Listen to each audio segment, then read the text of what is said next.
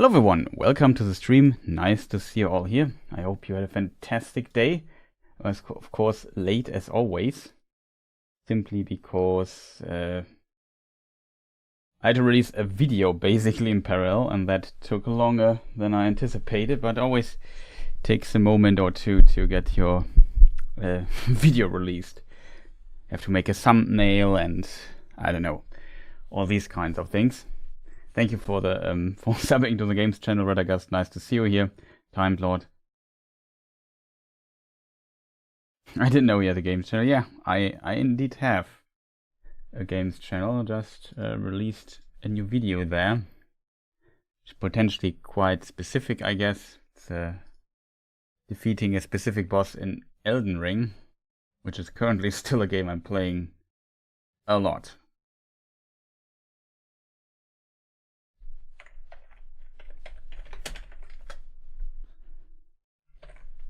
So yeah, the games channel, that you find it here. Just notice something I might want to change if I'm honest, but like I said, it's always... Oh, Mark, welcome, nice to see you. Also, Dirt Rich, nice to see you. Woody Black, also welcome. And all the other people who might still lurk in the background. So yeah, this time I announced the stream relatively early, but it's to an unusual time at Thursday. So I moved it a bit around. It might be that, I don't know, next Tuesday or Sunday even we make another stream of... I'm not sure yet.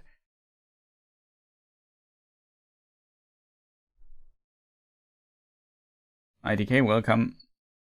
Nice to see you. Hello, how have you been? I'm doing quite well, I have to admit, so I can't complain. Hope you people also are doing well.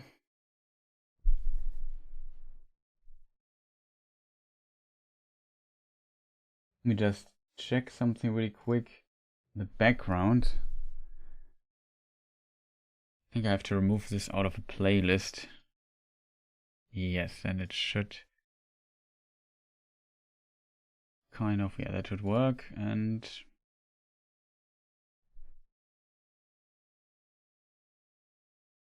just pretend that is new content. Okay, I think I got everything. So yeah, thank you for also subscribing there. Much appreciated. How you people? How did you people do over the week? I think yeah, this LotR stream should have been on, what is it called, Sunday. But like I said, I want to move it to Monday. Then Monday get something in the way, and I don't know, on Tuesday I felt like, okay, I want to stream something on Twitch. Oh, excuse me. And yesterday I had no time as well, so it's Thursday this week. It's a bit unusual, but at least we got the stream out here. So there's at least some frequency in when these streams coming out. Currently also in the process of trying to make the chat work. That should work.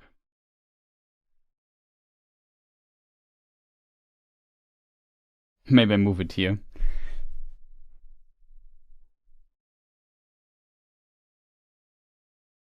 Did Sauron use Utumur? An interesting question. It was another one I have seen. Just wanted to ask, would the turning of Mirkwood mean the Wood Elves have had their personalities changed? Can you explain this a bit more, what you mean? I loved Elden Ring. I couldn't bring myself to get the DLC. I would have ended up with my with me getting fired. Yeah, I could imagine that the DLC is, let's say, tricky of Elden Ring. It's very difficult. Spent a lot of time practicing some of these boss fights and so on. So there's that, but in the end, if you like the challenge and so on, it can be quite a bit of fun. But yeah, also guten Abend, Mark, nice to see you. So where would we start, chat? So we have some questions already, which is good. I'm not even sure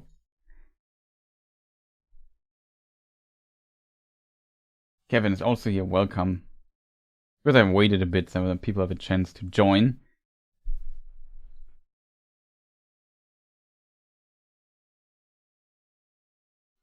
I get obsessed with Souls-like games. Start taking PTO and sick days. Oh no. Yeah, I see the problem.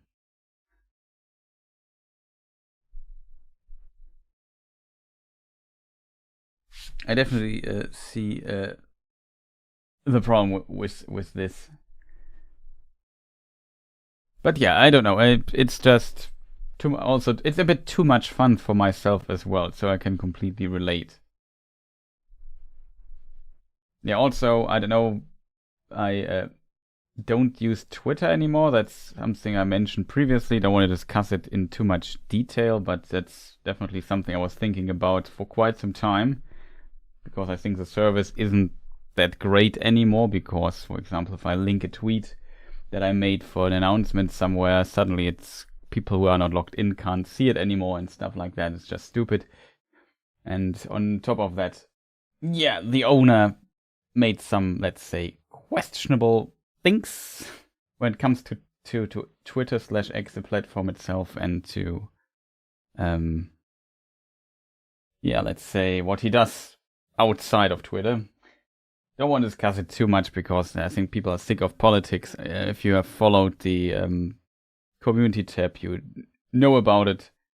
I still use the other platforms as long as I think that helps. I also posted here that this stream will be online on Instagram, which I usually neglect because I don't use much Instagram. But yeah, let's see how the other services do. And yeah, appreciate, of course, feedback, what platforms you're on, or so. There's still a vote going on, even though it's a bit old, but it's just interesting for me to see what the platforms are that my user base is using. If you don't get notified over YouTube, that is. It's not like I post there much anyway. It's just like basically announcing a stream or a video or something. At times I post there. The Bionicle fan, also nice to see you here.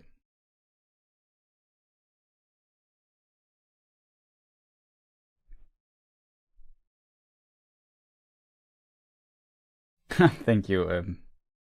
Cheers, very much appreciated. Yeah, I mean, it's a bit unfortunate in this regard that I put also some time into Twitter, not much, but at least a little bit to kind of grow a little, what do you call it, a fellowship, a followership, I don't know, there. So just deleting it is kind of a bit strange, to be honest. But yeah, it's not like I use the platform much anyway. It's just all the social media stuff is just so, I don't know, exhausting is maybe a good word.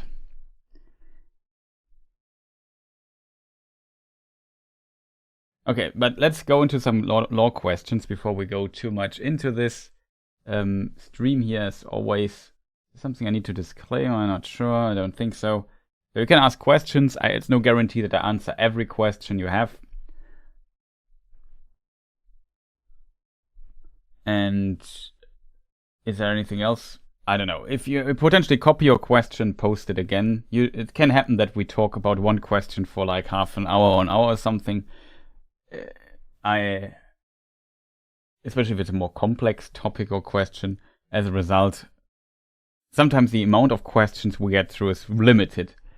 But yeah, we will see how everything goes here. So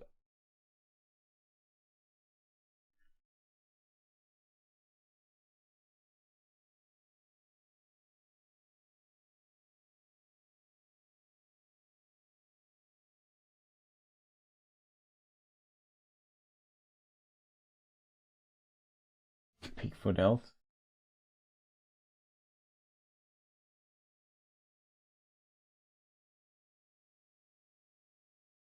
Okay, it's kind of a question connecting to the other question about the other stuff. It's long since.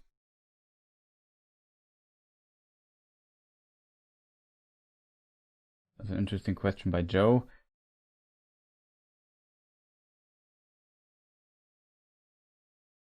one day we should watch. Yeah, we could do this. Just want to ask Time Lord, can you give a little bit more context to your first question? Just wanted to ask, would the turning of Mirkwood mean the Wood Elves have had their personalities changed? What do you exactly mean with this? Do you mean Greenwood the Great turning into Mirkwood, and then the elves also changed kind of their personalities because they're connected to the wood? I don't know exactly how to answer that, or what you exactly mean.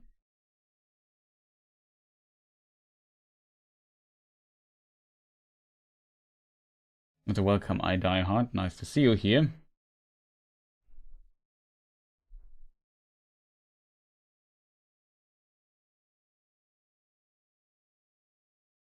Just waiting a moment for him to answer. In the meantime, I don't know if there's a fast question.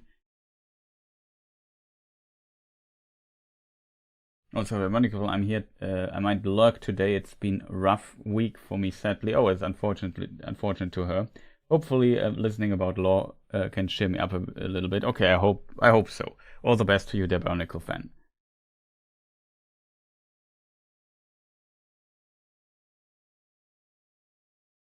Why Wood Elf are so... Yeah, pretty much. Why they're so rude and... Yeah, I mean... Okay, so you mean the change from... Let's go to map mode here. Technically, it starts in the Second Age.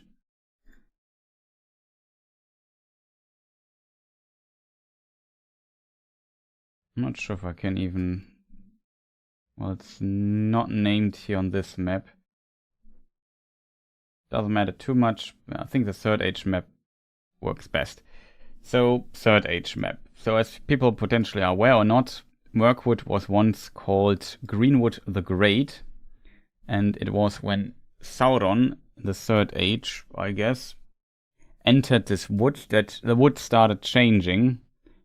And also the wood elves of this region started moving. It seems like Dol Guldur is on a place that was previously known as Amon Lang. I think on the Second Age version, it's still, yeah, here you can see it, Amon Lang.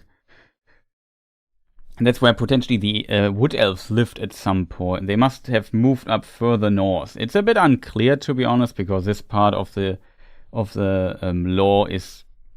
Tolkien wrote several versions of it, and it's a bit confusing in this particular time. How the movement of the elves is exactly, we also know that at some point they cross these mountains here, and so on and so forth. It's a complicated topic in this regard. And of course, if we now switch back to the Third Age map, yeah, it became Dol Guldur, and Greenwood was called Mirkwood after that, which is kind of interesting. There's like a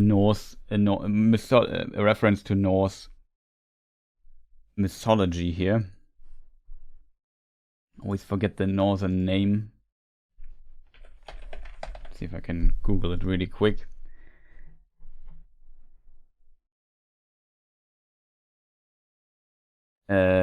Mörkvisor is something that appears in the Eddas and so on and so forth. So there's definitely some inspiration Tolkien potentially had, or at least for the name, that he also wanted to have a Mirkwood in his world.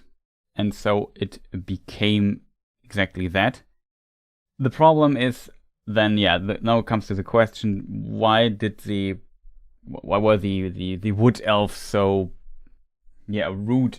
I'm not sure if that's a good description of them, but it, yeah, I guess kind of is. But yeah, I would say I could imagine that the reason is that they just got driven out to where they lived and had to give up the southern parts of Mirkwood to go elsewhere and find new halls and so on at some point. So, of course, if you lose your home basically and are pushed out by some evil force that you can't really explain, don't really know what's going on, suddenly evil creatures and orcs and whatever appear more and more in Mirkwood.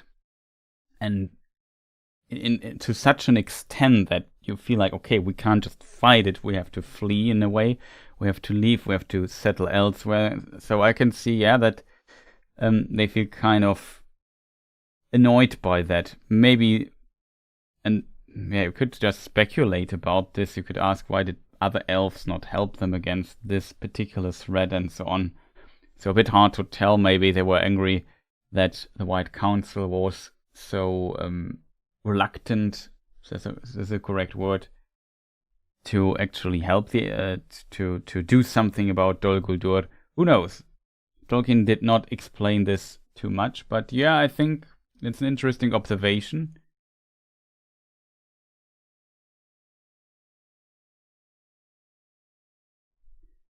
That it could have also changed the elves a little bit in their character, if you want to express it like this, when it changed. I don't have a definitive answer for this, unfortunately, Time Lord, but I could imagine, yeah, potentially that is an explanation to why they are like that. I mean, even Galadriel also had to protect their borders using her ring to protect her realm. It's relatively close to Dol Guldur as well, if you look at the map. Of course, there is definitely some distance between this. It's definitely a couple of miles, but let me see. Do we have the scale here somewhere? Yeah. So I could say it's 50 miles or maybe 60 something. We look at the distance from here to here. So that's definitely a distance, for sure. It's not like it's right next to it, but still close enough into the range of influence and things changing over time. So also they were guarding their borders very tightly. I think the same was going on when the elves moved up. They know there is like an antagonist here, or some evil entity antagonist that gives us trouble, that an enemy is basically here, and we have to also be careful on our borders that nobody comes too close to our realm, and we have to give up our former settlement space. So yeah, I can definitely see that this had a huge impact on how the Mirkwood elf behaved. But on the other side, you also have to say that when Gandalf brought the Gollum to the Wood Elf, that they actually also kind of cared for Gollum and tried to help him. So it's not like, even though they are maybe very protective when it comes to their borders and very careful when it comes to strangers and so on, they're not like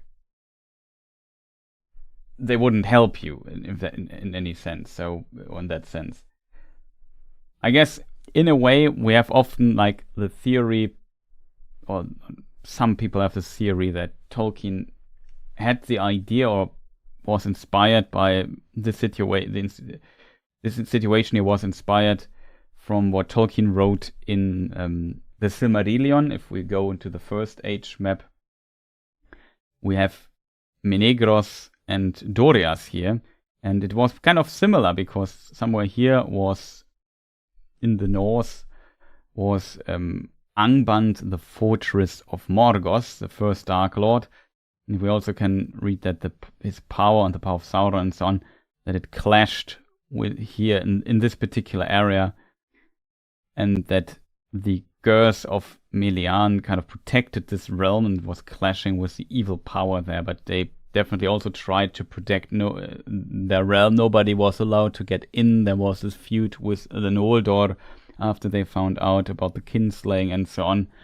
So in the Silmarillion we have the situation as well, and Tolkien wrote some parts at least of this before he wrote even The Hobbit. He had those ideas, and some of these ideas he borrowed and put into The Hobbit. Some theorize that maybe at some point in Tolkien's mind he even thought about letting the Hobbit play in the First Age, and the Elven King was then Thranduil, was not Thranduil, but Thingol then. However, yeah, it clearly is not Thingol. Tolkien changed at least then his mind, or abandoned this idea really quick and just borrowed some names, like Gondolin also appears in the Hobbit and so on.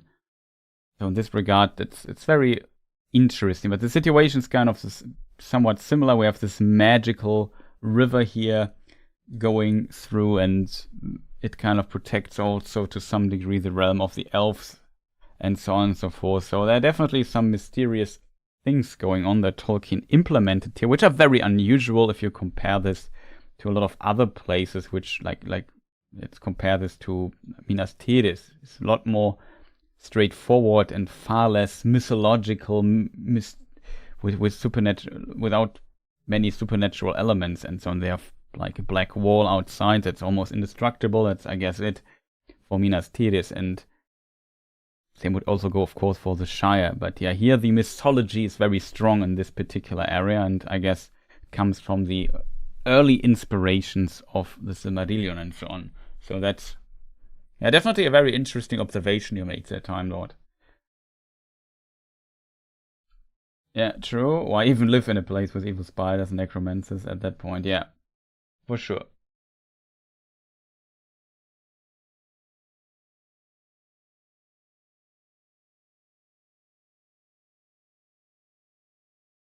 Yeah, exactly. I die hard fan. I agree there.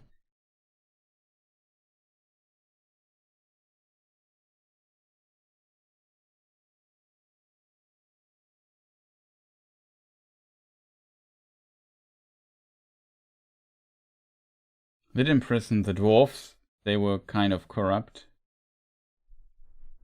I mean, the dwarfs and the wood elves also have like a complicated relationship, let's put it that way.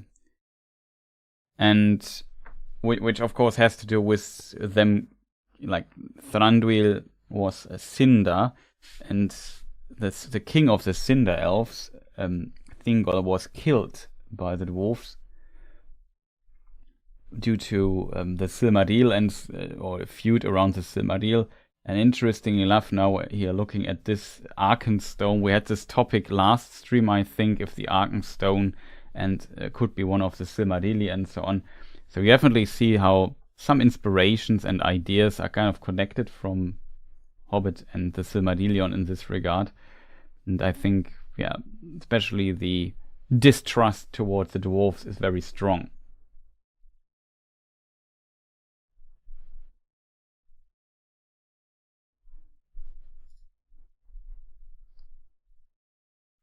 Thranduil maybe didn't have the courage to say no for Gandalf and took. No, I wouldn't. I would definitely would say that Thranduil. It's kind of how I see him. To be fair, like he's in the name Thranduil came up later. Maybe Tolkien also changed his ideas for the Elven King a little bit. I definitely think he would help, and as long as it was not a dwarf. So I think the relationship between dwarves and elves after this incident might have gotten a bit better. And then later, of course, Legolas, Gimli, they also start a bit cooler at the beginning and get along much better than throughout the book. We also see this even with Celeborn, the husband of Galadriel. He even apologizes at one point to Gimli that he was a bit rough to him, or a bit rude. So that's at least in the books that happens.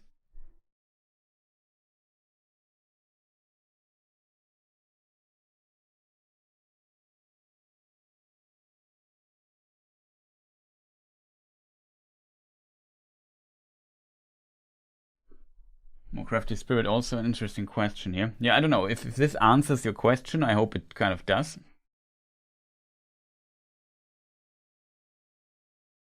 Yeah.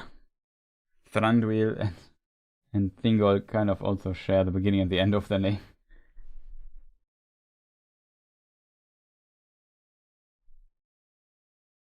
The dwarf was straight up stalking the elves.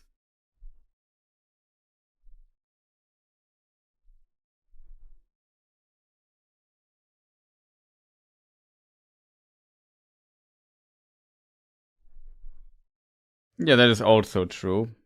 I guess that Melian was, of course, also very popular among the Wood Elves and Cinder Elves, I guess.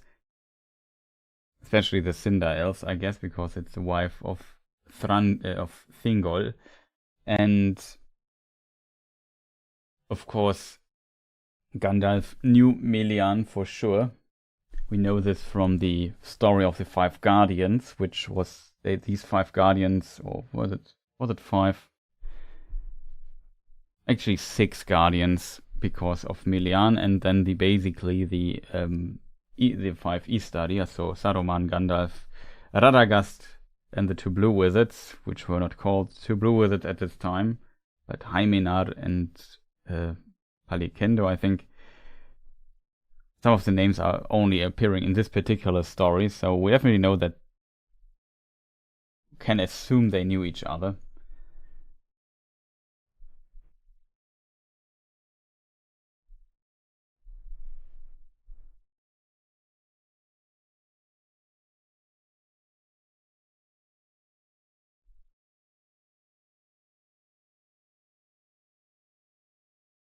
If a bunch of stinky dwarf walk into my house. Without even knocking, I would throw them into jail too.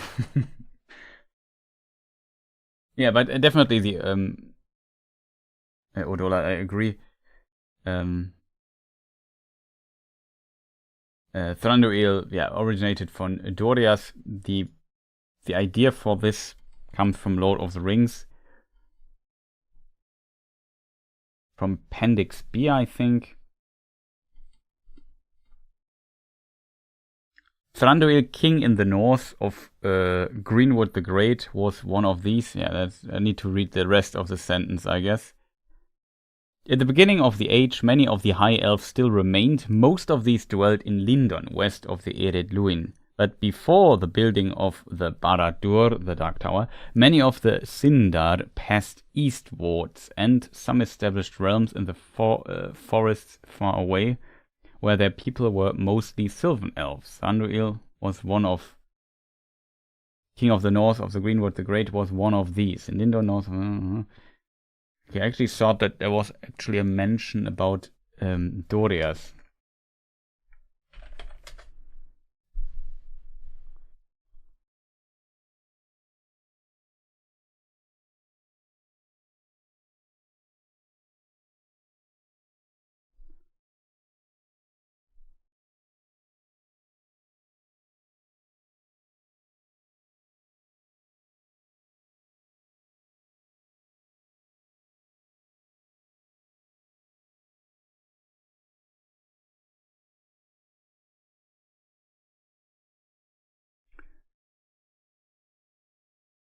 An interesting question where the quote is from.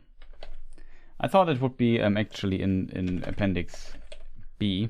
Let me double check.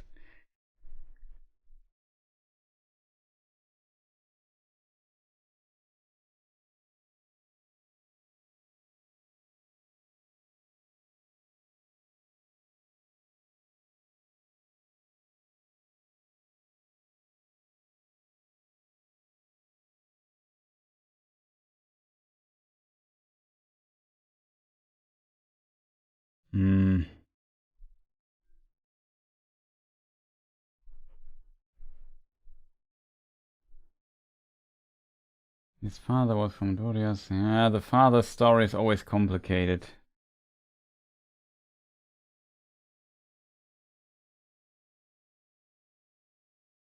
Yeah, I'm also curious how they depict the relationship between Thranduil and Gandalf later in the new movie come up.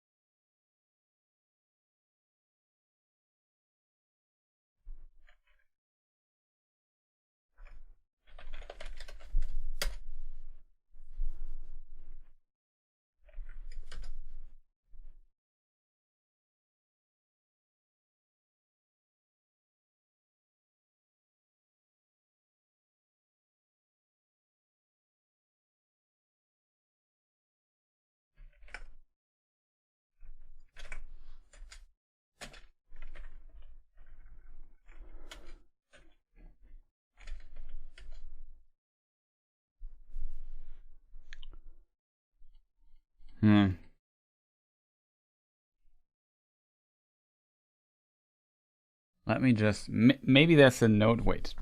Just have to get a book.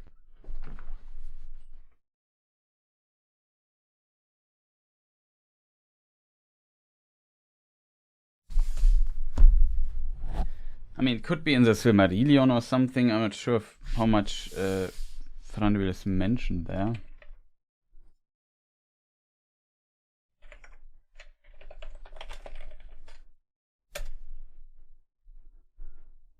One of the old names.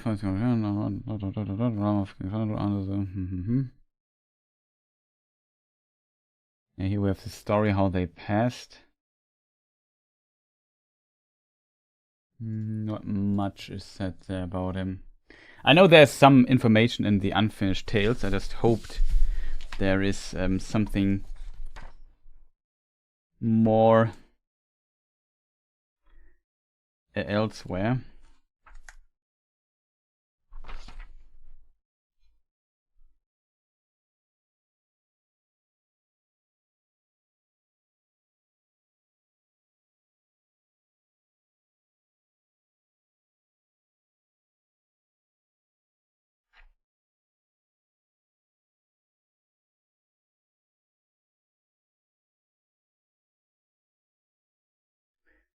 The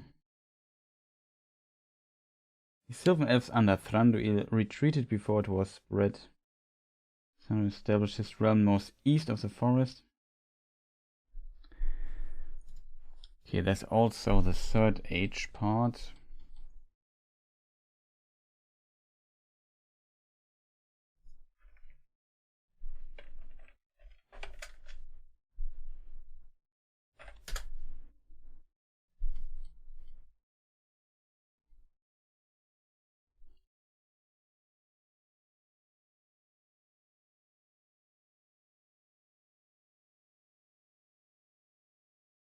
Oh, here it's not mentioned.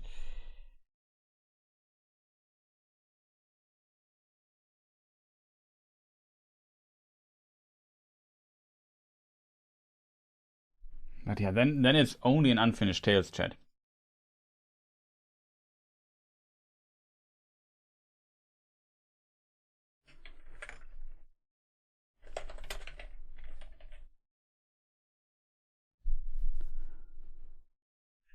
The Florian ruled Cinder in descent, as was the realm of Thranduil and northern Mirkwood.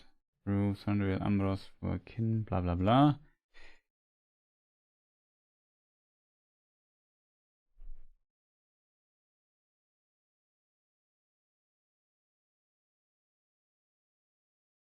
I could swear there was like some more explicit statement that Thranduil is from Doriath.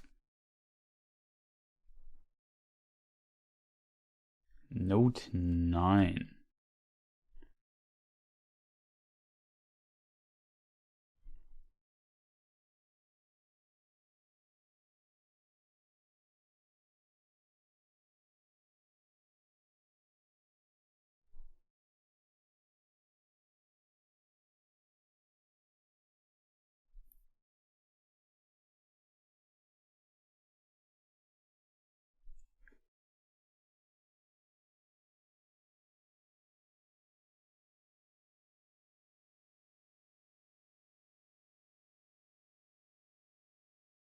And some established realms in the forest far away.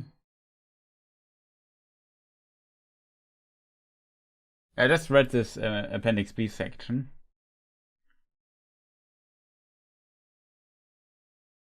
It said that before the building of the Barad-dûr, many of the Cinder passed eastward. Yes. Established realms in the fortress far away. Thranduil along on the north, the Greenwood, the Grey, and blah blah.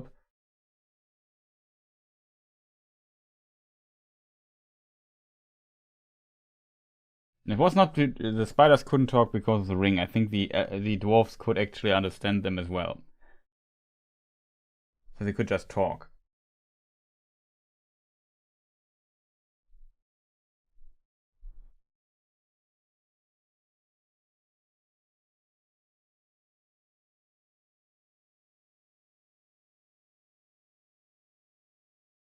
that he could only understand them due to the ring is something that the films made up. I always also kind of mixed both together, but it seems the spiders talked, and I think the dwarves, if you read through the section in The Hobbit, you notice that the dwarves also can hear them. Well, it would be a cool idea, in my opinion, that the ring makes Bilbo able to understand them.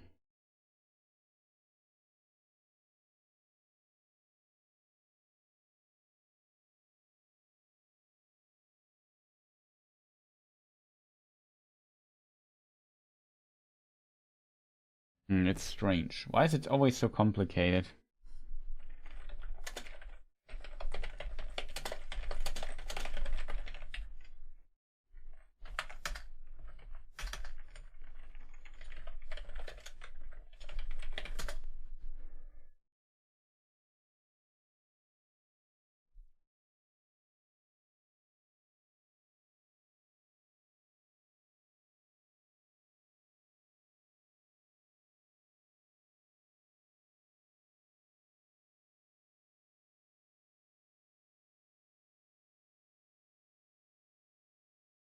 I can't remember where I read this. It could be unfortunately many books. Like I didn't expect that this would take so long to kind of dig into, because it's just. But yeah, in theory, if you kind of count one and one together, you can definitely conclude out of the text in Appendix B that it's meant that he's potentially from the Cinder princes, so from Doriath, in some way. The problem is that in a later version from the Unfinished Tales, there suddenly appears that Thranduil's father is Orofer, and Orofer, yeah, it's not clear if he's a canon character, yes or no. It's a bit difficult with this.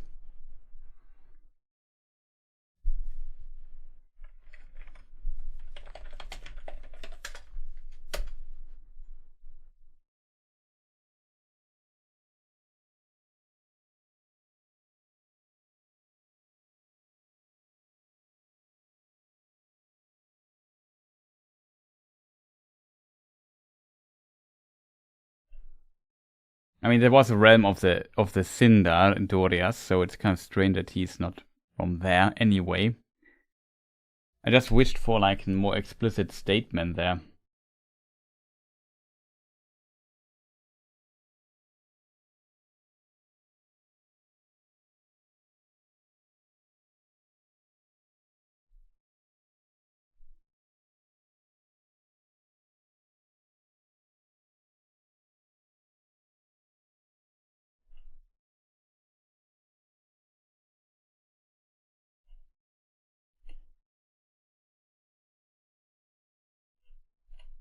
No, even in Peoples of Middle-earth, doesn't appear too much.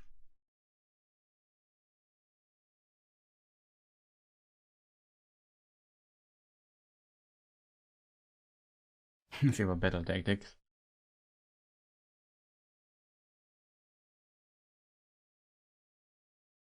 Yeah, that's indeed a bit strange that the wolf language he can't understand.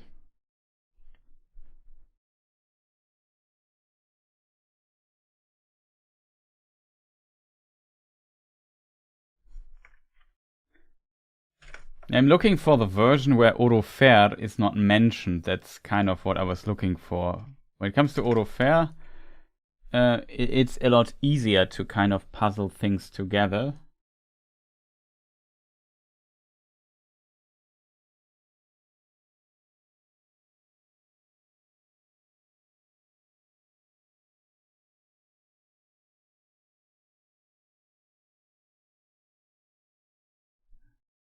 This they did deliberately, for they and other similar adventurous forgotten legends, or only briefly named, came from Doriath after its ruin and had no desire to leave Middle-earth, nor to be merged with other Sindar of Beleriand, dominated by the Noldorin exiles, for whom the folk of Doriath had no great love.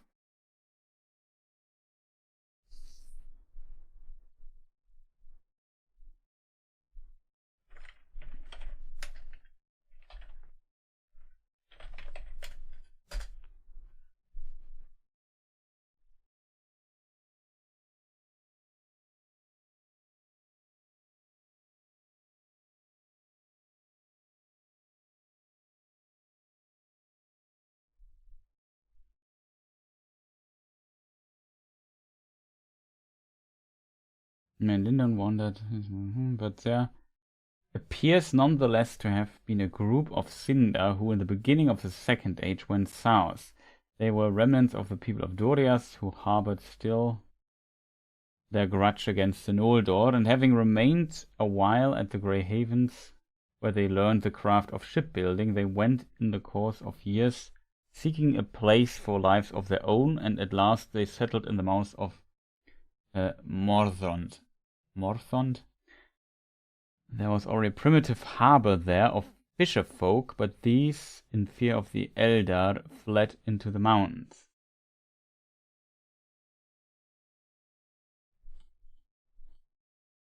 The place of the Elvish haven is marked in the name Iselond. Here's the name Iselond from, on the decorated map of Middle-earth by Pauline Baines, but I have found no other occurrence of this name.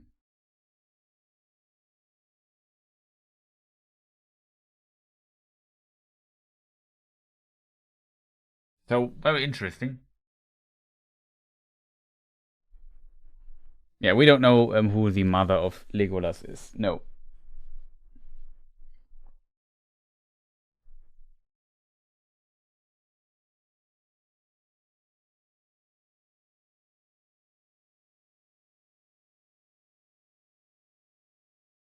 Yeah, exactly. That's what I just read. The problem is I could swear there is a version.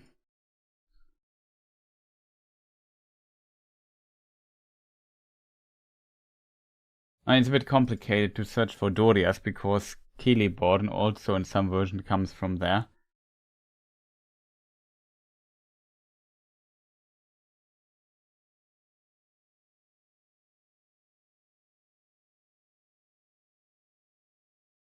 But yeah, maybe I need to look into this a bit more. I could swear there was like...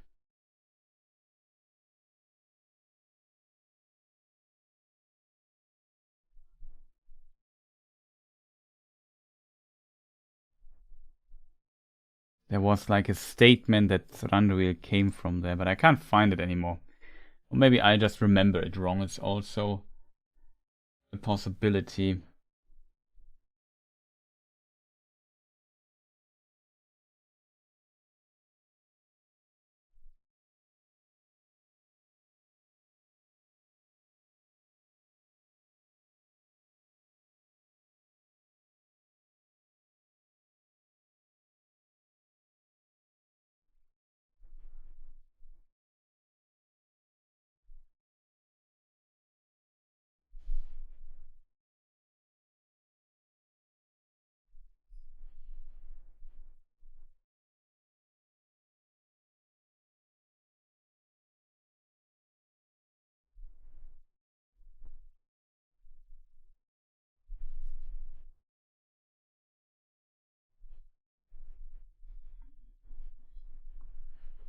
But yeah, it's kind of a possible conclusion that it comes from here.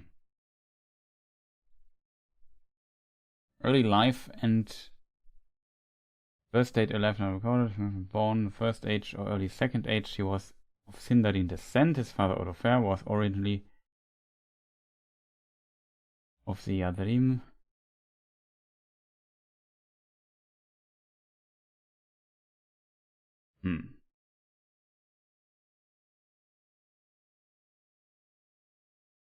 So yeah, difficult to tell. However, let's move on, chat, because else we never get a question here done. Storyteller, welcome, nice to see you. Which is, of course, a bit unfortunate. Also, Matt, nice to see you as well. We're currently trying to find out if our good old friend Thranduil is born in Doriath. I could swear there was like a more explicit mention that he's from there, but maybe I misremember it. I'm not 100% sure. But yeah, I hope this kind of answers the question that was originally asked.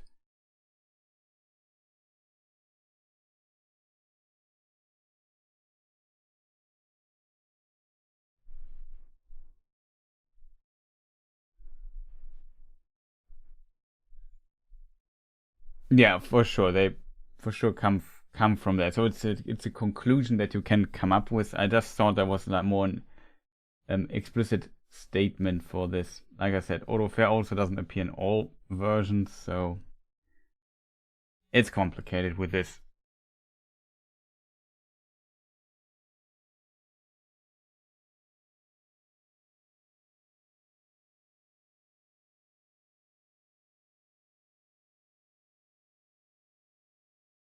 There was another question kind of related to this.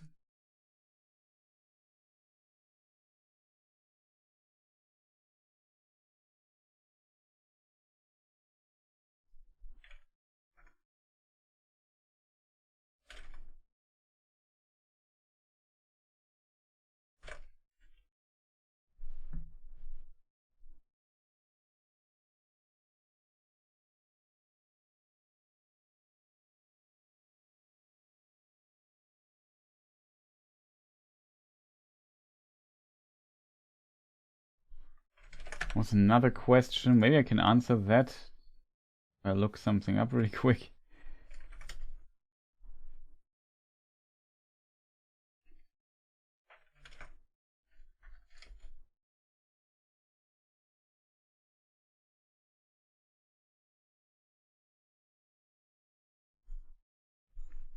Okay, maybe I can't answer that easily. It's about the by stock or by stone phrasing that we find in Lord of the Rings in context of Treebeard.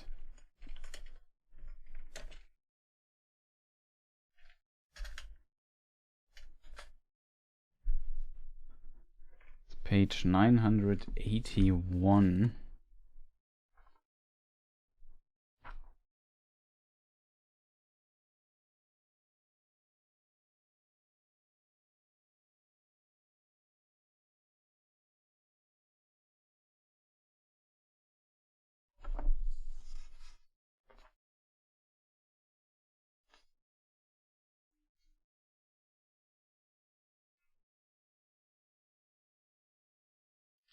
No comment here in the book as well, unfortunately.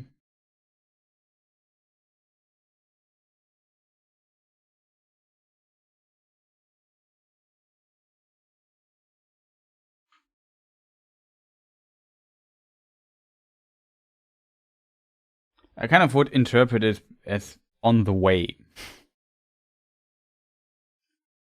Somewhere here we met. But yeah, some old English sayings, it might be some old idiom or something like this. I'm not good with those, so I can't really answer that. But it's an interesting question. There was another question where I felt like, okay, that was kind of related to the Dunedain of the North. Have any kind of settlements, or do they live like in a Robin Hood Sherwood Forest situation? It's also a good question by Mark.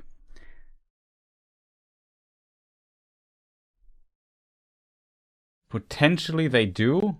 I guess the question is where. We know that some of the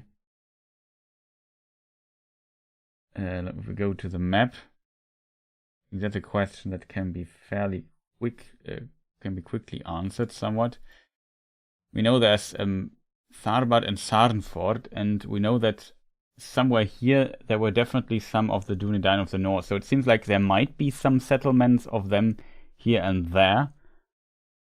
But it seems not like they had like a big capital anymore that where they were residing or something like that. It was like small outposts and stuff they had, and then they were just wandering around trying to prevent evil creatures of the enemy to kind of corrupt the land more than it needs to be.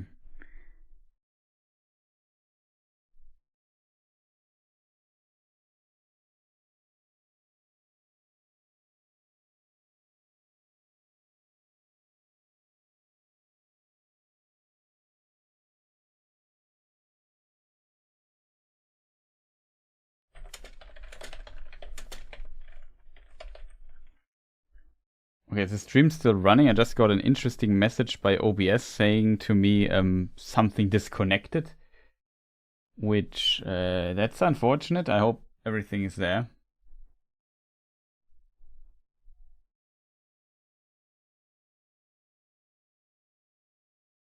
I hope stuff works again. You can still hear me. I saw buffering for a few seconds. Okay, but it's back again. Everything's fine, right? Kind of strange.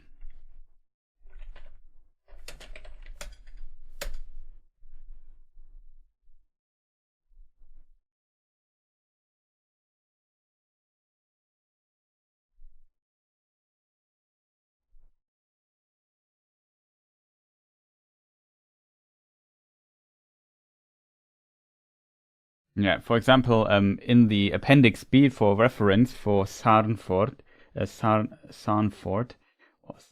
however pronounced, the Black Riders reach Sarnford at the evening. They drive off the guard of rangers. Gandalf overtakes Shadowfax.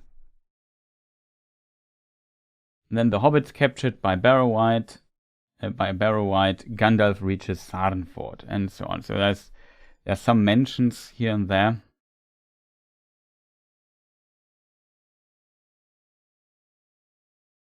Of this particular place.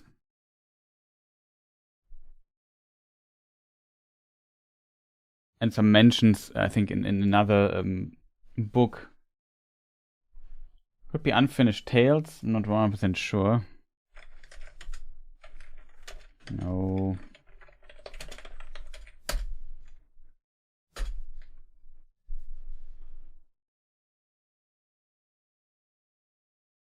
There's a second age. Hunt for the Ring. Night was waning on the 22nd day of September, when, drawing together again, they came to Sarnford and southernmost borders of the Shire. They found them guarded, for the rangers barred their way, but this was a task beyond the power of the Dunedain, and maybe it would still have proved so, even if their captain Aragorn had been with them. But he was away to the north upon the east road near Bree. And the hearts, even of the Dunedain, misgave them. Some fled northward, hoping to bear news to Aragorn, but they were pursued and slain or driven away into the wild. Some still dared to bar the ford and held it while day lasted, but at night the Lord of Morgul swept them away, and the Black Riders passed into the Shire, and ere the cocks crowed, in the small hours of the 23rd day of September, some were riding north through land, even as Gandalf upon Shadowfax was riding over Rohan far behind. So yeah, here you get a more explicit naming of the rangers of the Dunedain at Sarnford.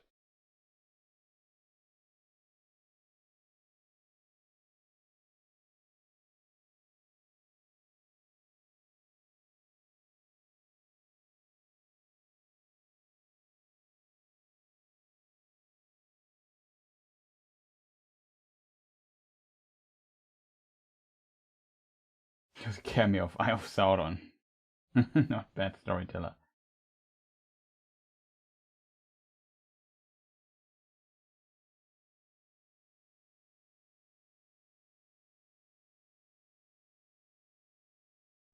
Okay, what was the other question? The Rangers, the Mirkwood people leaving. It's a bit hard to tell. So we jump back to our good old friends here in Mirkwood, to the elves, to the realm of Thranduil. Did they leave Middle Earth? Well, Kevin Felix had the question quite some time ago. At the end of The Lord of the Rings, with the beginning of the dominion of men, did some elves, such as the Mirkwood elves, remain in Middle Earth instead of departing to Valinor? I think it is possible. There are quite a few elves left. If you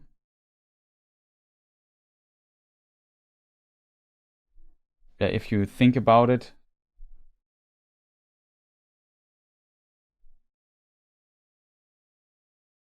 For example, the Avari, you can't see the map. The Avari, for example, it's not clear what happens to them. We know that Legolas builds a ship at some point and sails to Valinor with Gimli, according to the appendices. So in this regard, there's definitely room for also those elves leaving at some point, but it seems some, for the time being, stay in Middle Earth. But I could imagine that they also leave at some point, because kind of the idea is that the world demystifies, so that the mythology vanishes. As a result, the mythology creatures like elves and dwarves slowly vanish over time, then it becomes our world. So as a result, at some point, either they have to kind of die of old age, which is difficult for immortal beings, or like the fate of the elves staying in Middle-earth is, of course, that they would become, at some point, they would fade and become race, if that makes sense. So elven race, something into this direction. That's something the elves want to avoid, and the only way to do that is to come to Valinor, or let's say to the west continent, Aman, at some point. And if they don't do that, the consequences are quite dire for them. So I can't really imagine that they won't leave Middle-earth to go to Aman at some point. I can imagine, like Tolkien writes it in the other text, that they would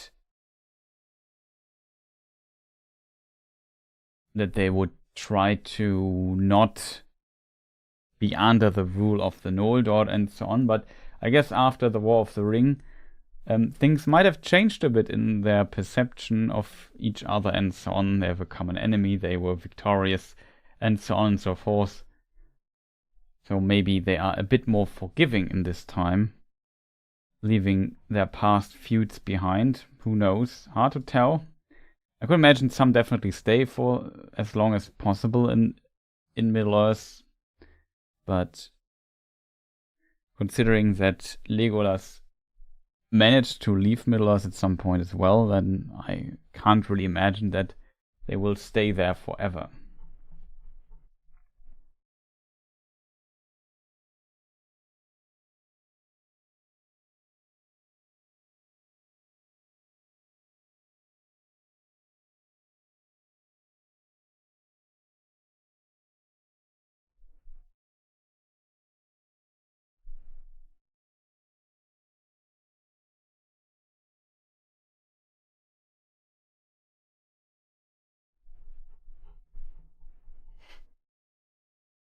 I like to think if they stay, then they fade in a sense of fading into beings of myth. Yeah, that's potentially also a possibility, I guess.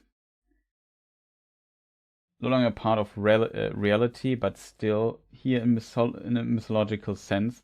Yeah, that's also an interesting interpretation, Joe, for sure.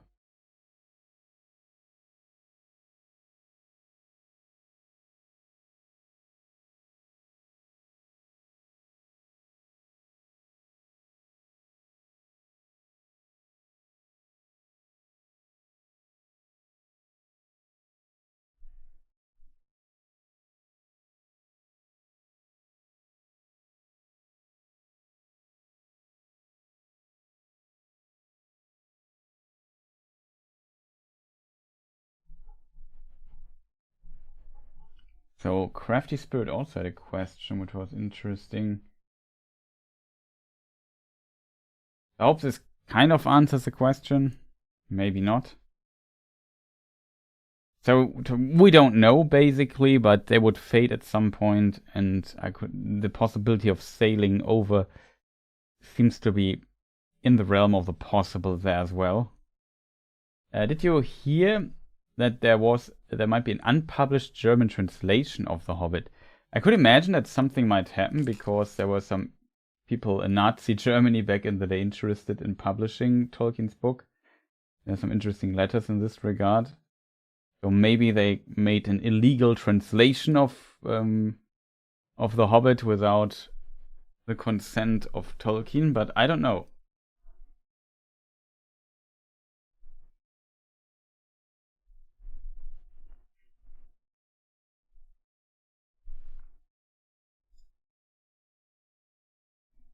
Like I forgot which letter it was.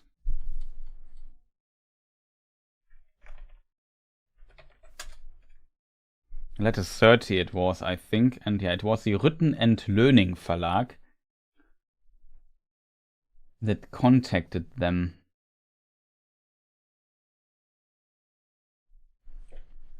It was in July 1938. Yeah, it was about a negotiation and publication of the German translation of The Hobbit. And they asked if Tolkien was obviously Arish, so Aryan. That's yeah, Nazis doing Nazi things, I guess.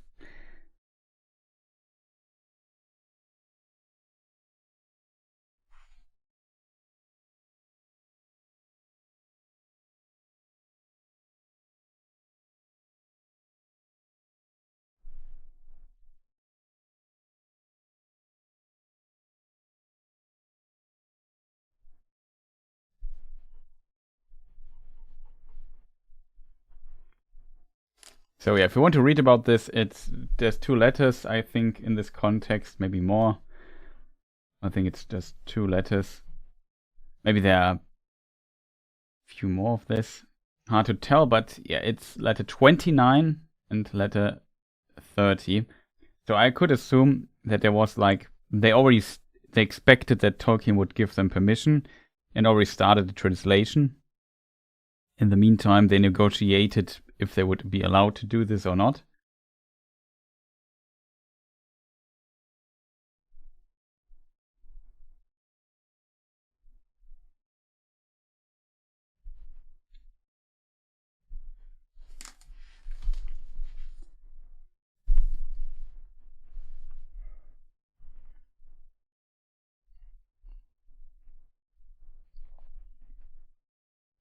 But Tolkien's answer is quite spicy to them, especially if in this context, like he.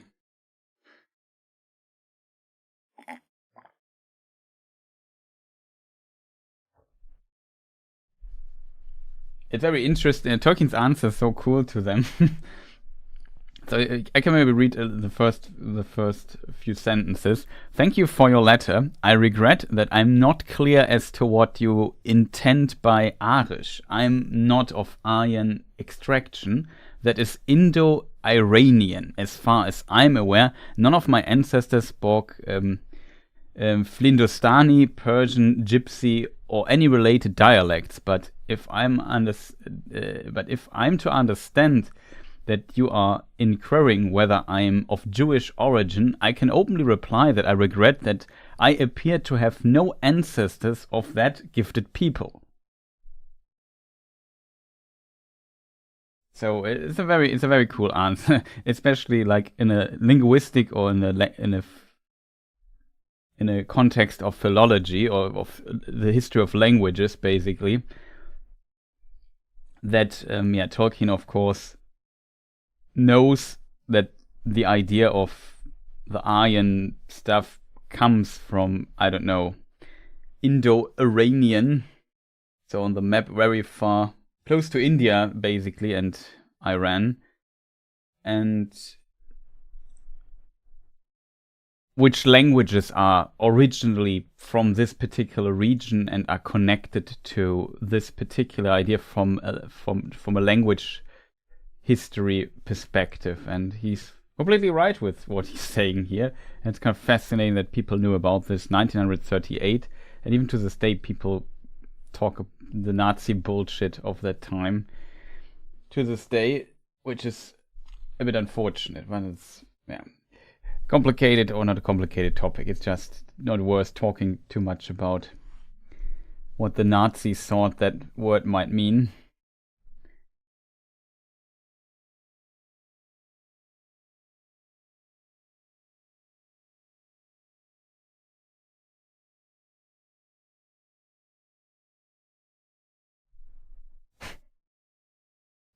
As Tolkien would answer to this question, even Trump does not speak Flindostani, Persian, Gypsy, or any related dialects, so he's definitely not Aryan.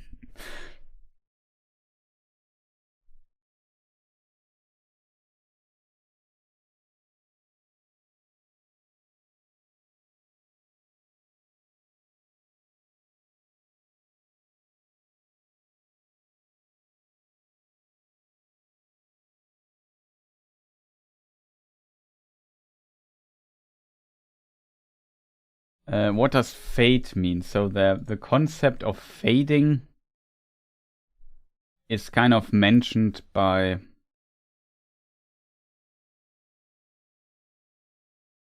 I think Gandalf, even in Lord of the Rings.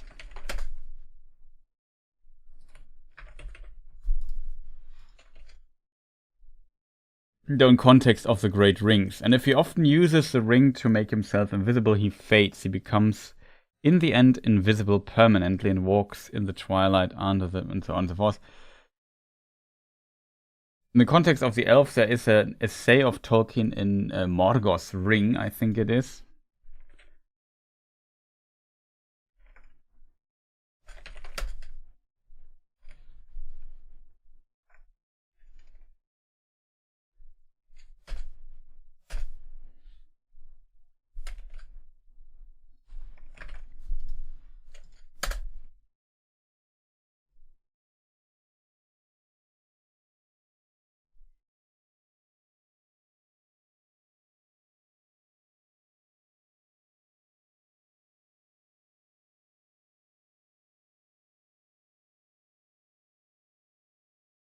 Shall we part? Worse deeds shall rejoice so long that doesn't help me.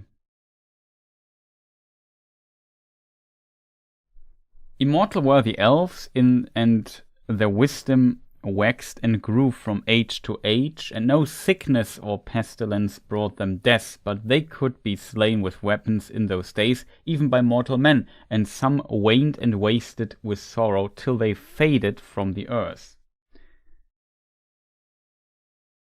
And outside, a bit further, and outside Valinor they tasted bitter grief, and some wasted and waned with sorrow until they faded from earth. This repeat of the sentence. I thought it was another thing here.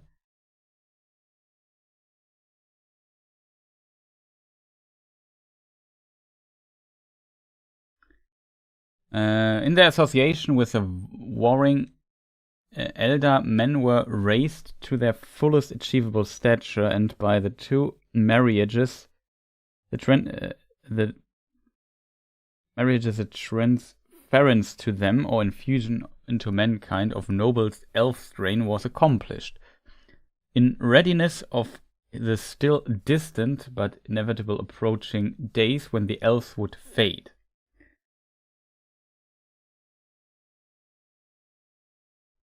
Then the elves fade, having introduced in art, men will also fade if they prove to be okay. The elf would be...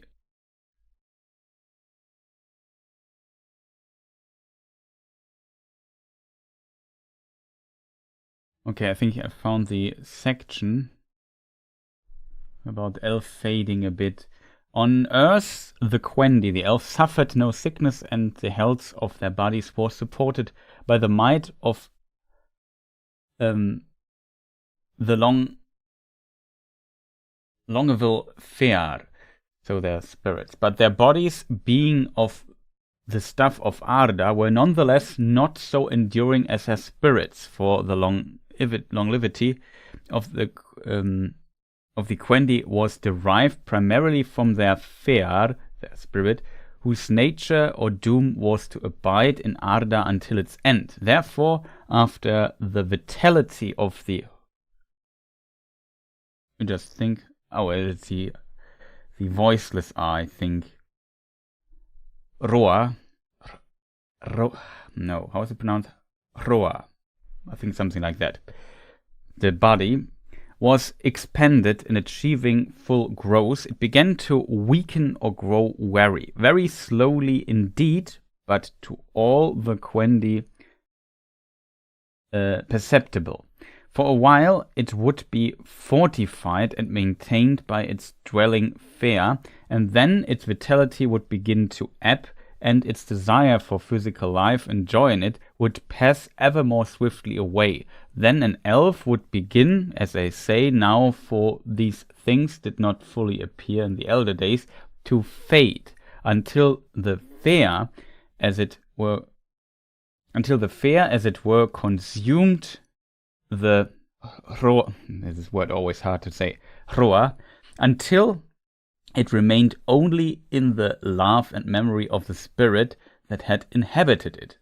But in Aman, since its blessing descended upon the Hroar of the Eldar, as upon all other bodies, the Hroar aged only apace with the fair, and the Eldar that remained in the blessed realm endured in full maturity and in undimmed power of body and spirit, conjoined for ages beyond our mortal comprehension. Comprehension would be correct. Sometimes hard to tell. Amazing Bad Boy, good morning, welcome, nice to see you.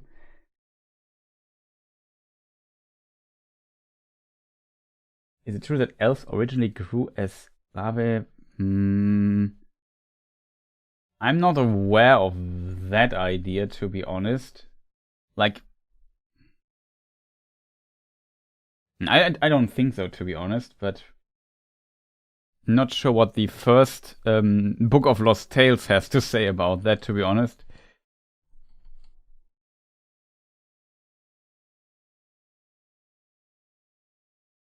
Yeah, we could use soul and body for this. So Fear is a soul and Hroar is the body. The HR, so if there's an R in Elvish, it's a trilled R sound, R.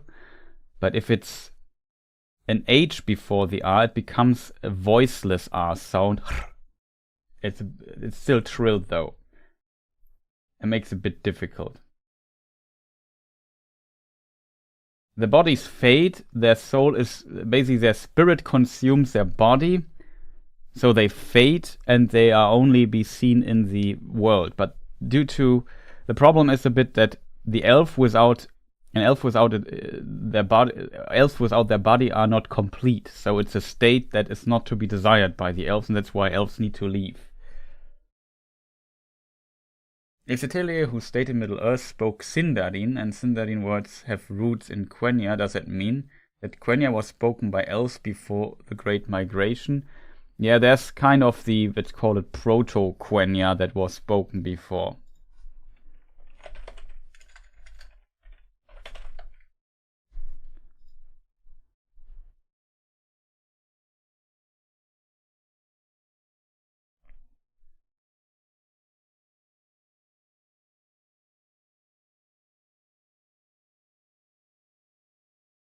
So they the different groups of the elves potentially spoke different dialects in their origin. So there's Valinorian Quenya, Vanyarin Quenya, and so on.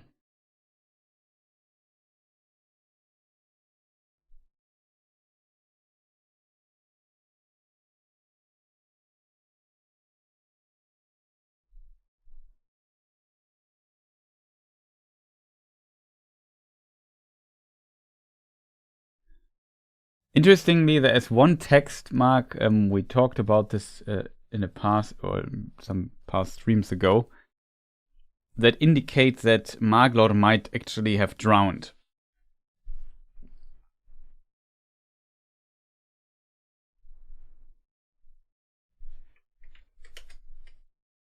It's, I think, letter 131 to Milton Waldman.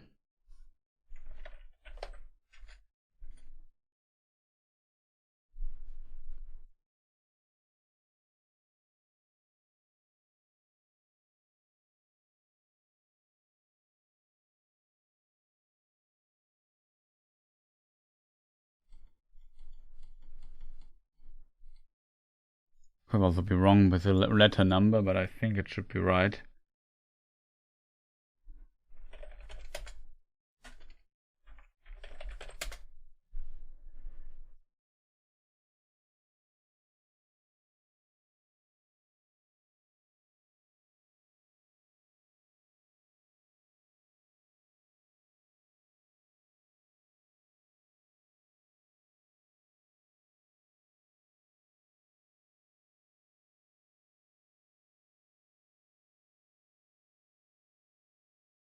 The last two sons of Feanor, compelled by their oaths, steal them and are destroyed by them, casting themselves into the sea and the pits of the earth.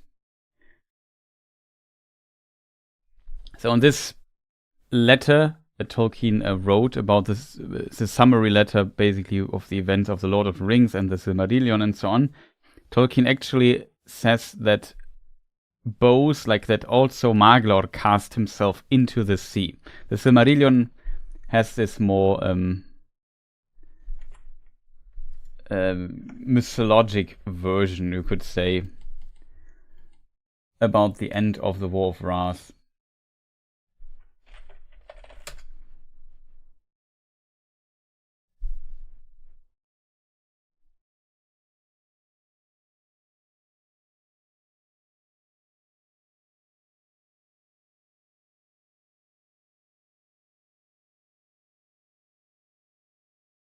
And it is told that he could not endure the pain with which the Silmaril tormented him, and he cast it at last into the sea, and thereafter he wandered ever upon the shores, singing in pain and regret beside the waves. For MargLord was mighty among the singers of old, named only after Daeron of Doriath, but he came never back among the people of the elves. So in this other letter, Tolkien writes it a little bit less mythological, and there he basically says they cast themselves into the sea and into the fire.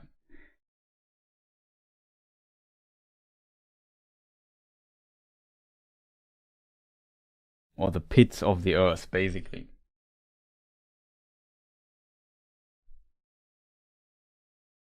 There's kind of a top... no, I think Tolkien mentions somewhere that basically they spoke something distantly similar to Sindarin, because the Wood Elves were Nandor, and the Nandor were also part of the Teleri, and the Teleri and the Sindar also related.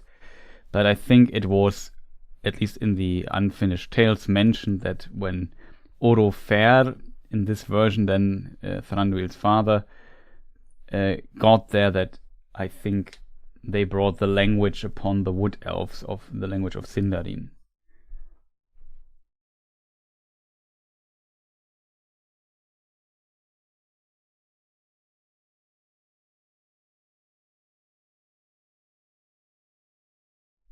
So they brought the language in, but they had also, like Crafty Spirit says, their own language, but they also learned Sindarin for sure.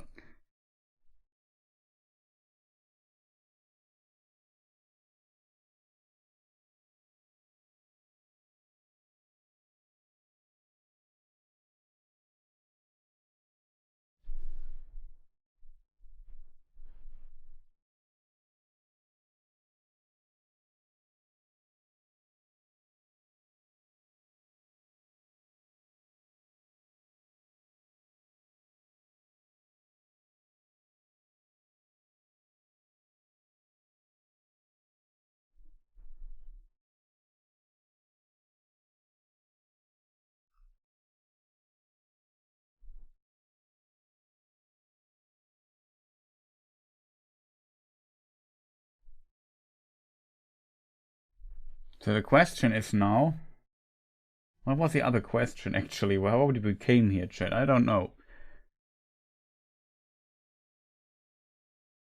We're talking about the unpublished. Yeah, I think I got some the early questions. I got kind of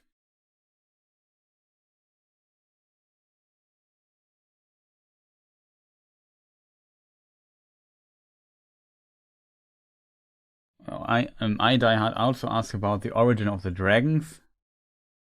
Can maybe look into this in a moment as well. As said, if you have a question or you post it, I forgot it or overread it or whatever, just post it again.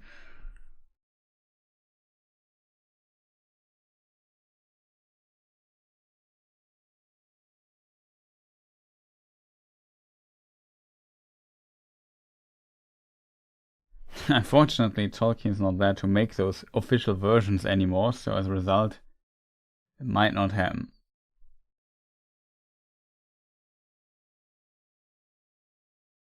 But yeah, it would be cool to get like kind of an official version of that. On the other side, it kind of is what makes these languages so interesting. Even Tolkien put a tremendous amount of work into those and has tons of notes in the background that are studied. But out of these notes and what Tolkien made in published text and so on out of it, we have to kind of people have kind of to reconstruct the language, same as language researchers, philologists, linguists, and so on also did with ancient mythology texts that they found, and so on and so forth.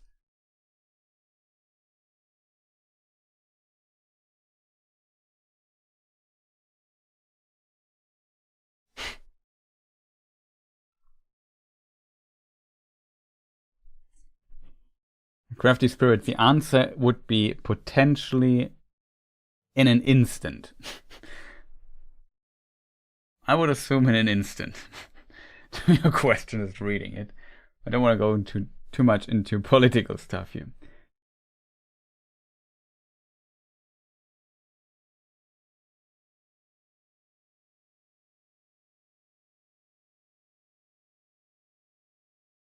Yeah, Crafty Spirit. It's going back. Yeah. That's exactly the letter. Letter 30. It is, I think, that you're referring to. I just read a section out of it.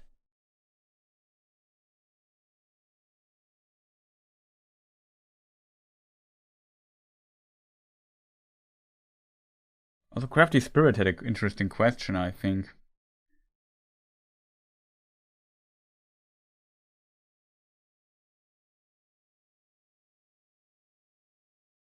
Talked about the Bilbo understanding thing.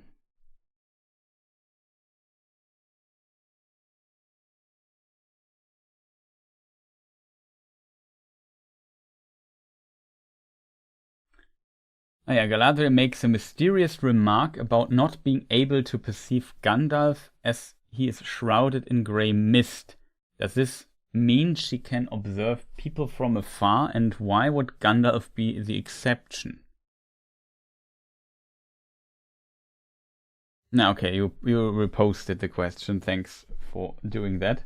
So we at least see it here at the side. Wait, I don't have to jump back.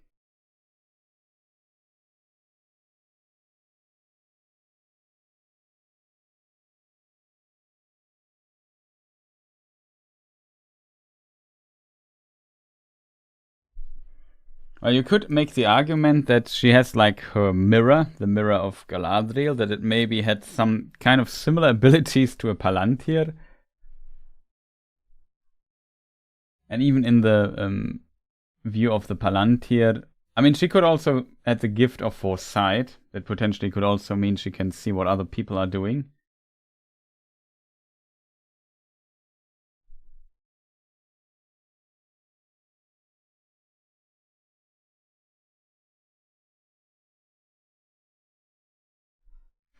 Let me see.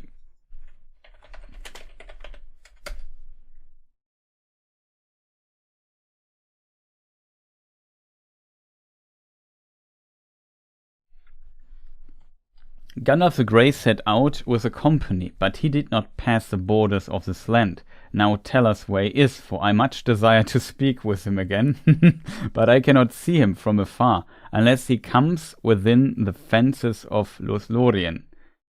A grey mist is about him, and the ways of his feet and of his mind are hidden from me.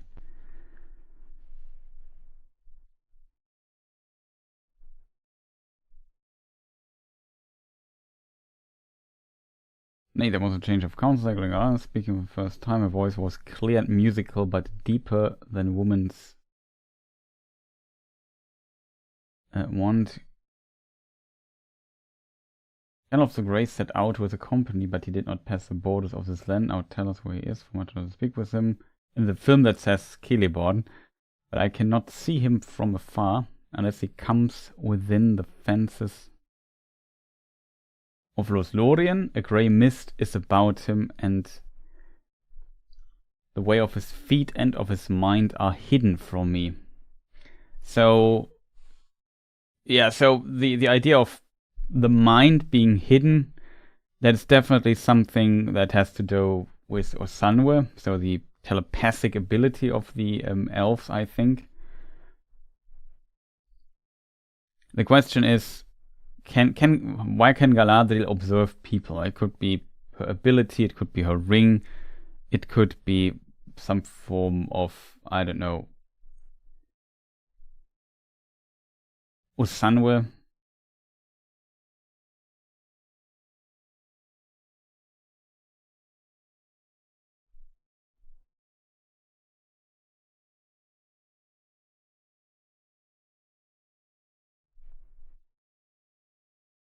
I would say, yeah, Tengwa can also be used for Sindarin. There are different Tengwa modes for different languages.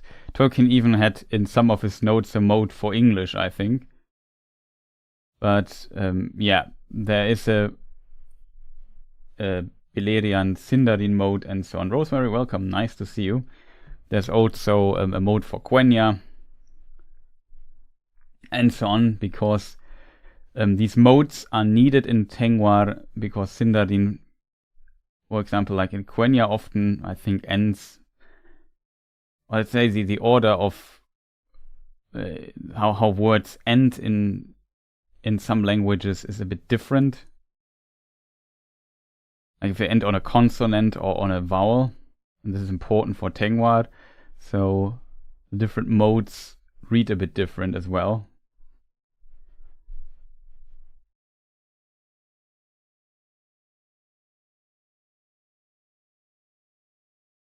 I mean, there's a very simple idea why she can see. Now, thinking about it for a moment. So the question is still, why can Galadriel see Gandalf?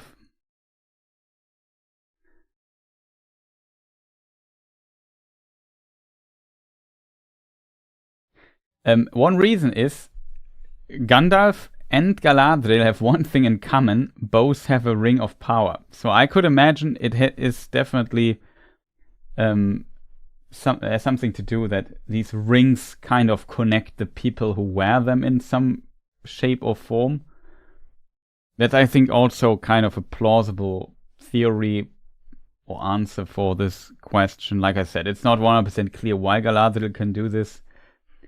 It feels a bit like she has a Palantir, which she does not have, but she has a mirror, though the mirror is more for other stuff, I guess, but maybe it has some comparable abilities as well, which is kind of interesting if you think about this.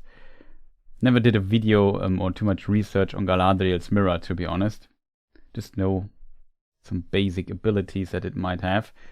But yeah, it could be just the ring, because if you have the one ring, you can also perceive the minds of others. Like Galadriel can also perceive kind of the mind of Sauron in a way.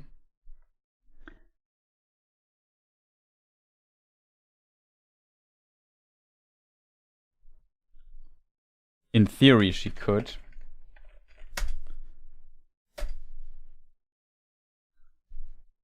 I know what you last saw, she said, for that is also in my mind. Do not be afraid, but do not think that only by singing amid the trees, nor even by the slender arrows of elven bows, is this land of Lorien maintained and defended against its enemy.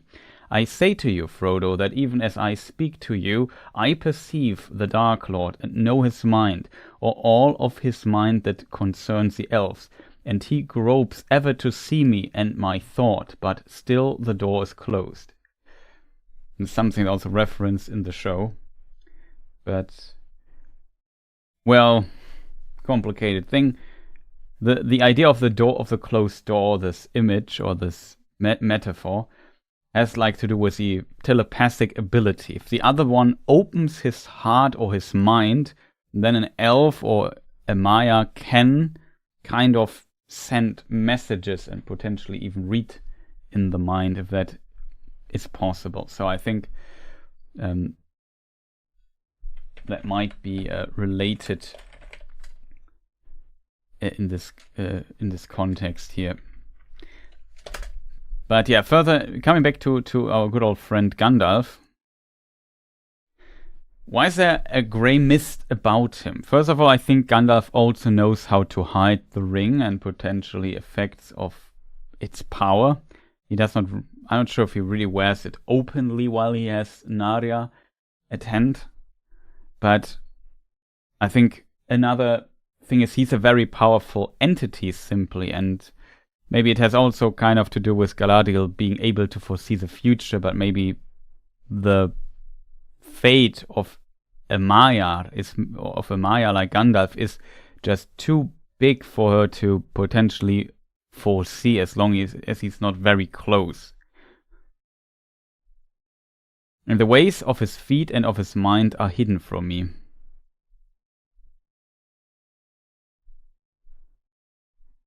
So it's, again, I think, not easy to get into the mind of Gandalf, and potentially has good reasons to not be too open, even if it's Galadriel. So in this regard, it's interesting. In Unfinished Tales, Galadriel, Tolkien says that her gift was to read other minds.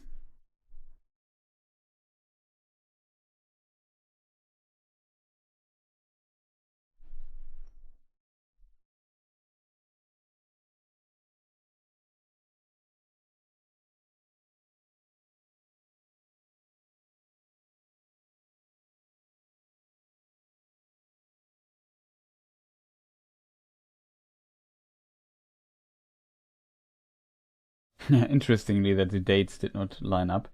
Do you have like 3 or 4 words of how it's phrased in Unfinished Tales about the gift to read other minds, Murray? Like, in case you have the correct wording there.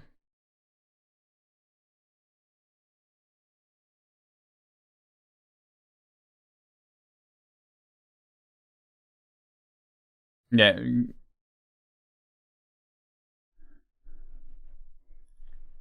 There's definitely some communication there between Gandalf, Elrond, Galadriel, and so on.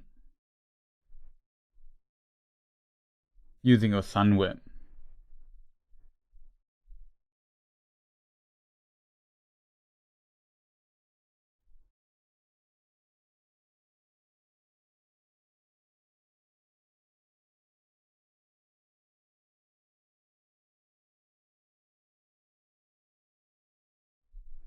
I'm only waiting for the answer. I hope might take a moment for Murray to type all of that. I don't need a whole sentence. I just need like for the first 4 words of a sentence or 3 words of a sentence, and I should be able to find it.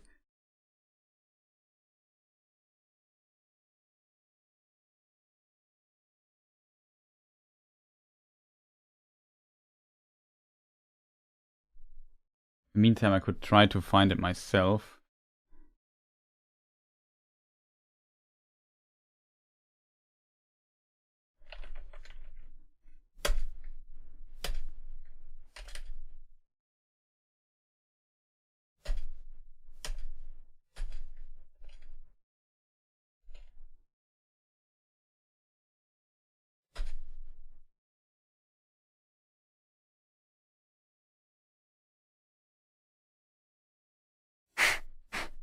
Okay, Joe.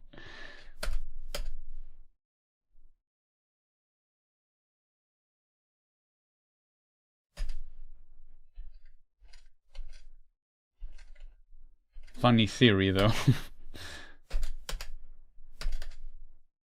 No, that's not it.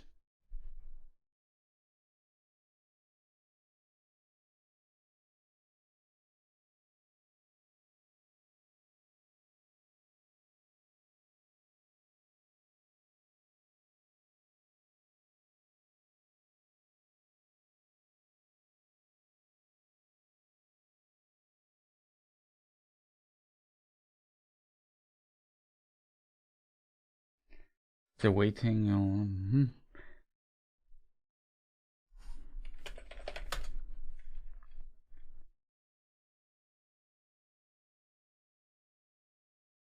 First Tongue of Body, Mind, and Will.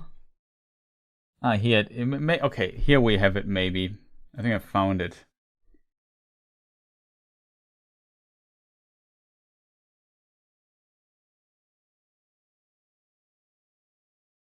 So, God was born in the bliss of Valinor, and so on and so forth.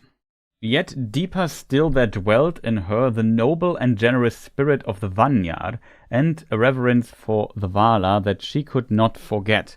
From her earliest years she had a marvelous gift of insight into the minds of others, but judged them with mercy and understanding, and she withheld her goodwill from none save only Feanor.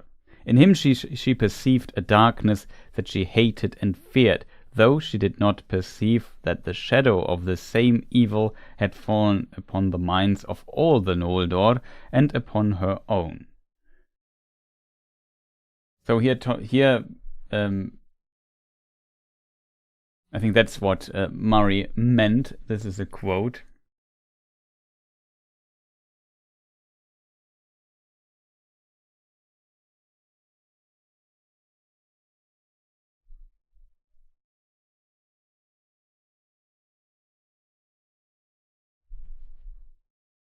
And yeah, Glorfindel, I think, would have been also too powerful.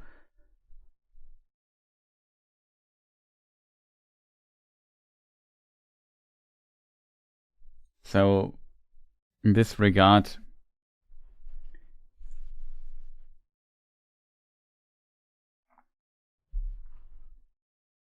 Tolkien wanted to invent another character. Yes, okay. Let me see.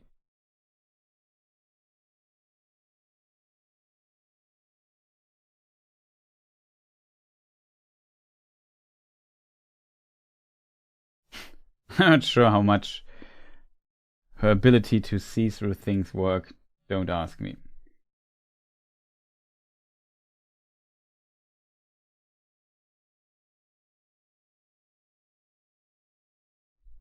Been given the weapon.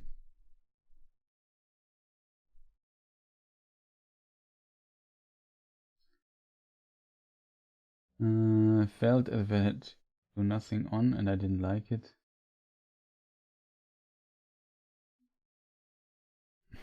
I felt as if I had got nothing on and I didn't like it. She seemed to be looking inside me, said Samwise. And I think that's this idea that she can perceive the minds of others and understand them quite well. That could mean a lot of things. It could just be that she's very good at reading people, knowing what could they think, and so on and so forth. She had like supernatural powers as well. She had a ring of power. She had a powerful mind. She was able to do a sun with, so of course she can kind of look deep into the heart of Sam, and I think this is more like it's more to do with his mind than with his with seeing him naked in his bodily form. I think Galadriel might not be interested in this particular part. Who knows? But I think what Tolkien means here is that it seems like read the right quote. Okay, awesome.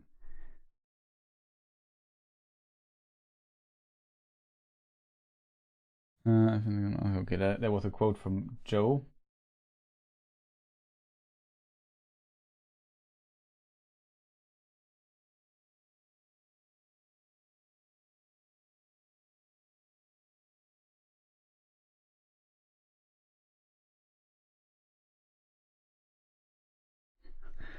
Fingern is Gil-galad's father. Well, that topic. Always complicated, chat.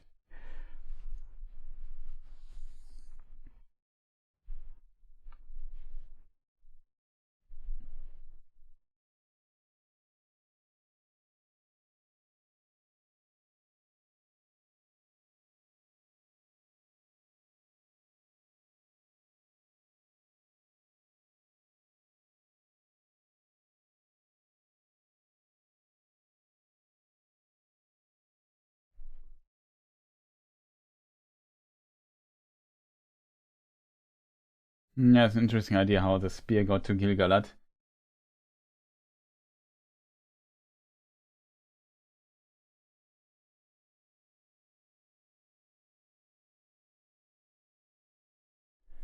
The controversy, I think that's not really controversy, it's just that people like one version more than the other.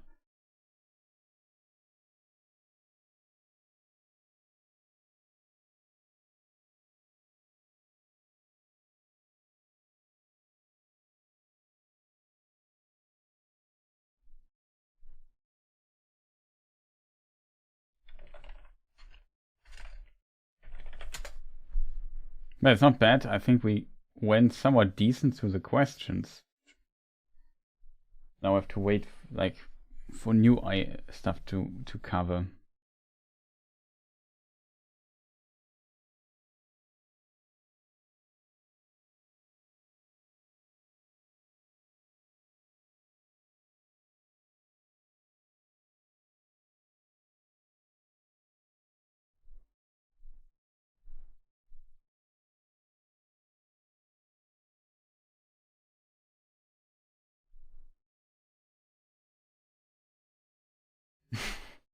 He's Gilgalad.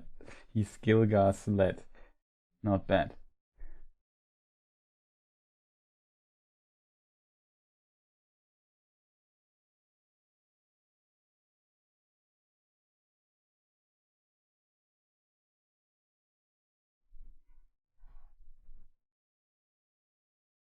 Favorite part of the being mysterious.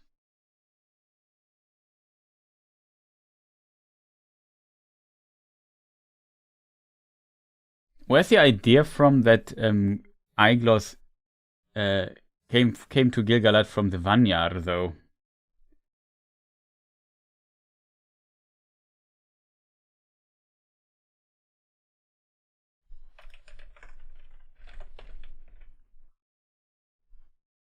And now I'm curious about that.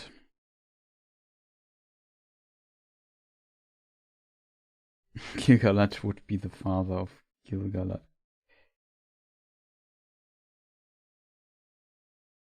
Well, yeah, the problem with Gilgalad is always the last king of the Noldor elves. We have an artwork of him.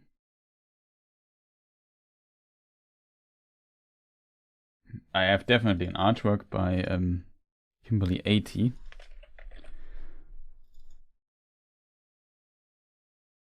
Here it is.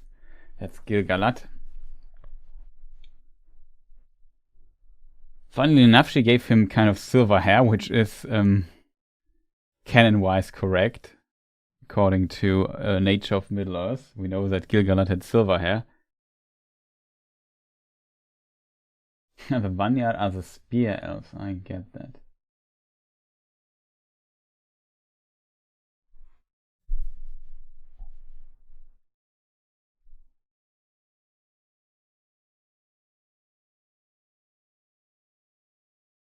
I didn't start the discussion last time.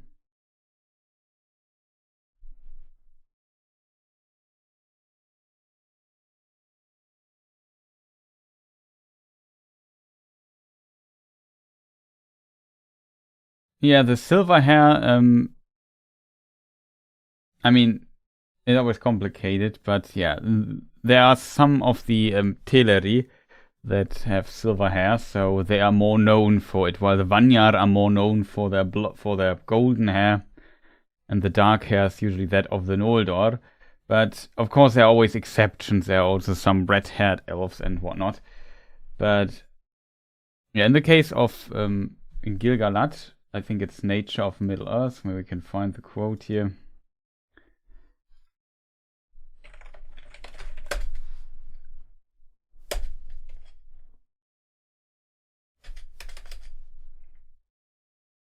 So yeah, in the section called Hair, Tolkien talks about the word origin. As in the name Gilgalad, Star of Radiance, given to Finwine, last High King of the Eldar, because of the radiance of his silver hair, armor, and shield, that it is said could even in the moonlight be seen from many leagues afar.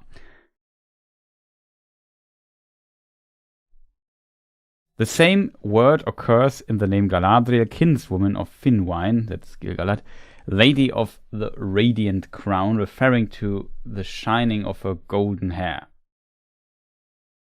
So yeah, there we have it. It was often theorized that he had silver hair because, yeah, Gil-galad, which is very different in the Rings of Power show, where he's, for whatever reason, often golden. In the books, he's more a silver kind of guy.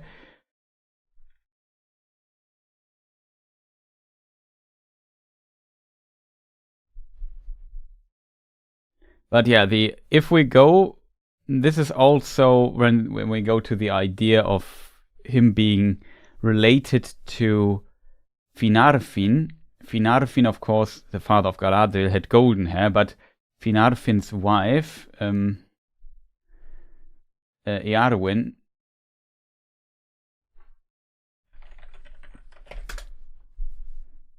she had silver hair, and that's also why Galadriel has like gold silver hair. Earwyn. I don't have an artwork of her, but yeah, that's the mother of Galadriel. She was one of the Teleri elves in Aman. He has black hair in Rings of Power as well, and also wears golden stuff. Well, in the books, he is often accorded or related to silver, which fits also. Starlight is usually silver as well, and his name is Starlight, so I guess that kind of fits.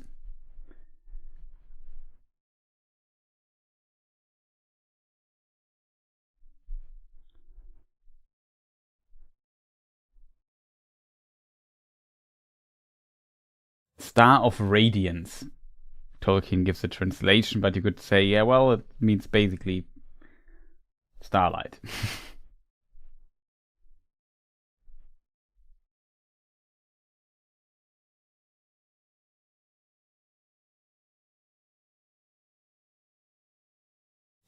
Okay. What would the actor ask for brass knuckles? Sounds very random.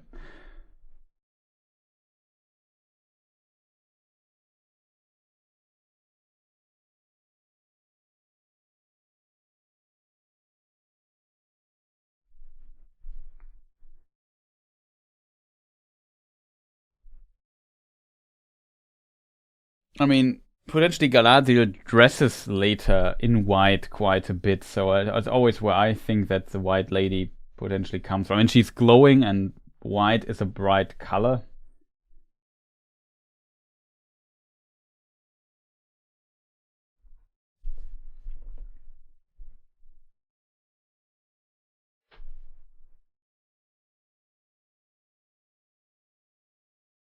Yeah, that's also kind of a point that the Vanya potentially didn't take part. I mean, they only took them over.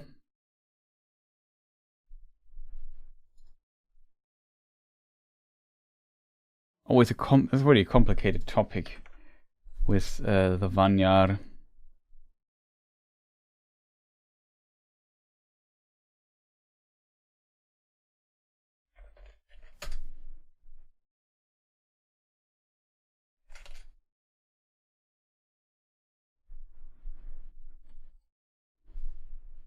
But the host of the Valar prepared for battle, and beneath their white banners marched the Vanyar, the people of Ingwe, and also those of the Noldor who never departed from Valinor, whose leader was Finarfin, the son of Finwë.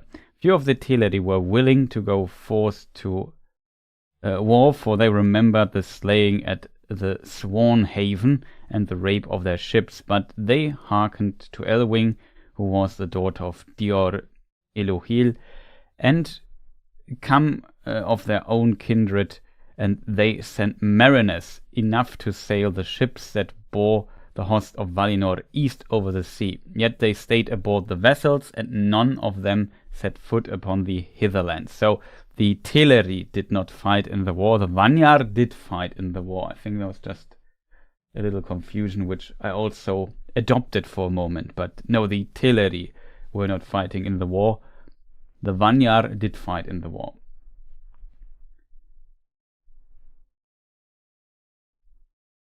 Yeah, the white arms also.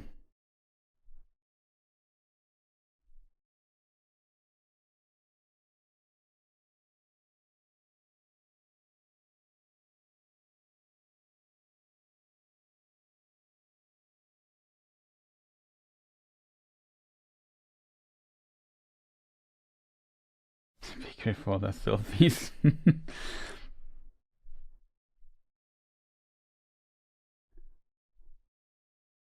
So kind of interesting in this little detail.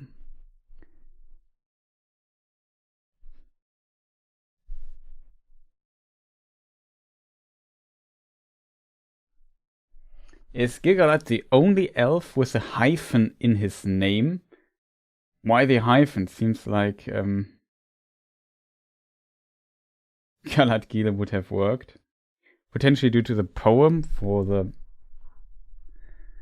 rhyme that he had to write it like this. I'm not sure if there is another name with a hyphen in his name.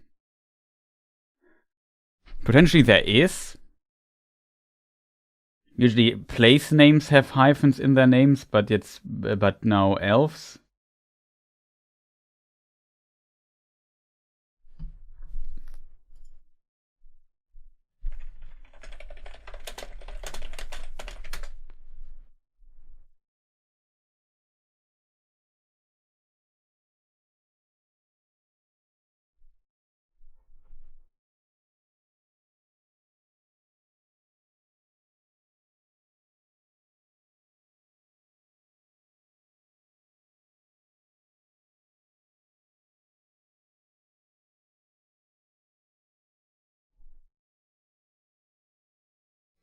Currently scrolling through a list with elven names and see if I can find one, but can't think of anybody, to be honest.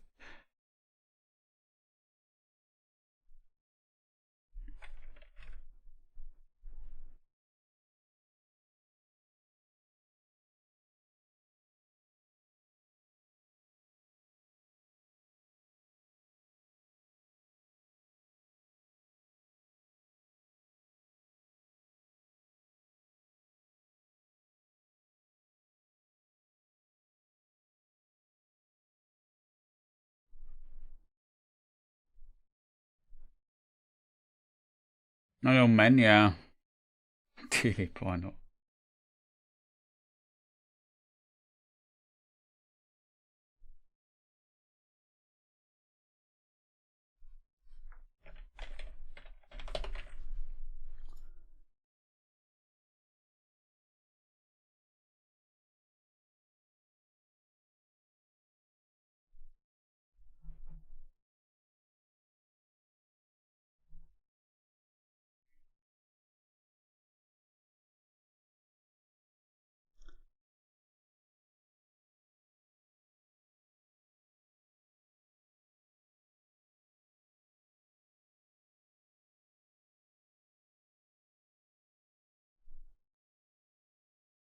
Other names.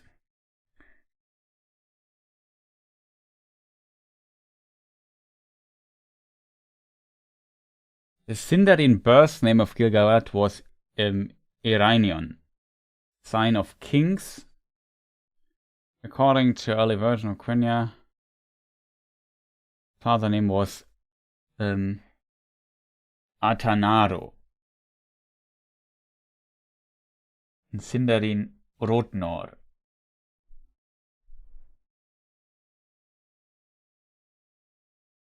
Another isolated name was Finwine. Clearly Sindarin, a combination of Fin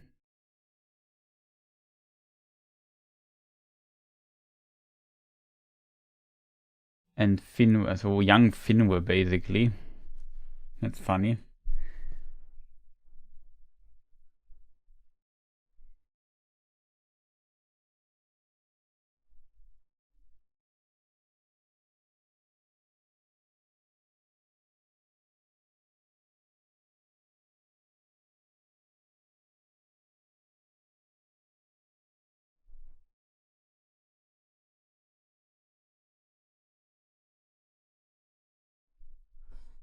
Because his name is redundant, Gil means bright star and Galad means radiance. Like I said, it could also be because of the poem to kind of make it fit or something.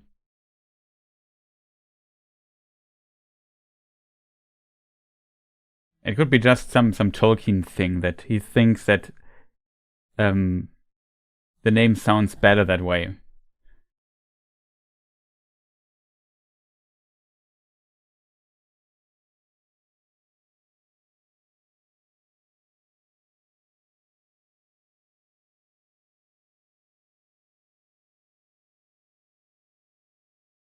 Did Gil-galad have 2 different kings in his ancestry?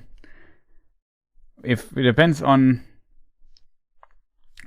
heavily on who his father is. Like if Orodres is his father, Orodres is the son of Angrod, and Angrod is the son of Finarfin and Earwen.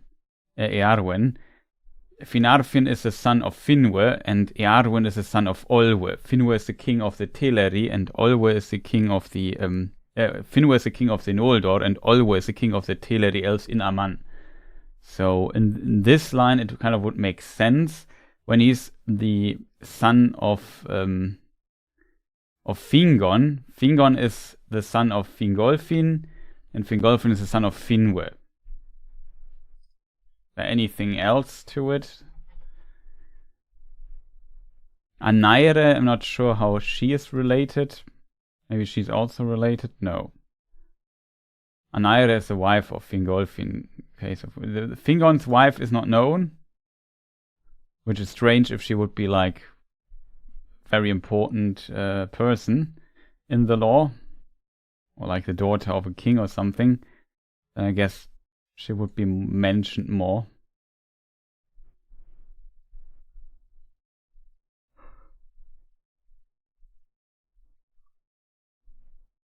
But Anaire is also Noldor, so she can't be. It would be strange if she's also related to Finwë.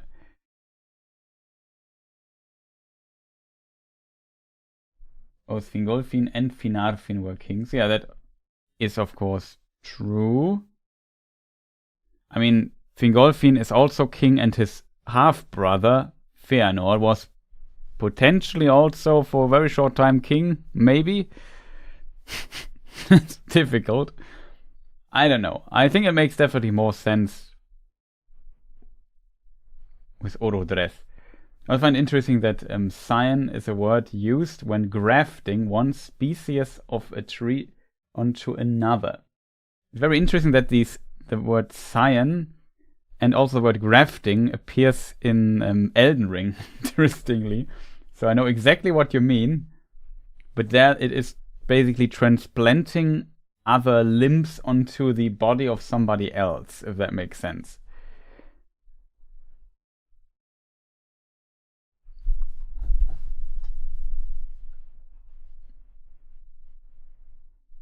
Orodres was also king. Yeah, that's of course true.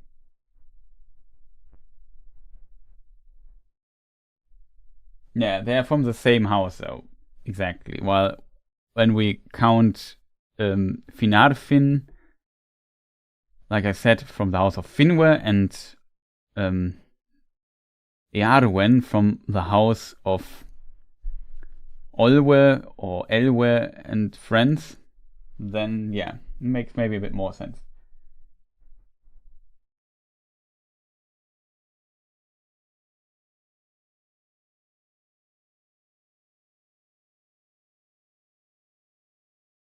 Yeah, that's also like one possible origin story from his armor that shines like a star and reflects the moonlight or whatever.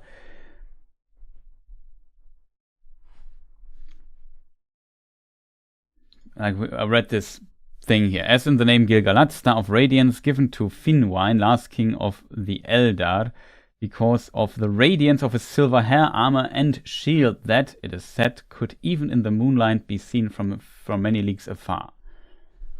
This text is from, it's a typescript from 1969.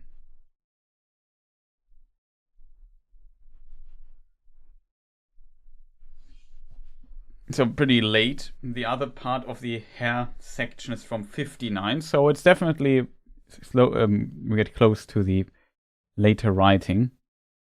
Elwë and Olwe had very pale hair, almost white. Melian was dark, and so was Luthien. So we get some more hair colors here. Ingwe had curling golden hair. It's interesting that his hair was curling. I never imagined Ingwe having curling golden hair, but whatever. Finwë and Miriel had long dark hair. So had Fëanor and all the Noldor, save by intermarriage, which did not often take place between clans, except among the chieftains, and then only after settlement in Aman. Only Finwë's second son by Indis had fair hair, golden hair, and this remained generally characteristic of his descendants, notably Finrod. Elwë and Olwe had very pale hair, yeah.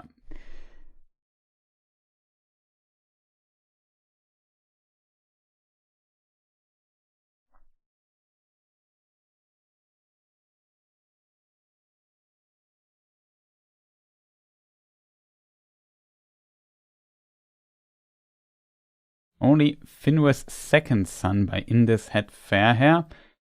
The second son is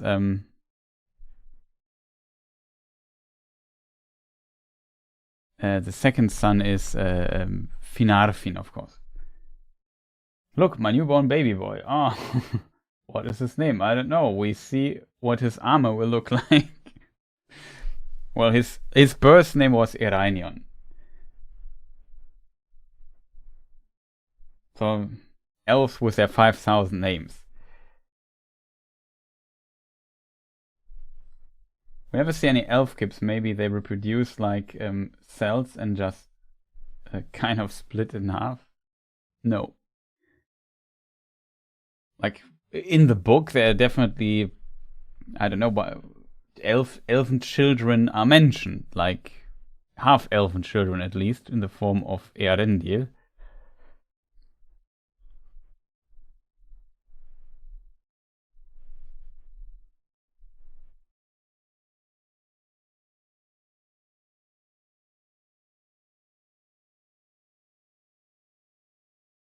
Yeah, in Rings of Power, there are also some elven children. The first elves had many children. Yeah, that is true. They needed to amp up the demographic stats.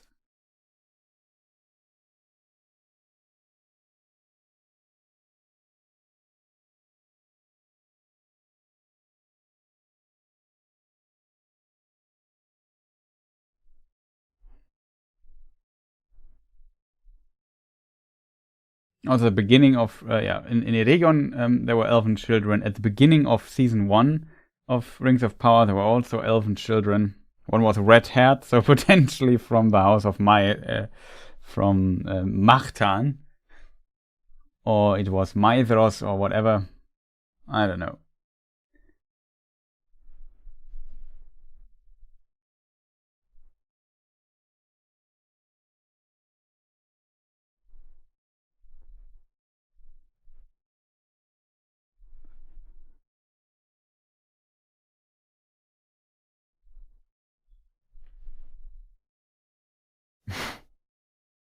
Gingerion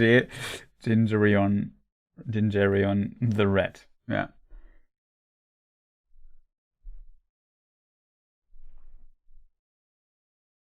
D&D elves choose a new name when they get adulthood at about age of 100 until they have a child name. And maybe that's inspired by Tolkien as well in a way, because there's always a mother's name, a father's name, and then sometimes they change the name one time again. So there the elves get adulthood at around 1,000 years in Tolkien's world.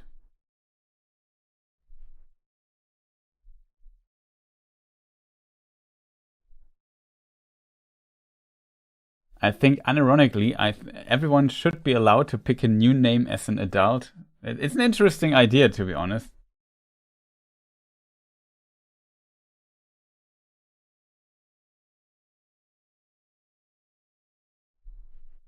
Yeah, changing your name, it is possible to change your name for various reasons, but yeah, the problem is if you change a new name, if you select a new name, in an official bureaucratic way, thinking currently of Germany, where bureaucracy is always a big deal, it's of course helpful if you just have one name that identifies you 100% in combination maybe with your birth date or whatever, to who you are.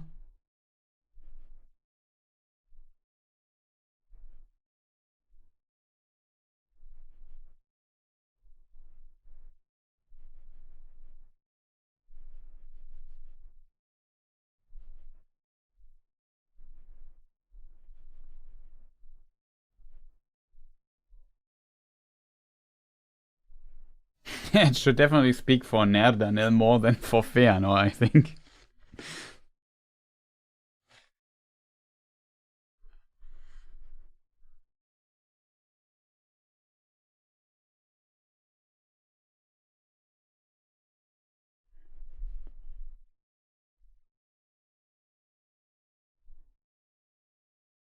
Yeah, there's your official name, and then your birth name is your official name, and then you are allowed to pick a name where your friends' family call you at some point. I don't know.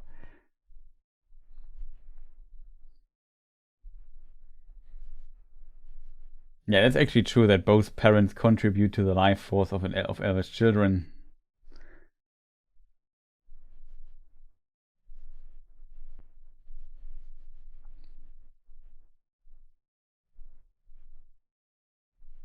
Now that sounds like wild fantasy.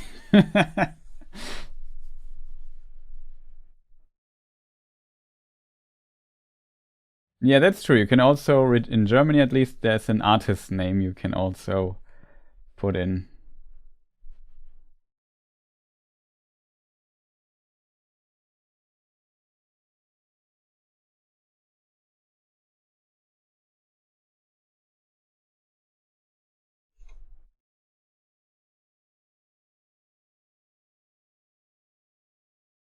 Bureaucracy could use some relaxing anyway.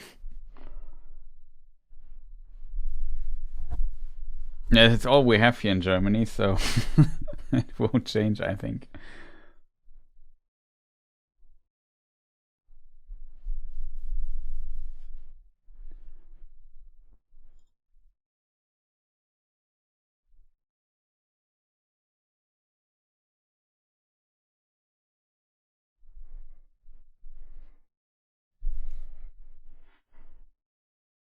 There was a problem with Finwë. Miriel has pumped her life force into Feanor, while Finwë felt he still could have had other children, so he asked to remarry. Yeah.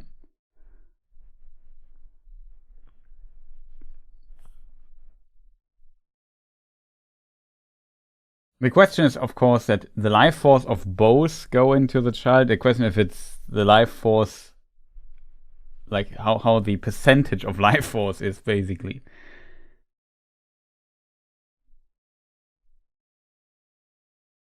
Though to be fair, aren't elven women like pregnant for like 10 years or something? I feel like there goes a lot of life force into the child.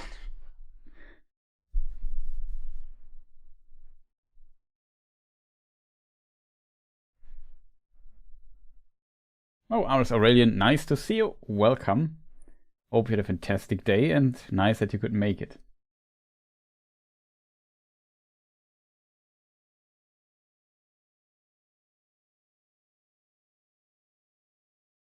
In the House of Healing, Pippin says we can't live long on the heights.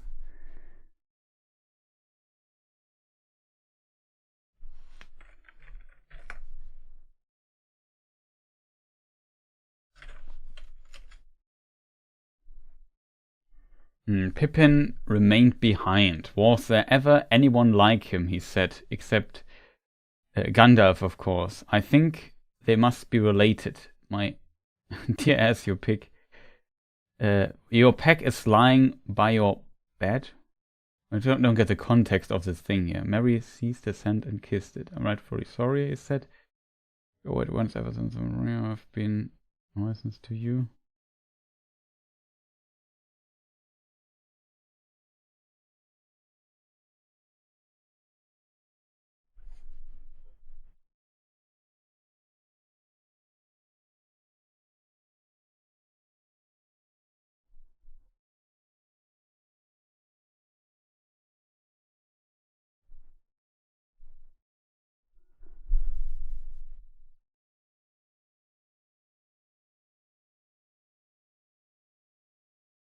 I know that well, or I would not deal with you in the same way, said Aragorn. May the Shire live forever unwithered. And kissing Merry, he went out, and Gandalf went with him. Pippin remained behind. Was there ever anyone like him, he said, except Gandalf, of course. I think they must be related. My dear ass, your pack is lying by your bed, and you had it on your back when I met you. He saw it all the time, of course, and anyway, I have some stuff of my own. Come on now, Longbottom, leave it is, fill up, while I run and see about some food. And then, let's be easy for a bit, dear me. We tooks and brandybucks, we can't live long on the heights. No, Mary, I can't, not yet, at any rate, but at least, Pippin, we can now see them and honor them.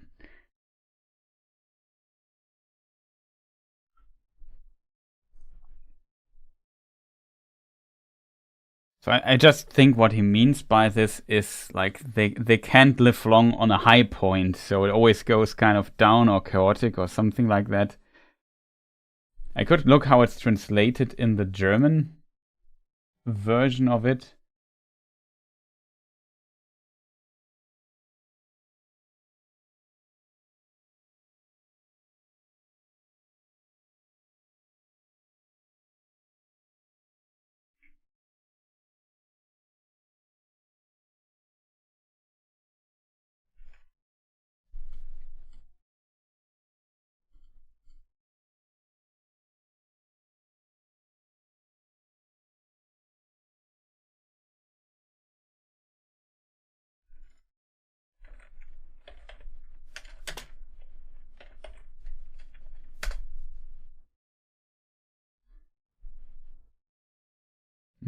Okay. The German translation, it is wir Tux und Brandybox können nicht lange unter solchen Hochgestalten leben, is the German translation. So, we Tux and Brandybox can't live long besides those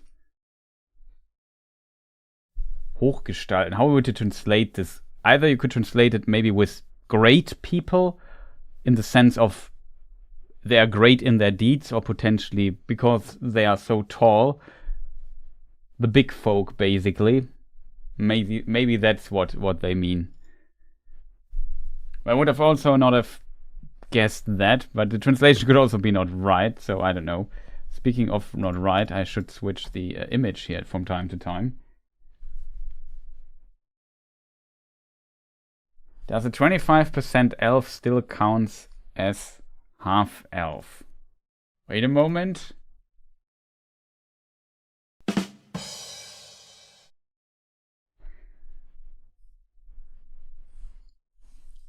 But the answer is yes, I think so.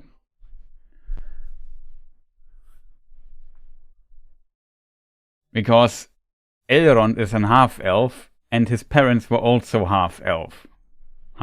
So... Well, I guess that doesn't make sense, right? Is there a case where we have a half-elf, like he married a full elf? I don't know, chat. But I think it is. How do we even get to 25% elf?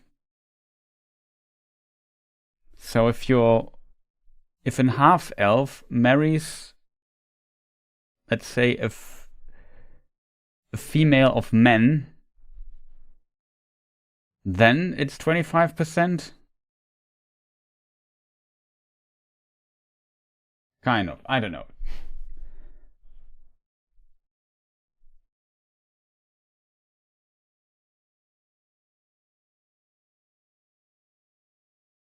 Not only one? Yeah. Something like that.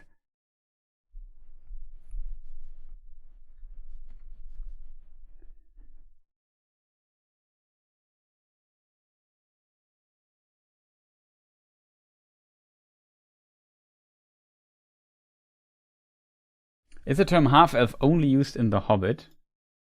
I would say it's also used in Lord of the Rings, because Yeah, by the last long sundered branches of the half-elven were reunited and their line was restored. There were three unions of the Eldar and the Edain, Luthien and Beren, Idril and Tuor, Arwen and Aragorn. By the last, the long sundered branches of the half-elven were reunited and their lines were restored.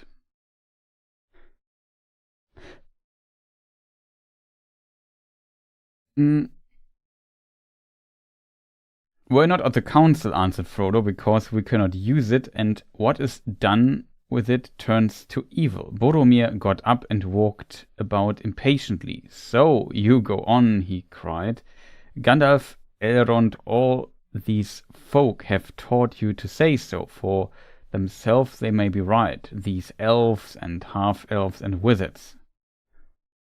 So there Elrond is called an half-elf already.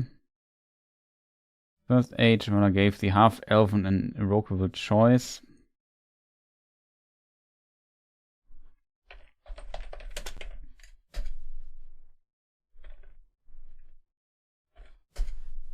But yeah, also, he spoke lightly, but his heart was moved suddenly with a desire to see the house of Elrond half-elven. So the term half-elven also appears here and there. He's often called Elrond half-elven.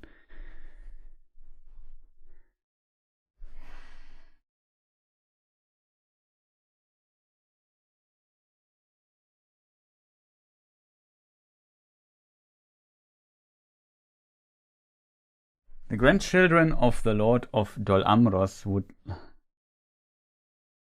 in love an half-elven would love an elven maiden. Yeah, maybe that would work. The problem there is they don't call us half-elven anyway.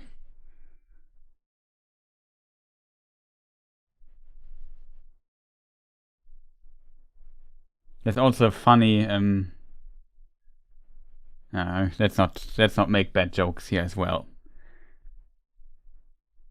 It only works, I guess. It only works in German.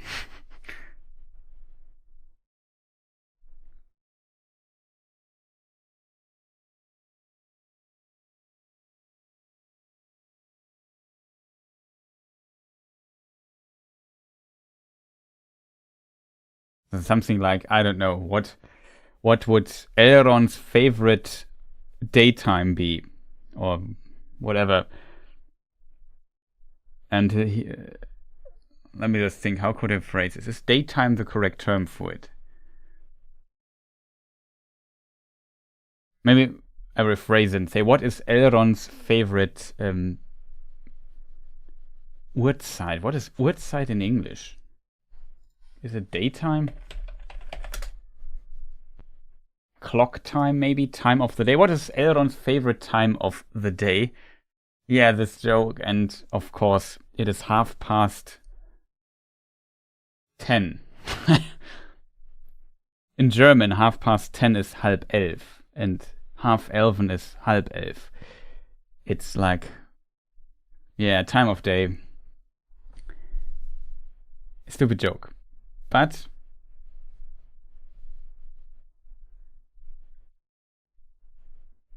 I kind of like it. So, there's that.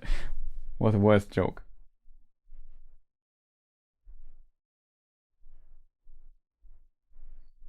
Yeah, 11:30. Not sure. Is there, like in Germany, we have also different ways to say the time. It works written down. I'm not sure if you in English also would say when it comes to time of the day 11:30 or something like this.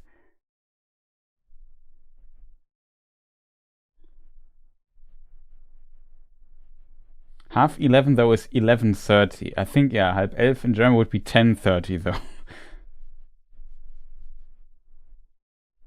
Just to confuse you. But you would, the phrase 11:30 would work in English. Interesting.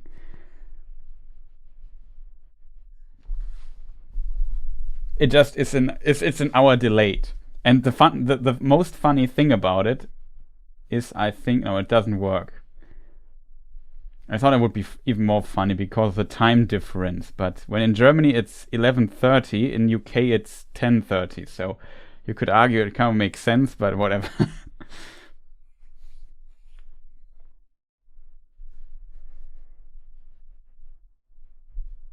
But let's not drift too far into bad jokes that only work in one language.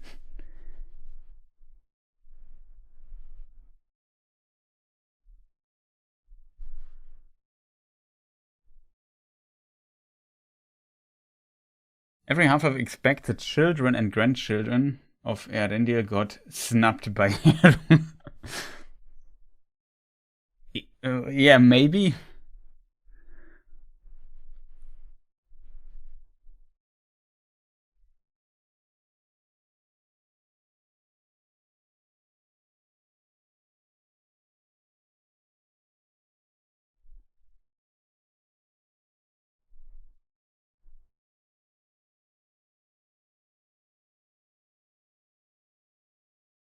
Good night. I have to leave. Thank you for staying so long and enduring bad jokes here at the end. That's potentially a good time to leave for you then. But yeah, thank you so much for contributing so much to the discussion. Have a good night, sleep well, and see you. Odola. I'm not sure how your first part of your name is pronounced, to be honest. I'm not even trying to do this.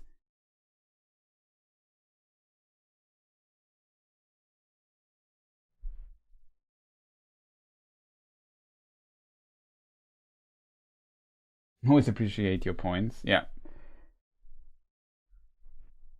We can still go for some time, chat. The question is, does chat still have questions to be asked here?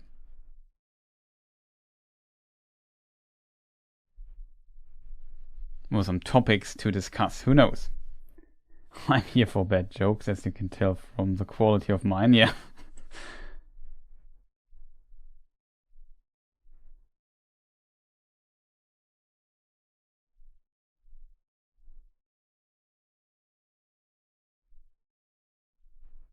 I promise the joke works better in German, I think.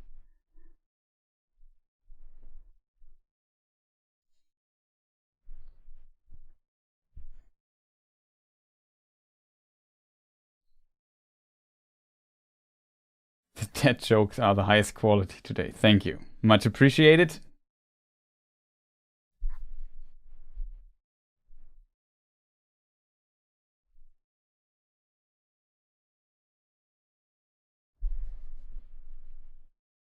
I think Dior's not called a half-elf.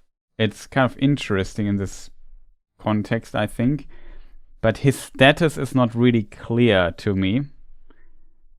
Because the choice if you want to be an elf or be counted towards elves or men only came when Eärendil and Elwing came to Valinor. There they had to make the choice and so on. I didn't know we had jokes in Germany. Yeah, that's kind of a new thing here.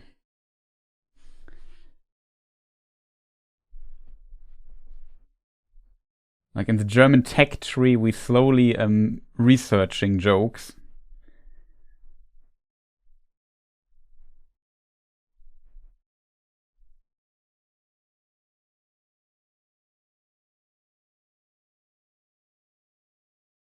Why was a pool forbidden?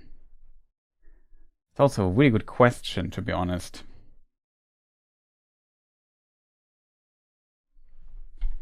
That's actually a really good question. I think we had this question in the past, but I can't remember what my answer was. I remember just looking.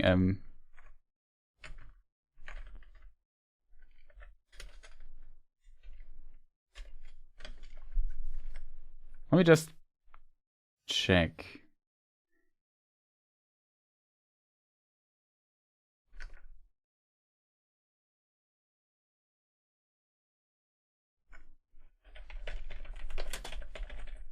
What was the reason again?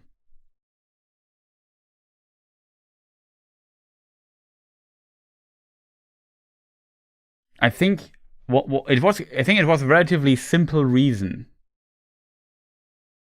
I think because the outpost was secret. I think that's the reason why it is.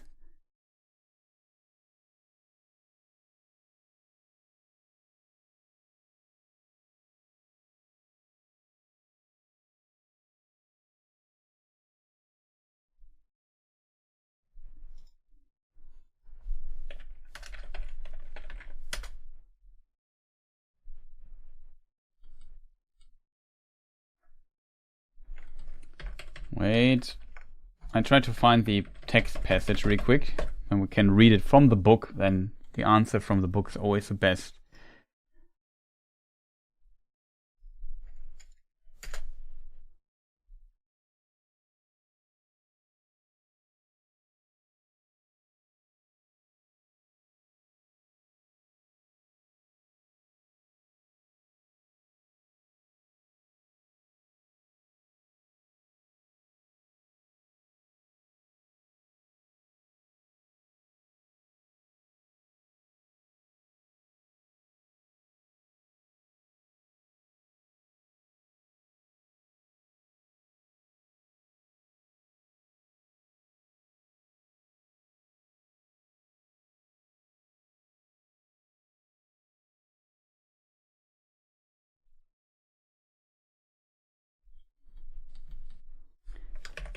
I hope I would find a better passage. But I think the answer is that it was a secret refuge for the remains of the Ithilien Rangers. And because the enemy was occupying the land, they needed places to have a safe refuge. And as a result, they could not allow that anybody finds them. So everybody who gets close to this thing, who is not part of them, has to be killed to keep this particular place a secret. So there can't be a chance that the enemy finds out about this. So it was kind of a strategy in war more than anything else. That's why it was kind of forbidden.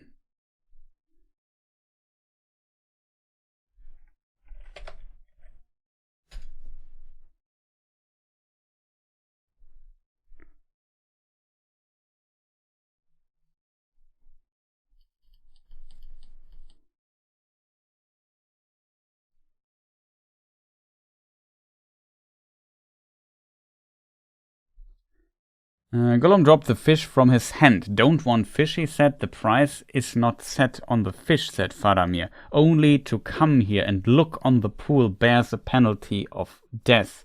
I have spared you so far at the prayer of Frodo here, who says that of him at least you have deserved some thanks, but you must also satisfy me. What is your name? Whence do you come, and whither do you go? What is your business?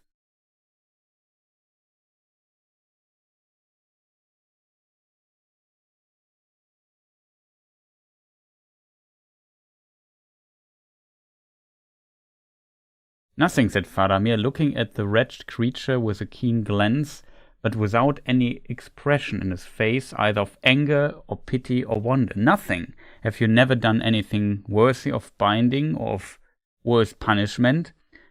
However, that is not for me to judge, happily. But tonight you have come where it is death to come. The fish of this pool are all dearly bought. Gollum dropped the fish from his hand. Don't want fish, he said. The price is not set on the fish, said Faramir. Only to come here and look on the pool bears the penalty of death.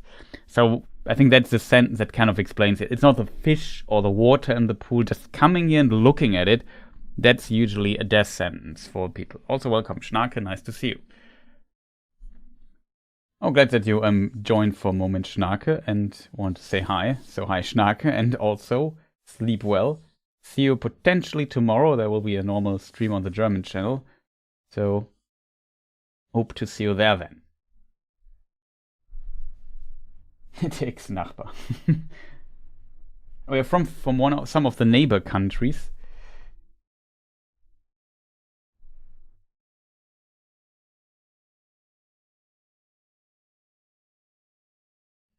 Wow.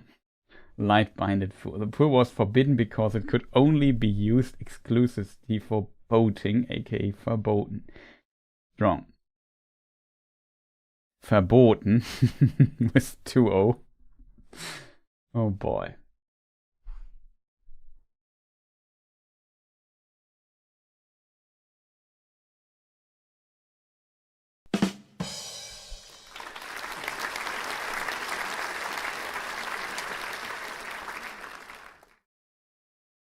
Okay. From Netherlands, nice. So greetings to our friendly neighbors that endure our foolishness at times.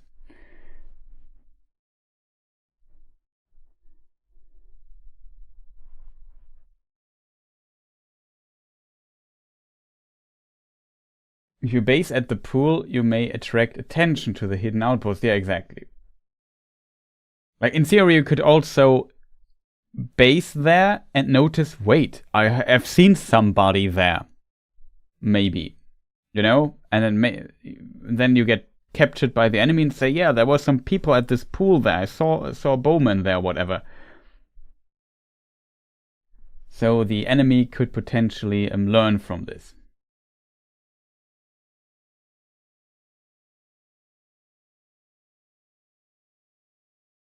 Sniping undercover archers is the closest we get for spy activity in Middle-earth. Dear men, because they have been born after Lucian had made her choices to become mortal human.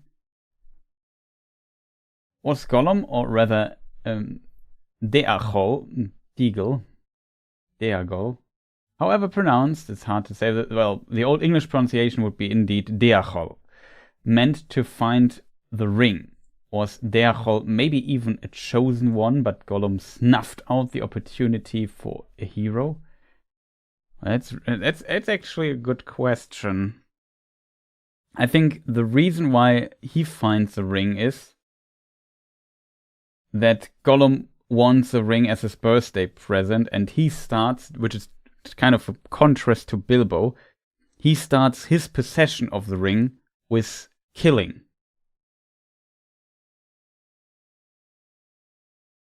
While Bilbo obviously starts his, as Gandalf expresses, with pity and mercy. So you see the development. Bilbo also has the ring for quite some time, but he does not turn into Gollum, because he's a nice guy. Gollum was potentially not always a nice guy, like he always had this, let's say, specific evil side in him to some degree, at least enough evil to, you know, get so obsessed with this ring that he would kill his friend for it. I'm off for today. Until next time. Thank you, Mark, for joining for so long and asking some questions. I hope you enjoyed your stay here. Sleep well and see you maybe in the next stream, which maybe is next Sunday or maybe Tuesday or something. I'm not sure yet.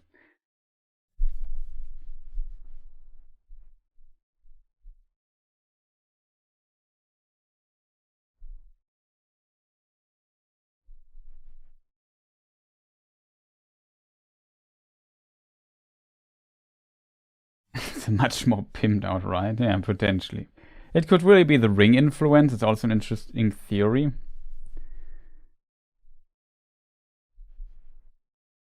I also wonder how many hobbits out of 1,000 would be ready to murder for the ring, like, instantly.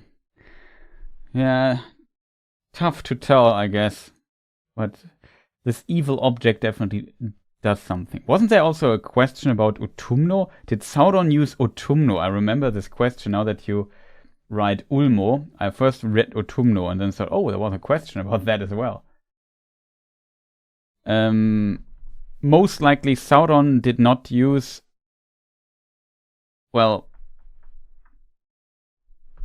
Sauron used Utumno for some time. Maybe.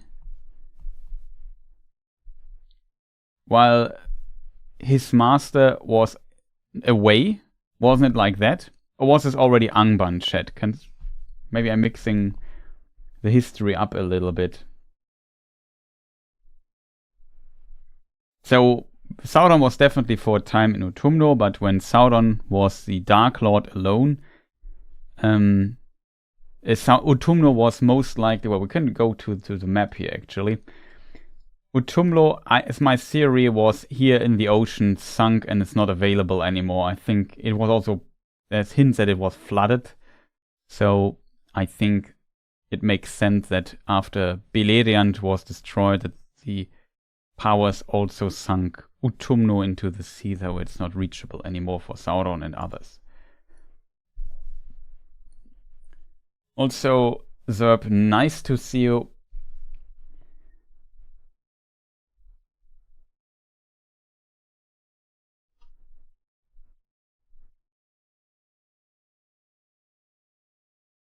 No, it's interesting. Ulmo wanted Dercho to find it, but intervened. It's also an interesting theory. The ring intervened. Sauron. Well, the ring wants to... You have to also consider the ring wants to be found. And it had to take this opportunity, which was good. Maybe Dercho was too much of a good guy. And he was able to manipulate Smeagol into killing his friend for the possession of the ring. Definitely a possibility. Tolkien was a Catholic. Catholics believe God gave men free will. Do sentient beings in Middle-earth have free will? Did the Ainulindale, the music of the Ainur, create a deterministic universe? That's a complicated question. Indeed, it is. The universe must be somewhat deterministic, at least to Eru, from Eru's perspective, because, and also from the Valar's perspective, because they can kind of foretell the future. They know what's happening in the music, and out of this knowledge, they can conclude what might happen. So there's also the topic of fate, so something is predefined, it must happen like that, is something that works. Like Gandalf says also to Frodo, some that live deserve death, some that die deserve life. Can you give that to them? And it says something like, my heart feels like that Gollum still has a greater role to play, and he's right with it. So the idea of foretelling the future and certain things is definitely there. The path of how deterministic it is also interesting. Like Tolkien still writes mythology and the story. There's, for example, an interesting story in this. The problem is I currently don't know where it's written down. There's a fortune teller, a seer,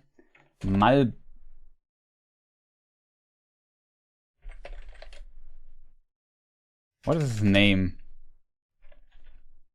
Malbes is seer. M-A-L-B, I knew, but...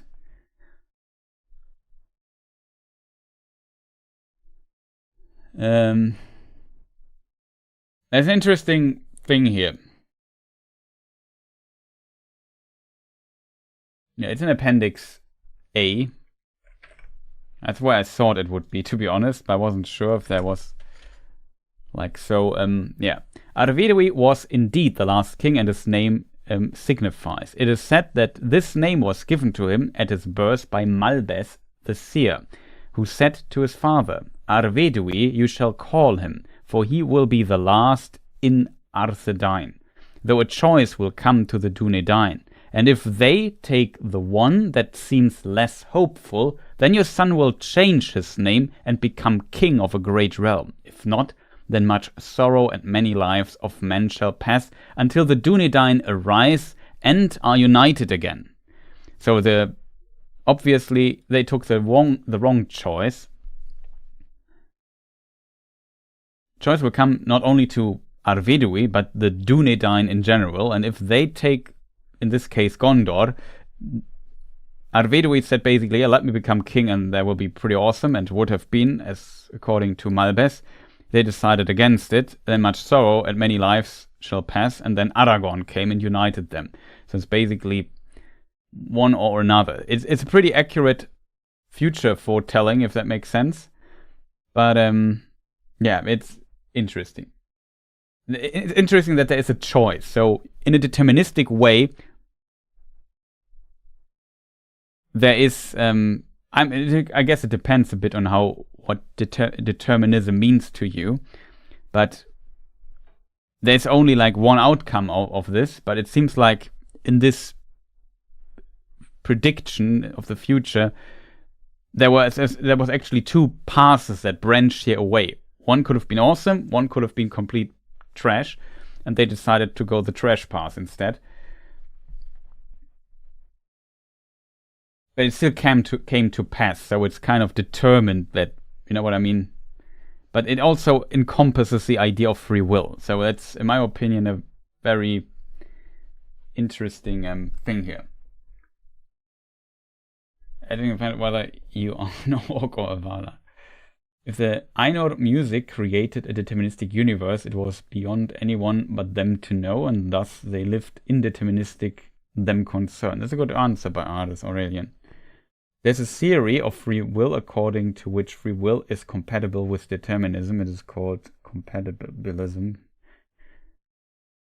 Even the Ainur didn't know the full scope of Eru's plan, so yeah, exactly. What do you believe of our universe? Is our universe deterministic, fatalistic, indeterministic, and so on?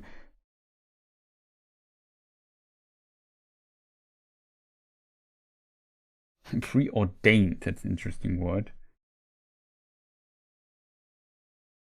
I see there literally is a version of Genesis except in the role of the Ainur, because in Genesis God creates through his word. Like deterministic from Eru's perspective, but virtually indeterministic from anyone else. Yeah, that's kind of also a way how I see it when it comes to Tolkien's universe.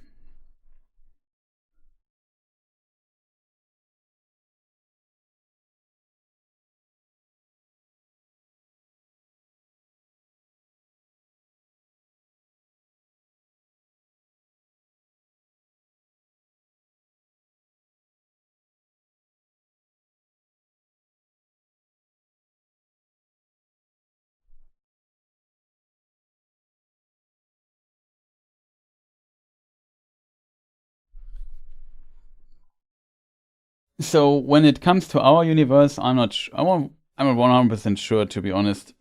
Like, a lot of things feel very deterministic to me. But I know that also there are some elements of our universe that seem not to be determined. Like, I don't know, if I take a little stone or something and I let it fall, I know what will happen. It will fall down to the ground, and well, it's a stupid example, to be honest, because how it lands on the ground and where it might jump, I can't fully foretell, depending on which angle it cracks. But let's presume I know all the information, then I potentially could make a pretty accurate prediction of what happens to the stone. So that feels very deterministic. But if you go to quantum physics or so, you have a concept of objective randomness, what do you call it? Objektiver Zufall in German. And as a result, the outcome of an experiment in quantum physics is always kind of random. There might be some shift into one direction or another, which you use for quantum computing, but yeah, it's a highly complex topic.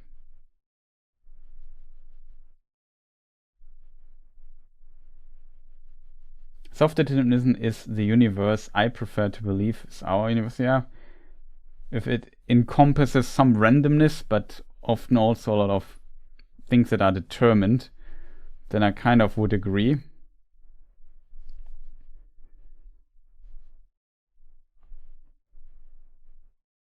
I think there are some forces in the universe that kind of always go towards order, which are very powerful. But in some areas, they're not as powerful. Then there's chaos. But in a way, a lot of our existence is based upon that we know what happens next. Or we can predict it, because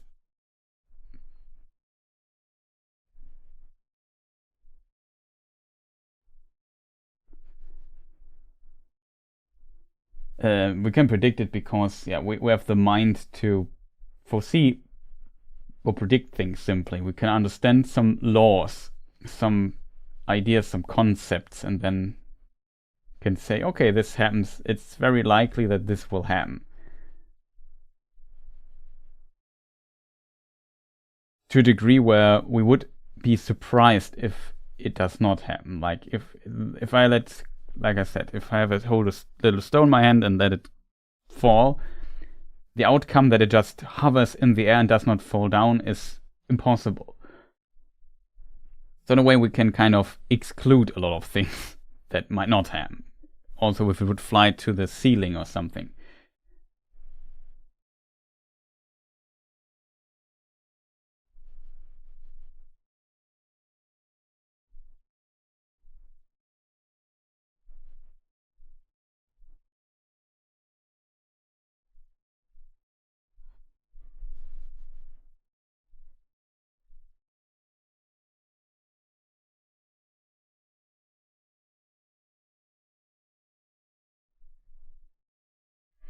Yeah, that's also, I guess, the if you have an almighty creating, let's say, a god or the god, then which is omniscient, then of course, and it's not bound by time and laws, and of course it becomes a different question for us humans. It seems in parts very deterministic, but also in parts not very. All a simulation, you say first.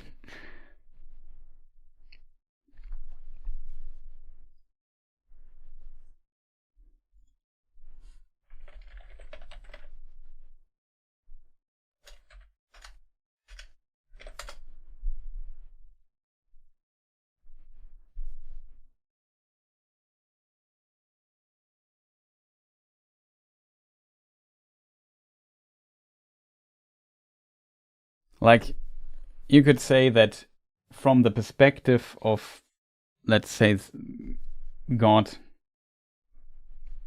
or whatever, like of an omniscient entity, we can kind of decide, so we have a free will. But he knows what our decision will be, while we potentially don't know. Though there are also some interesting arguments in this. In Christian theology, man falls to sin because God has given the free will to him in turn, they make the wrong choice. Sounds like God's fault to me.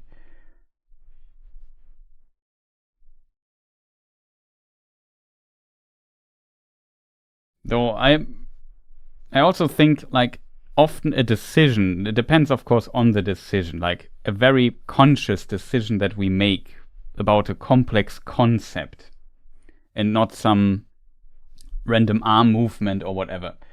If we make like a very decision, if we have to do A or B in our lives, I don't know, then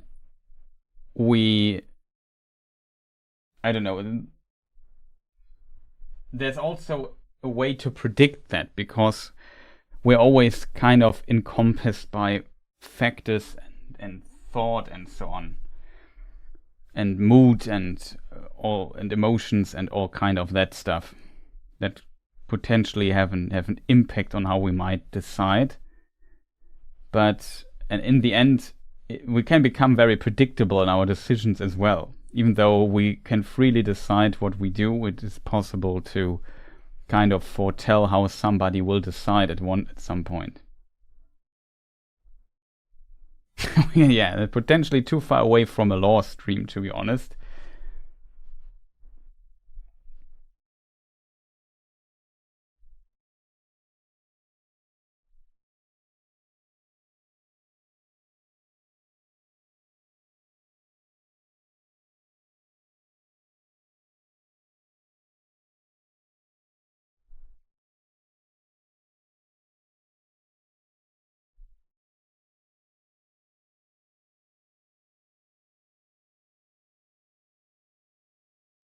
I think it's quite obvious that children of Eru in Tolkien's universe have free will. Eru is God for people wondering.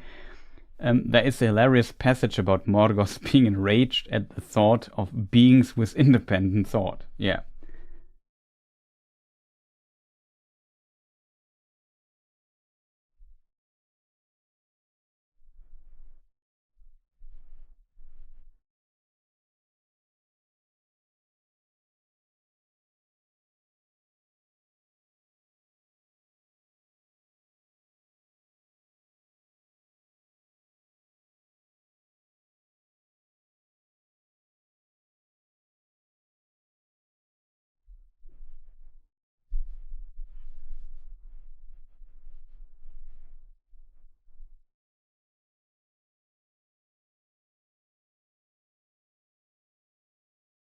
Yeah, that might be the problem there for Morgoth.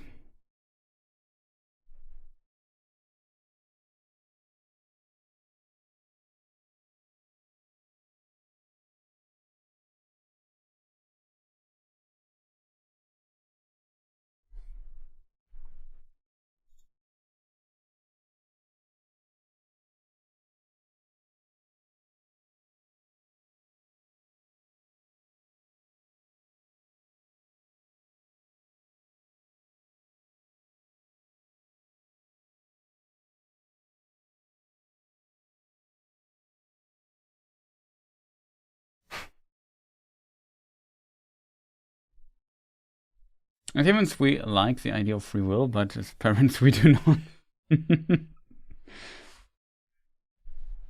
I recommend everyone interested in the question of determinism and free will, the great comic book series Lucifer.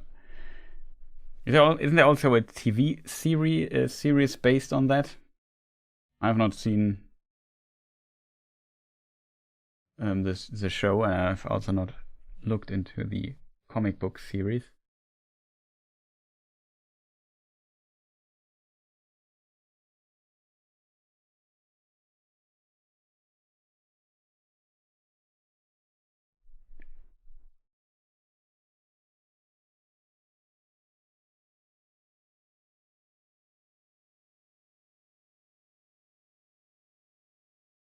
It's also, Joe, an interesting observation. In the First Age, evil breath from the north brought disease.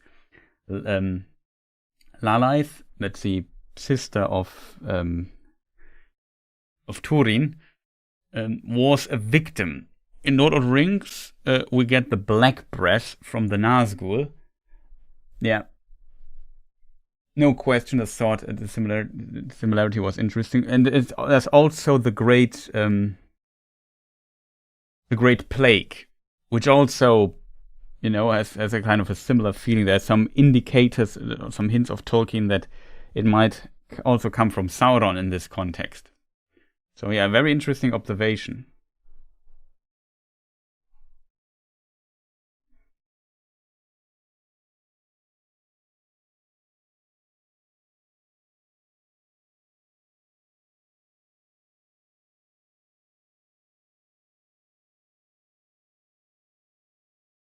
Yeah, that's true. Star Wars Knights of the Old Republic Part 2. What was her name? Kreia? Yeah, she also had some interesting takes here and there. And in general, the game.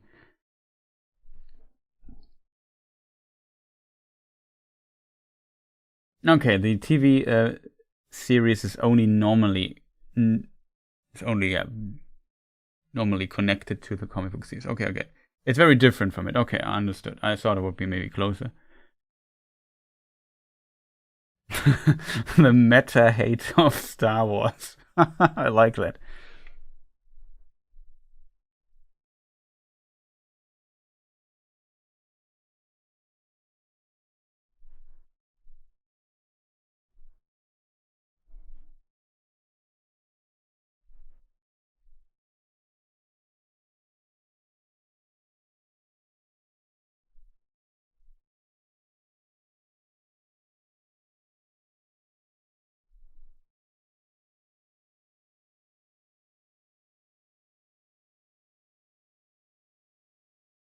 She's an in-universe character criticizing the whole premise of Star Wars from the outside. Yeah, it's very interesting. It's a very interesting idea that they had with her, even though I potentially not fully agree with everything. But the idea is still very unique and strange to a game like this. You would not expect this in a Star Wars game, to be honest. Unfortunately, the game was never fully finished due to different reasons. So I think isn't there some mod patch or what fan thing, or wasn't even, I'm not sure if it was an official thing of it as well, that kind of adds some unreleased content to it, kind of data mined it, or I don't know, forgot how it works exactly, restored it, that did not make it into the finished game because it wasn't fully finished. I forgot. But yeah, we're kind of drifting away from all of this.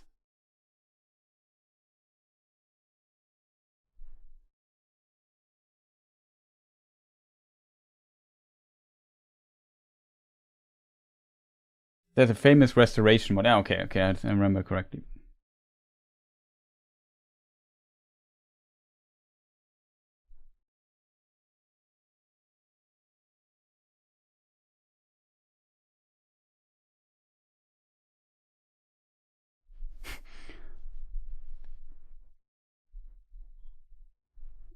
Is Eru omniscient? I hope I pronounce it correctly.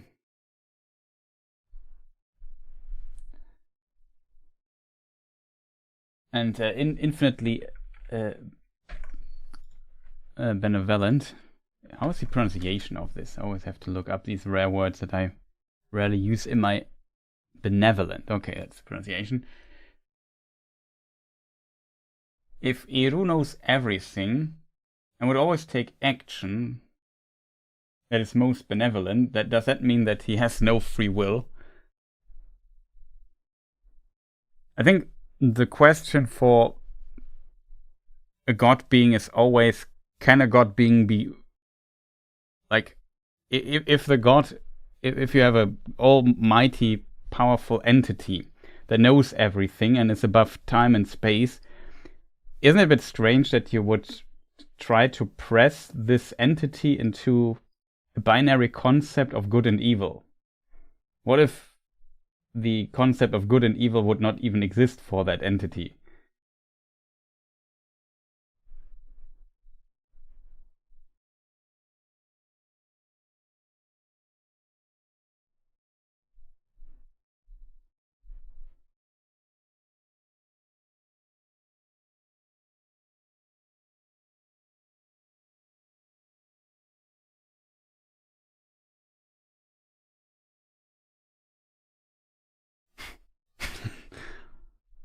Yeah, it's kind of funny though. My name though is related to a video game actually.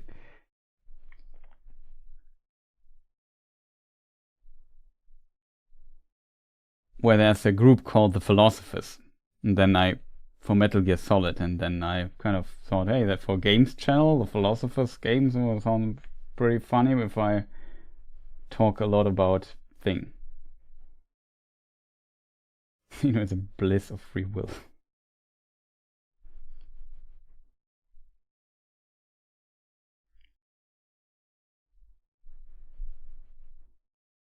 And maybe it's just the acceptance of our decisions.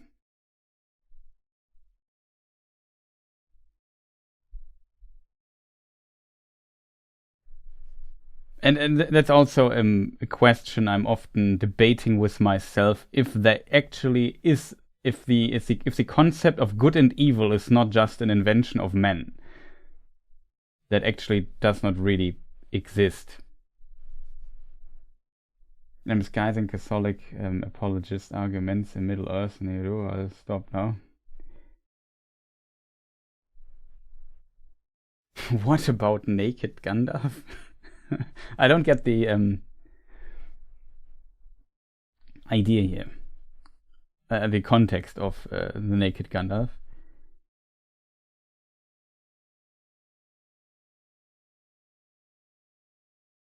Yeah, it's an interesting discussion always.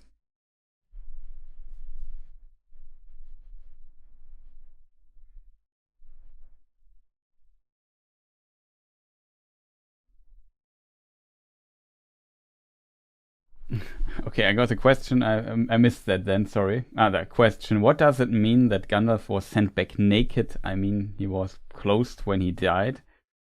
I think because old Gandalf died, he got sent back as something new, and as something new, he starts naked. Like kind of, he is reborn. Like, if a child is born, it also comes to the world naked. That's always how I understood this idea.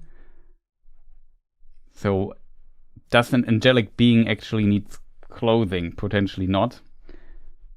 And you can also read about you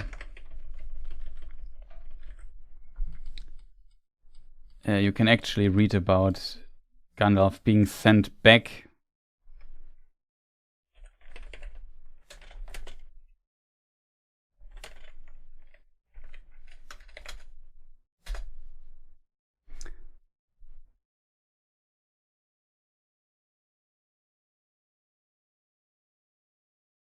I know which chapter it is.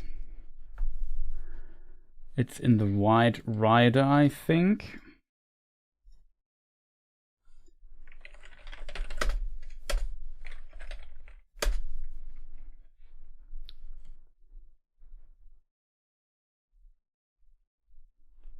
Ever am I fated to be your burden, friend at need, I said. Gandalf said to Gwaihir. A burden you have been, he answered, but not so now. Light as a swan's feather in my claw you are. The sun shines through you, indeed. I do not think you need me any more. Were I to let you fall, you would float upon the wind.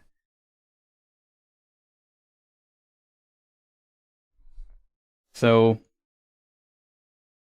definitely the physical body of Gandalf changed quite a bit, and so the old body is gone, taken away.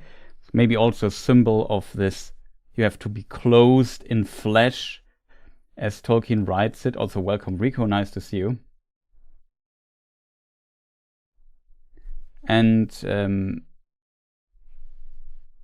yeah, as a result, when he comes back, he is definitely changed quite a lot. He potentially has not his full Maya power, or should not use it at least, but he's far more powerful, and it feels like the task for him as a Easter, as it once was given to him, was kind of lifted and now renewed in some way.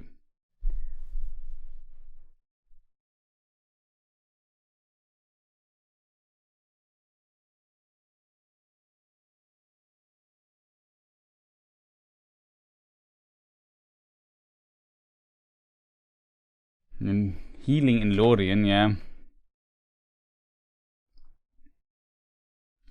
Thus it was that I came to Caras Galadhon and found you but lately gone.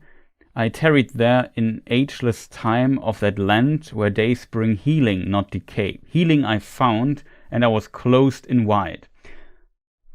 I think the question is if he means physical healing here, wounds or something. I don't think that is what he means.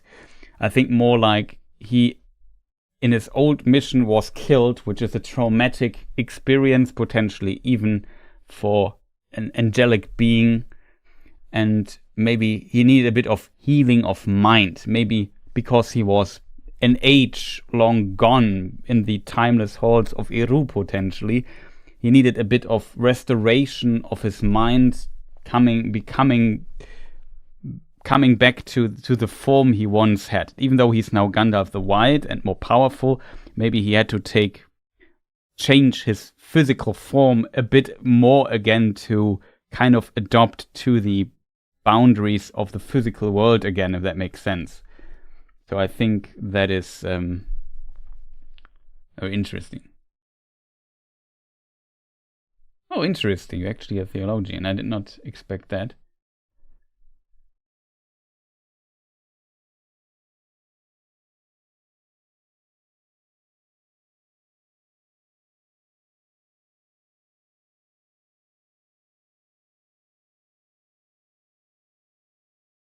Yeah, it's also a good point by Light Blinded Fool. Naked literally means devoid of concealment or disguise, as in naked truth. Also, Alexander, nice to see you. Okay, I have a question. What is the true story of the Barrow Downs? I'm in the middle of my read through the Fellowship, and I'm curious if the Barrow Downs have a larger part to play since it is so large of a tale. I feel like the Tom Bombadil sections in the Fellowship are always a bit isolated. Like they're very special in the larger story of everything. So there is a background story for the Barrow Downs, and there are some other mentions here and there in some other texts. I think the background story, let me just get here to production really quick. So on the map, we have Bree here, and the Barrow Downs are then here, right next to it. And you can see here on this map that we have names here, Cardolan, Rhudaur, and Arthedain, also hard to say. These were 3 kingdoms. All of these once formed the kingdom of Arnor. And Arnor was founded by Elendil in the north, while his 2 sons, Anarion and Isildur, founded Gondor down here. And the background story is basically that the descendants of Elendil at some point got into conflict, 3 sons, and they could not agree on how that the oldest son would be the king of Arnor, and then they had like a disagreement over the ruling, and this led to Arnor being split into 3 different kingdoms. This, of course, weakened the kingdom, and then we had Arthedain, that was the kingdom of the oldest son, who would be the actually heir of Arnor, then with Rhudaur and Cardolan. And then at some point, Angmar came into play in the Third Age, and Angmar attacked basically absorbed Rhudaur, which was kind of where the line of Elendil failed here, and there were some hillmen and so on that seemed to be got more control over this particular place.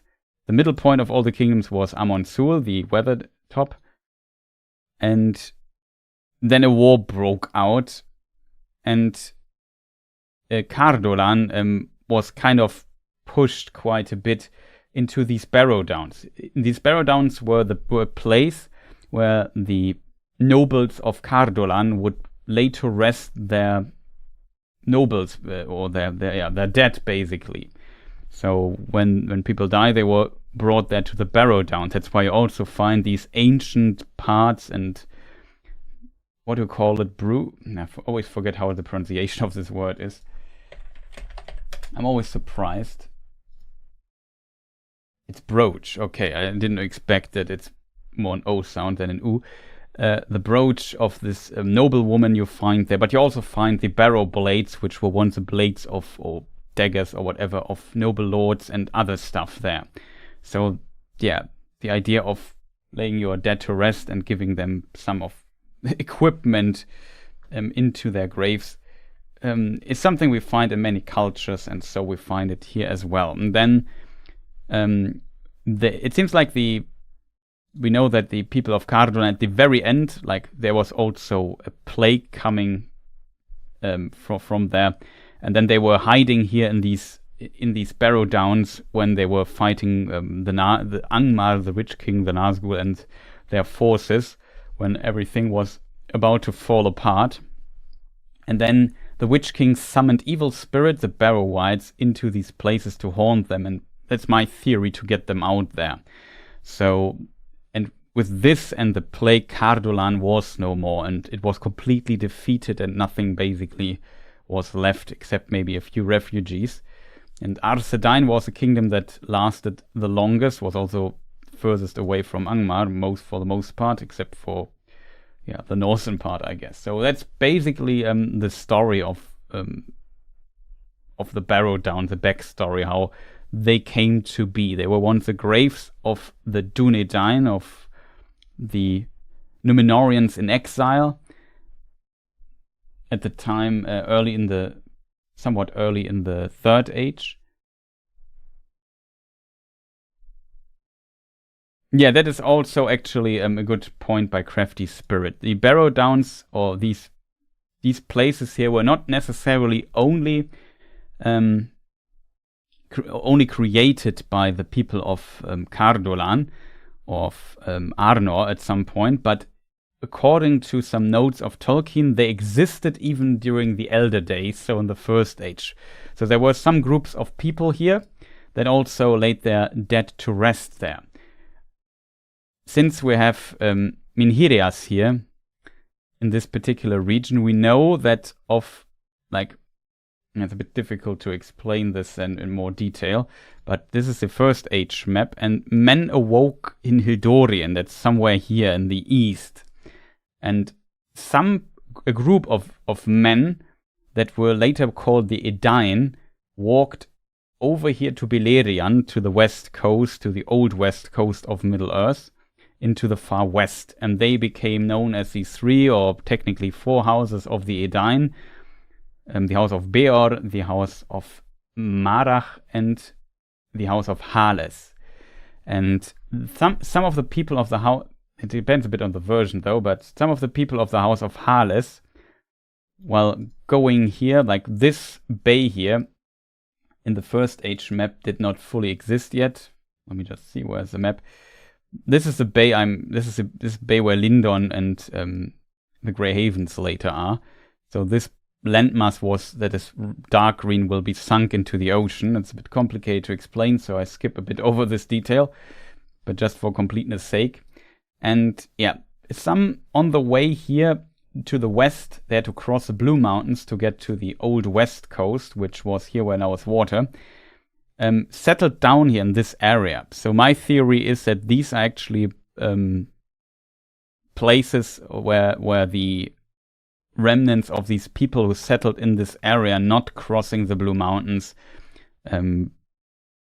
buried their dead back in the time. And they were also part of the Edain, like later the Dún Edain, the men of the West.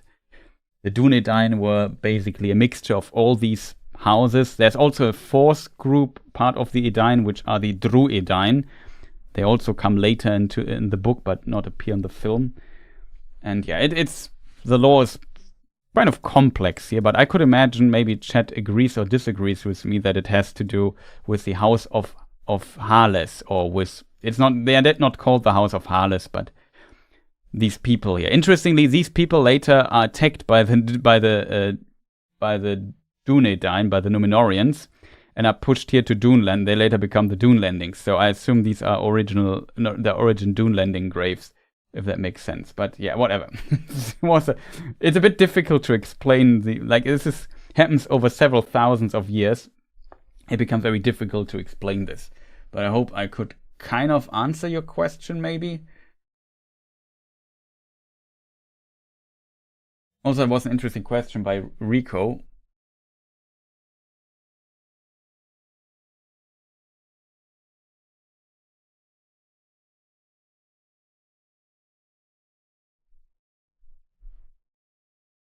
Thank you for that. I really appreciate the in-depth look at this. I just stumbled upon this, thankfully, from the YouTube algorithm with success. Thank you, much appreciated. Glad you found your way here, which I find surprising, to be honest, but because sometimes I feel like YouTube live streams, especially if they are kind of specific like this one, where we often discuss quite a bit of depth all this here. Yeah, that's definitely a long walk, but it was also not done in one day.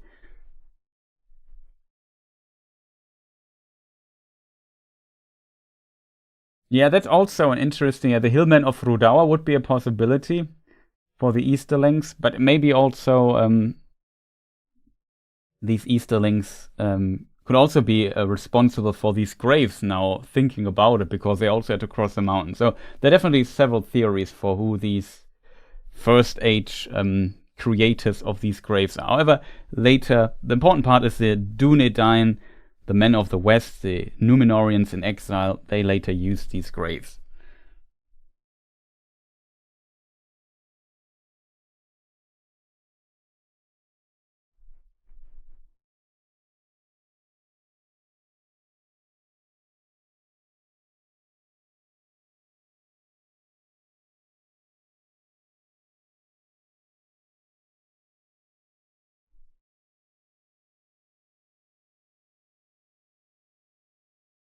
Subscribe. Rico Single, what was your question again?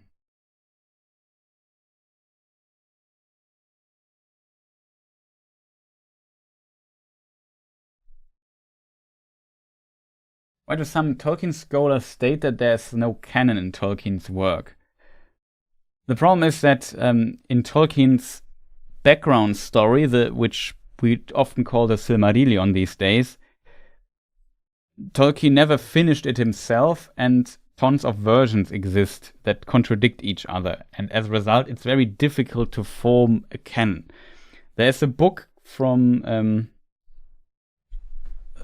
what was it called? One moment, I have to get it.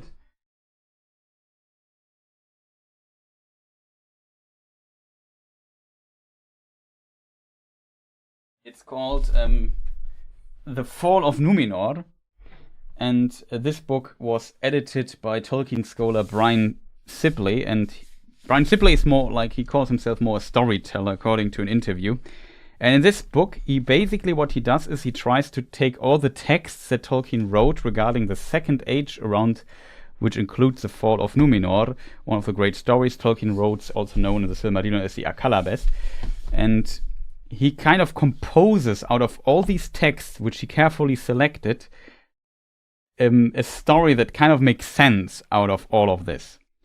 But the interesting part of this thing here is definitely that it's not canon, because some texts he had to leave out of this text because they don't fit, they contradict other parts or other texts that he selected elsewhere, and it's basically impossible to form a canonical version out of this that has no contradictions. And this is the Second Age. This is also true for the First Age, and so on and so forth. Like Galadriel is a good example. Like figuring out where Galadriel went and what she did is in a lot of parts almost impossible. Like in one version, Galadriel met Celeborn in Aman. In another version, they met in Doriath. In another version, I'm not sure if there's a third version, to be honest, but these are basically two versions. Both can't be true. Either she met him in Doriath first, or she met him first in Aman. And in one... On top of that, according to the Lord of the Rings, Celeborn is a Sindar elf. So, according to this book, it is impossible for Galadriel to meet him in Aman because Sindar elves were never in Aman until the Fourth Age, potentially. So, in this context, that version doesn't work. But this version, where this is mentioned in a half sentence, that Galadriel, no, it's not a half sentence, but in the first passage of it, met Celeborn, Teleporno there, in Aman, the West continent. Where is it? Here. Either here on the island or somewhere here. Oh, you can't see it.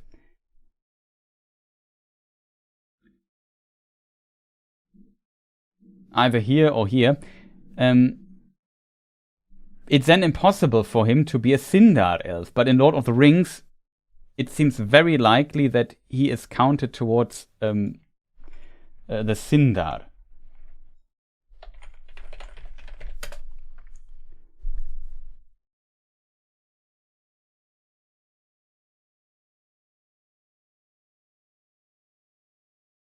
Let me just see if I find a good quote from Lord of the Rings. Yeah. And the hair of Lord Celeborn was silver long and bright, but no signs of age upon them, unless it were the depths of their eyes. So silver hair usually is an indicator for being one of the Teleri, or being one of the Sindar. That's not too unusual there. I think I remember maybe I remember it wrong. The mention of Celeborn is in Appendix A, actually, again. In Lindon, south of the Lune, dwelt for a time Celeborn, kinsman of Thingol.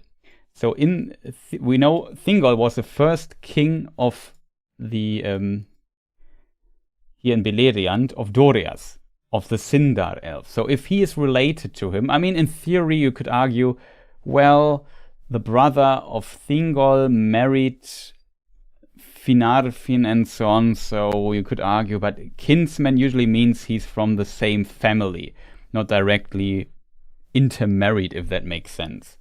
The result, the Lord of the Rings kind of makes it impossible for this version to be true, but maybe in this version we have some other interesting details that make all this other stuff happening later better, but this version doesn't work because then you have to ignore that he has to come from here, which doesn't work with Lord of the Rings.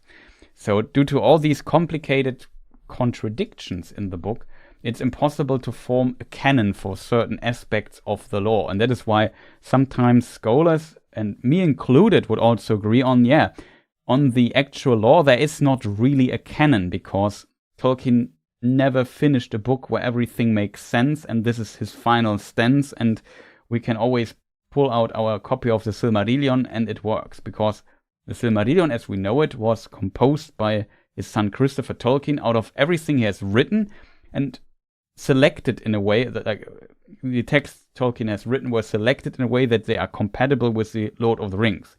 But this does not necessarily reflect the ideas that Tolkien had later in life. And some ideas he had later, because they contradict the Lord of the Rings, had to be left out. Tolkien had these ideas, and Tolkien sometimes changed his mind, and so on and so forth. Sometimes Christopher Tolkien had to edit text or change stuff his father wrote for it to make it work. And he did a fantastic job doing that. But Christopher Tolkien himself says if his father had composed the Silmarillion himself, it would be a completely different book. And due to this component, all we have that is kind of canon is the Lord of the Rings. And even there you can make kind of arguments in one direction or another. Like, is Treebeard, Tolkien says Treebeard, for example, which is a source for some information, is Treebeard is not considered one of the wise. So you have to take his words with a grain of salt here and there. However, if there's no other information on it, we have to, for the time being, take it as somewhat canon, because it's from the most canon book we have when it comes to all of this. Because The Hobbit has very little background information in it, and The Lord of the Rings has tons of it. And The Hobbit was originally maybe once planned to be part of the Silmarillion, but then not, and then later moved back in again, but it's complicated. It's a very complicated topic in this, and you have to read a lot of text and different versions of it and study all of this kind of almost to get a really good idea of this. This is why some people, as scholars, say that there's no canon, because I would kind of agree with that statement, to be honest. There is very little canon. There's, for example, Lord of the Rings, which I personally consider as canon, and there's also a level of debate with people, for example, on YouTube, because most people have read The Hobbit and The Lord of the Rings, and maybe they have also read the Silmarillion, but not necessarily past this. And as a result, they, if I want to communicate with people, I have to consider, well, not everybody has read all the 12 History of Middle-earth books and what Tolkien has written in Unfinished Tales and in Nature of Middle-earth, or let's say in the text published in these books. And this makes this whole debate always complicated, and sometimes explaining some of these details also so complicated. Like, my problem is often when I make lore videos, which currently is a bit on hold, to be honest, but the problem is often it's so complicated to kind of cover this. It's much easier to sit down and say, well, I just tell you the story how it's in the Silmarillion, and then everything is kind of consistent and works. But if you go in and to the effort, well, there was once a version from 1916 where Tolkien wrote this, but then in the version from 1932, Tolkien wrote this, but then later in the 1940s, he changed his mind again, and in the 50 text, he changed his mind completely. And then in the shortly before his death in the 70s, he comes back to that. It's very complicated.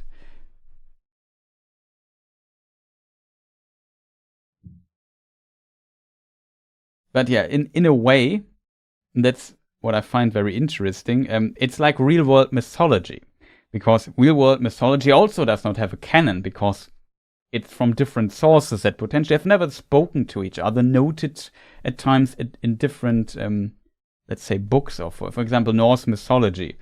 We have the Codex Regius for the Poetic Edda, but then there's also something like the Hauksbok and so on, which was written, I don't know, several centuries later, which has information that is not in the other book, but has, some parts are missing that are in the other book and so on. So, and sometimes we have stories about the same person and information from these stories contradict each other. That's normal in mythology. That's completely how mythology works. The idea of a canon is something that is coming much later. But yeah, I hope this kind of answers this very complex question, but it's a very interesting one as well. And also the core of it is kind of what I really like about the Tolkien universe, because it always feels like you go into it and you can explore something and find something out or make an interesting theory that I had not, or connection that I had not before, because not everything is set into stone and it's like, okay, coming up with something with some headcanons and so on. It's always a lot of fun, I think. And also going deeper into this, sometimes I forgot or that certain text or note exists because it's just too much. And over the years, you start forgetting that some information exists again. So very interesting. Because you should do a video regarding the canon topic in all of his books. Very interesting. I think I made a video about canon already on my channel. I'm not sure if it's a good video, to be honest. But I think I made this video some time ago.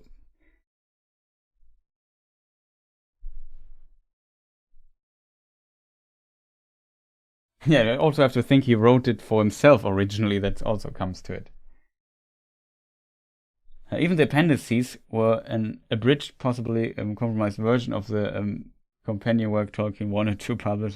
Yeah, the appendices were planned to be longer, but due to restrictions, how many pages he has for those, he was limited and had to cut them down quite a bit. The longer versions in part is published in, for example, Peoples of Middle-earth. That's History of Middle-earth, book number 12.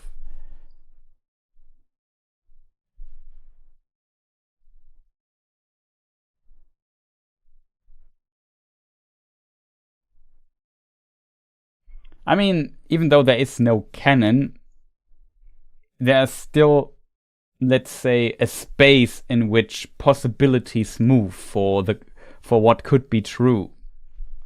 So if you go for, that's the Rings of Power example there,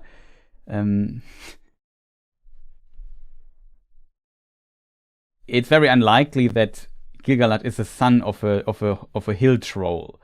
That's very unlikely, but he could be the son of Orodres, but he could also be the son of Fingon, and maybe that's another possibility.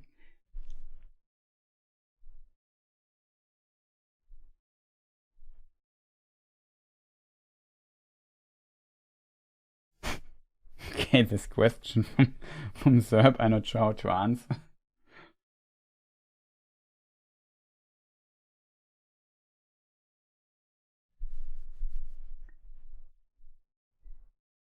It's like George Lucas changing Star Wars half a dozen times.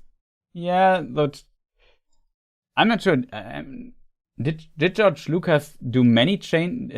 Okay, you mean the okay? I know, I understand. You mean the first film? Yeah, okay, yeah, but those are very little details. The classic "who shot first" idea, and some other details, of course, as well.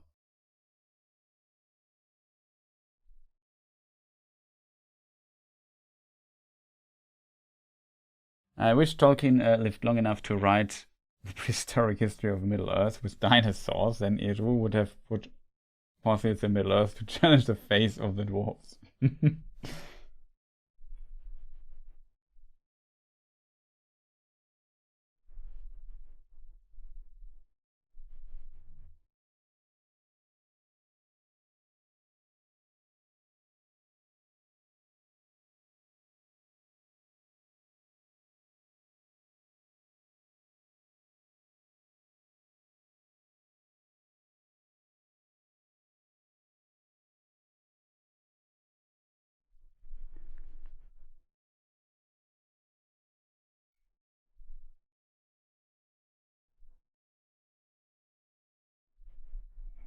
I mean, yeah, when it comes to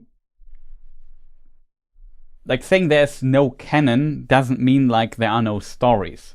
You know, there is still context and there's still how to say, like I said, a space of possibilities.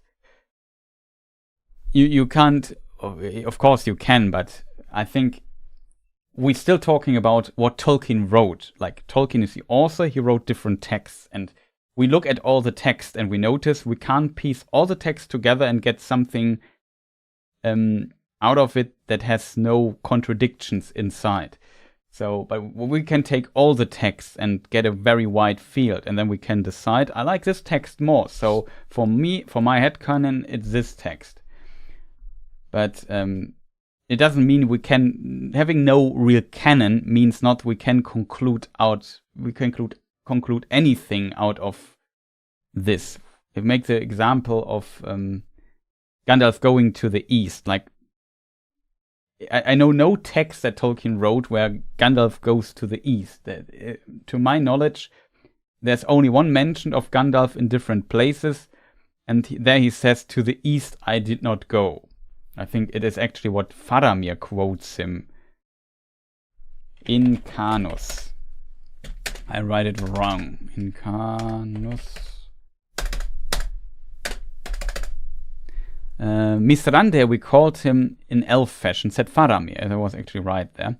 And he was content. "Many are my names in many countries," he said. "Mithrandir among the elves, Tharkun to the dwarves, Olorin I was in my youth in the west, that is forgotten. In the south, in Canus. In the north, Gandalf. To the east, I go not." That's, I think, the only statement of Gandalf's travels beyond the north west of Middle-earth. And this kind of gives us an overview. Yeah, well, he was in the south, he was in the north, he was with the dwarves, he was on the west continent, he was with the elves, but in the east he was not, so he has no name there, otherwise it would have been noted here. So it's hard to make an argument that he goes to the thing here. Han shot first, he was... Yeah, I think in the original version it was Han, right? And Solo.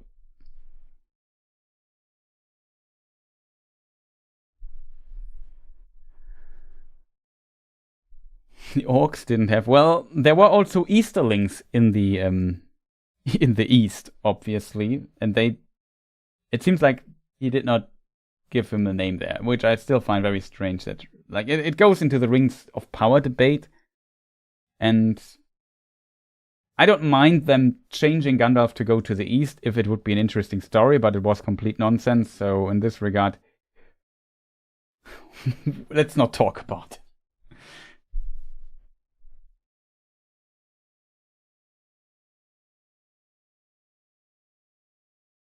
Wasn't there another question I wanted to ask? I think Rico had another question also. Why does Legolas in Fellowship of the Ring state near Eregion, "The elves of this land were of a strange race to us of the Sylvan folk, since he is Sindar"? I mean, he lives with the Sylvan elves, so I guess he sees himself also more as Sylvan folk. And there are, even from the Sindar to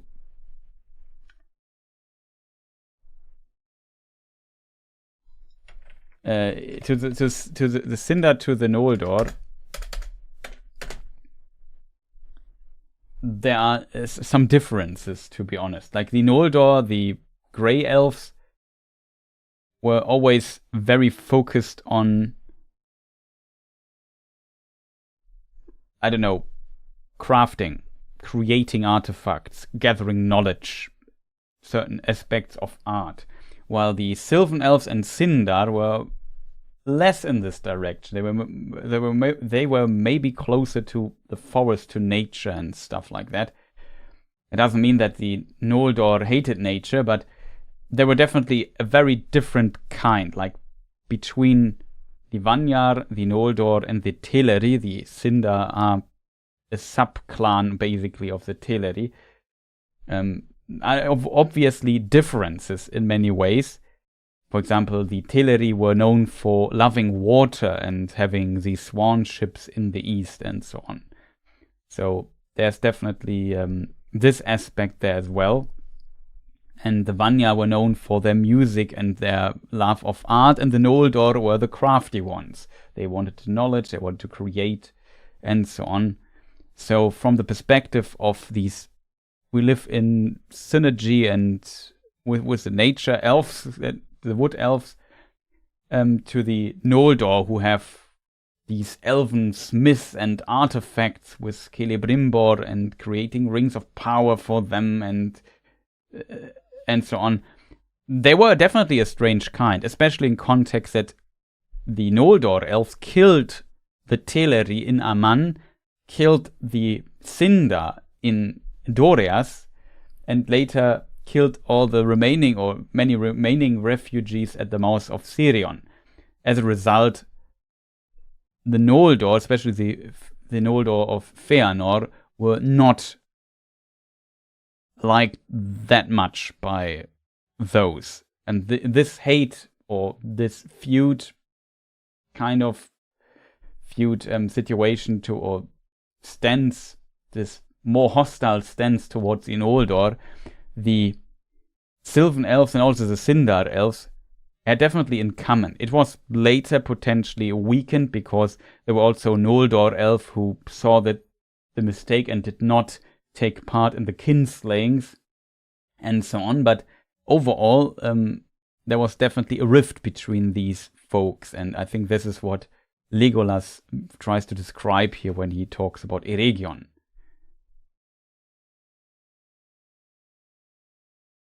But interesting question.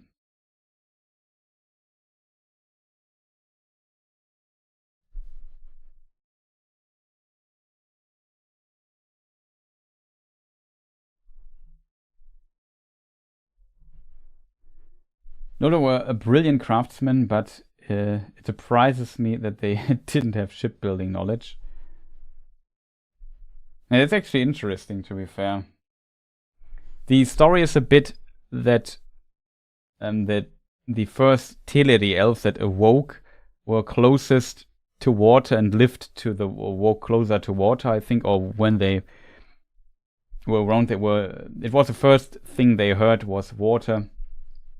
If I remember correctly, that was potentially true for a lot of elves, but especially for those, and then they later also spent their or built their, I don't know, first dwellings close to water, and as a result, they wanted to explore that and became great shipbuilders. That's why, for example, Círdan is also a Sindar elf, and he's also, originally he's one of the Teleri, to be precise, but he did not complete the journey, so we could count him as a Sindar. And yeah, Círdan means shipbuilder, so yeah, he was shipbuilder the shipbuilder.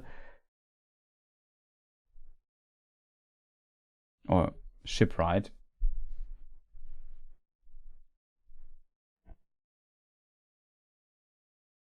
Interestingly, if you think about our good old friend Eärendil was of course half-elven. His mother was Idril, and Idril was the daughter of Turgon, and Turgon was later High King of the Noldor. So I would, if you count good old Eärendil towards the elves, then you could say, yeah, Eärendil was definitely more a Noldor than, I don't know, a Sindar. As a result, you can make an argument into the direction that he also learned shipbuilding, and he was a Noldorin shipbuilder then.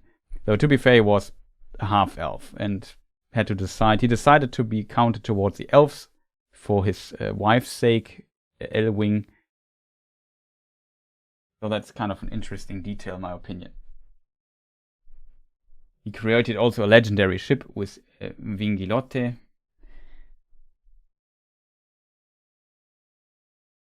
Yeah, originally the Noldor elves, I think, were called gnomes. That's actually true.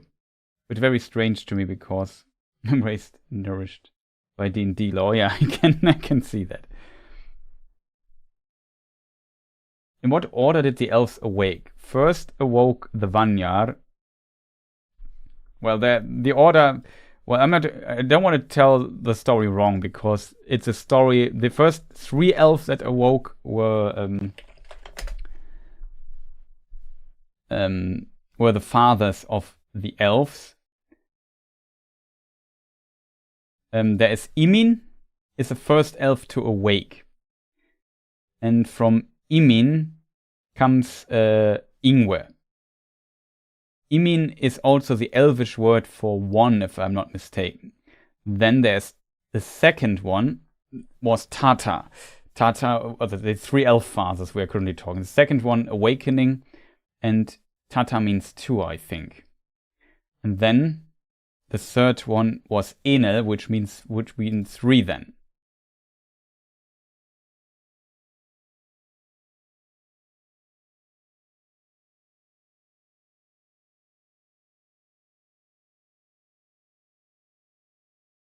Though it also means in the middle between, but it's a bit complicated.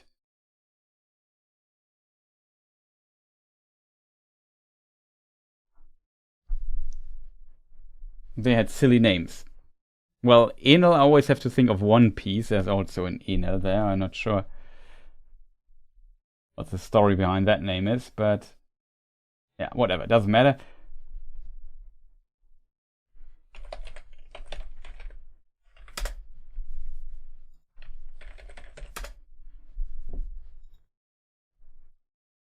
Yeah.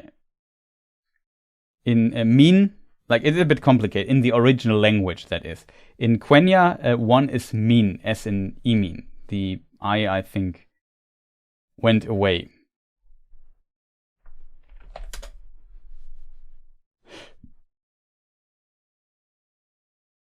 Atta is in Quenya 2. The dude's name was Tata. So the T kind of went missing, and 3 must be also kind of similar to Enel in some way. Nelde is 3 then. And yeah, in the primitive Elvish, it's Enel. That's kind of the root of the word.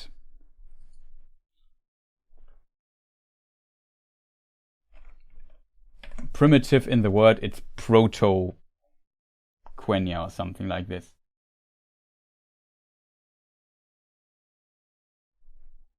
Yeah, so those awoke first, and there's a certain order of it. Unfortunately, I don't know it out of my head. But the first elf awoke was a Vanyar, which were the beloved...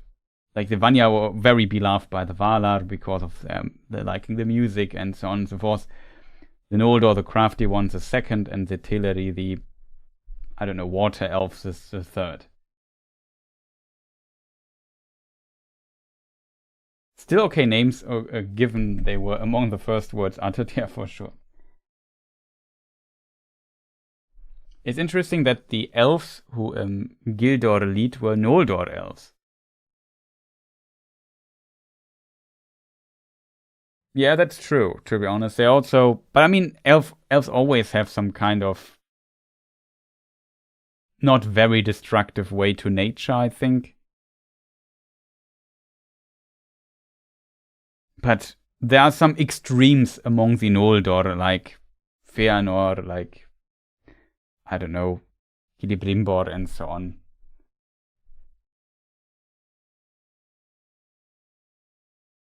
Novelty-seeking, mentally agile, brave, reckless, without regret.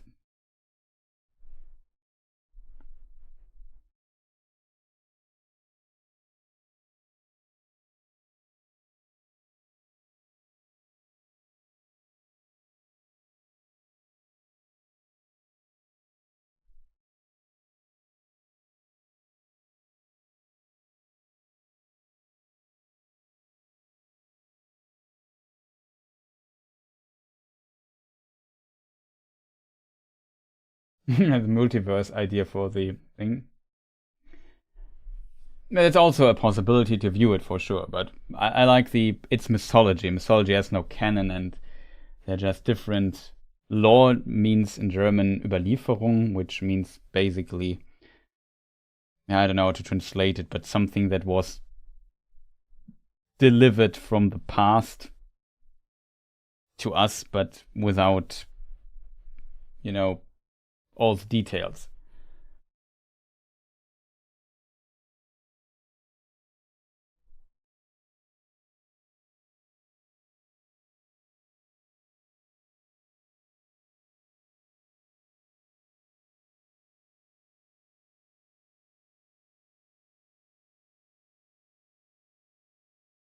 Which ones did he snatch up? That's a good question. I'm not sure. Potentially some from every kind.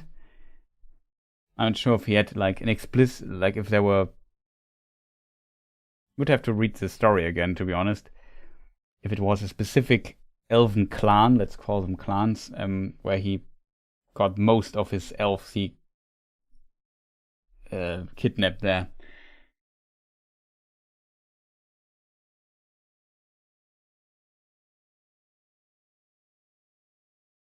I have a vague feeling that not a single Vanya was among them. They were sort of, yeah, you might be right there. Maybe no Vanya.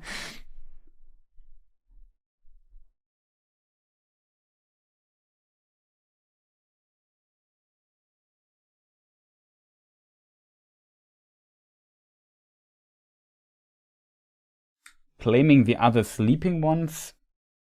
Yeah, there was like a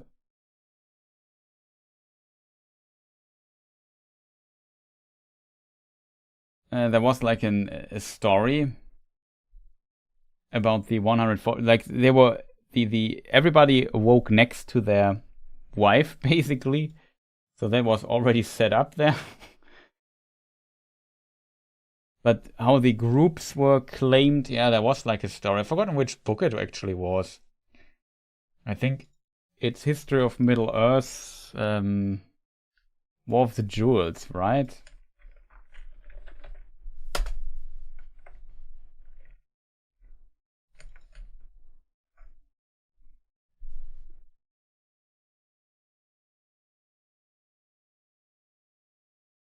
Yeah, it is also said of the small clan of the Minya, of the elves of Imin, none became Avari, so refusers. The Tatyar were evenly divided. The Nelyar were most reluctant to leave their lakeside homes, but they were very cohesive and very conscious of the separate unity of their clan. So that when it became clear that their chieftains Elwe and Olwe were resolved to depart and would have a large following, many of those among them who had first joined the Avari went over to the Eldar, where then be separated from their kin.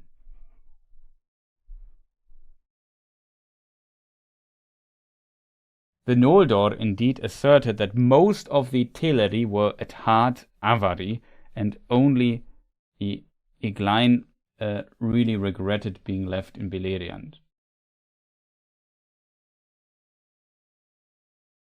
Eglain would be the Cinder, I think.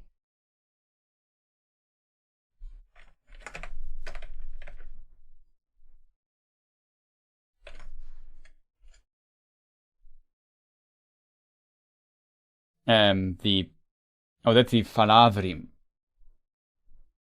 Iglarest, yeah. That's the Cinder Elves of Círdan, basically, who liked shipping.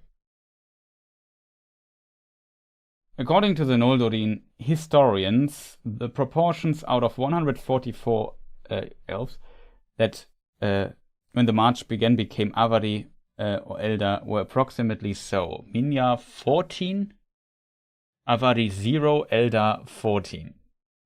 Tatya 56, Avari 28, Eldar 28, Nelia 74, 28, Eldar 46, Amanya Teleri 20. Cinder and Nandor 26.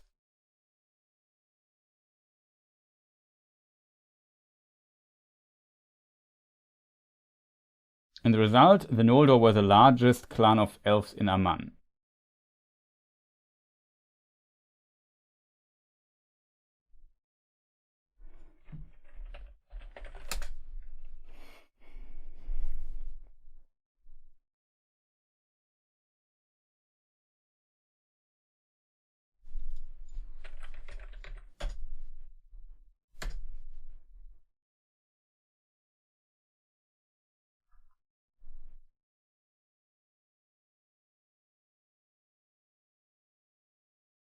Yeah, Imin, Tata, and Inel awoke before their... Wait, I have to look up the word.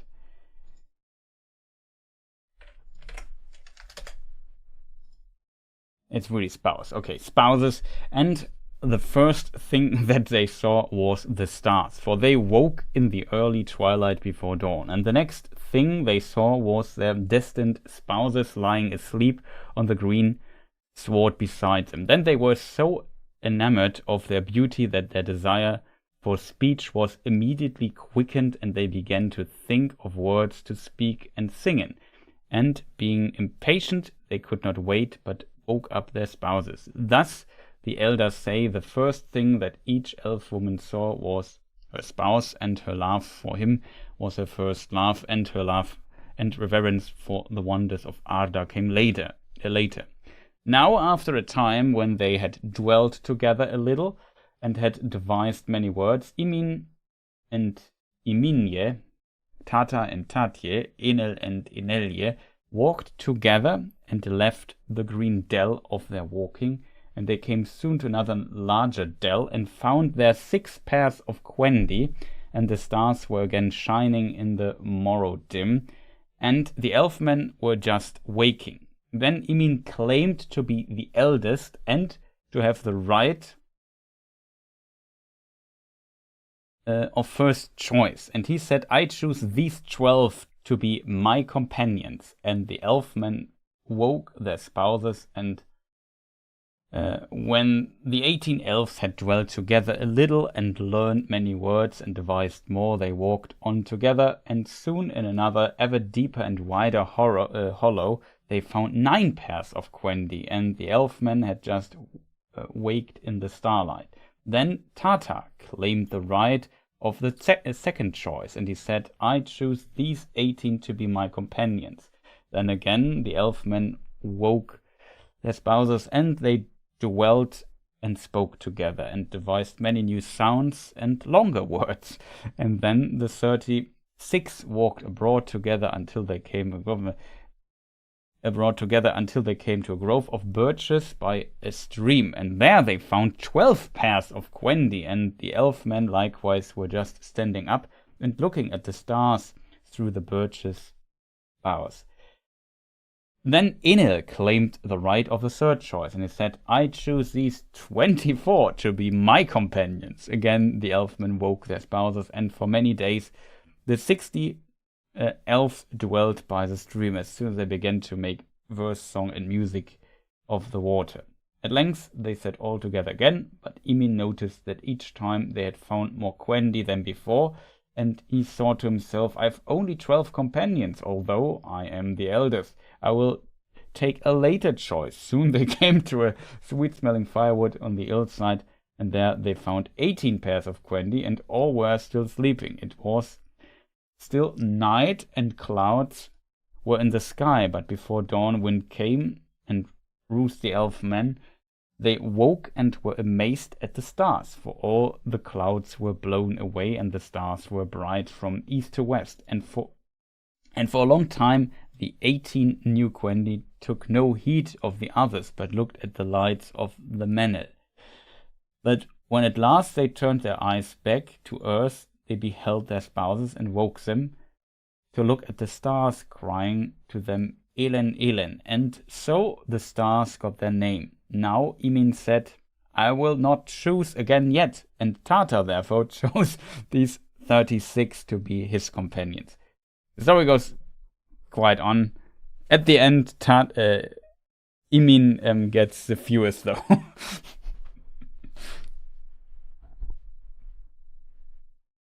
Yeah, but this is kind of the story how this goes.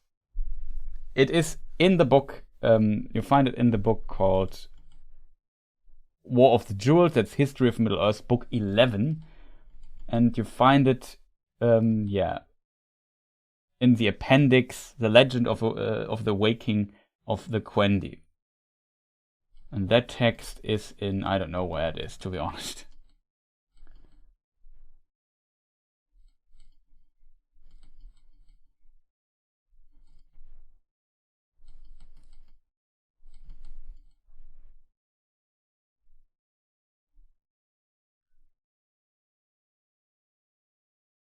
Well, it's the very end of the book, basically. There's like a section of appendices that adds to all of this.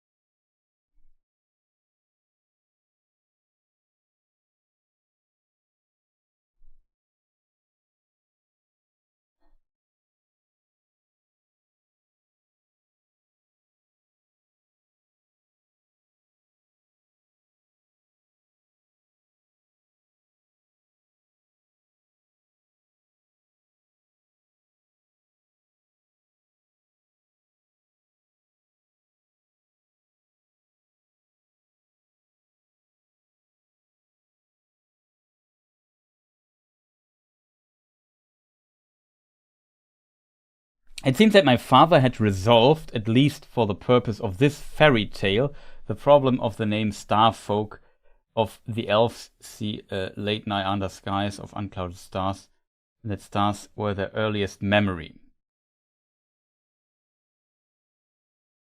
But yeah, it's kind of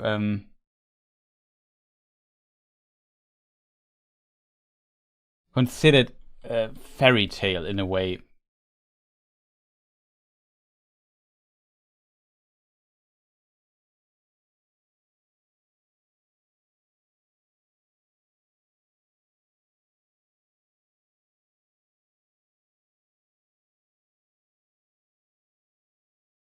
Yeah, actually written in style and simple notions to be a surviving elvish fairy tale or child's tale mingled with counting lore. Corrections to either copy are taken up in the text that follows. So very interesting.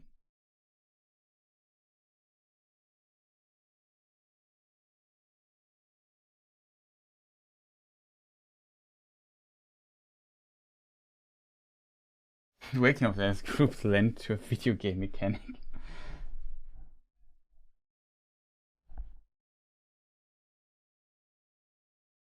Trev companions from even make him elven Jesus, I guess. Wow.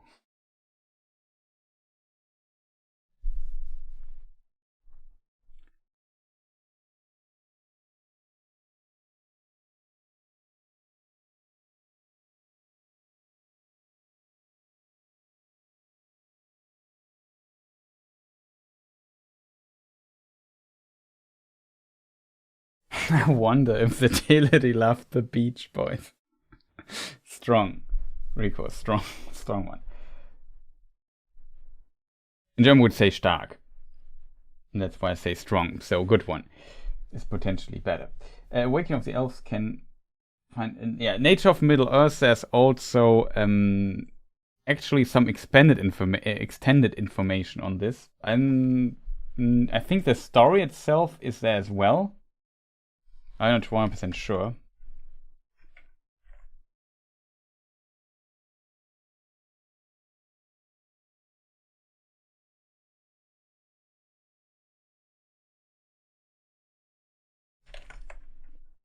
Just double check. Yeah. The complete summary, yeah. Eldarine traditions concerning the awakening. And then I think the whole text you also find if you have Nature of Middle-earth, there's also the text in it. Thank you for the hint. Should speak into my microphone here, I guess.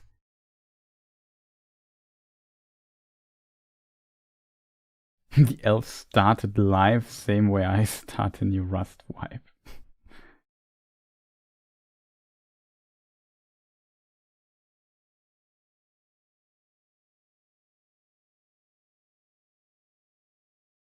You have gathered more servants.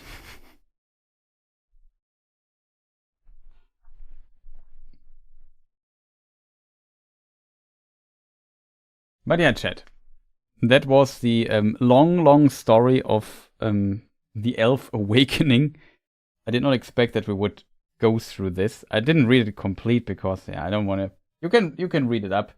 It's kind of interesting. I just found it interesting that Emin said, no, this time I won't take these 18 people. I wait to get more people later. And in the end, he has like the fewest of all. I find it's kind of funny. This kind of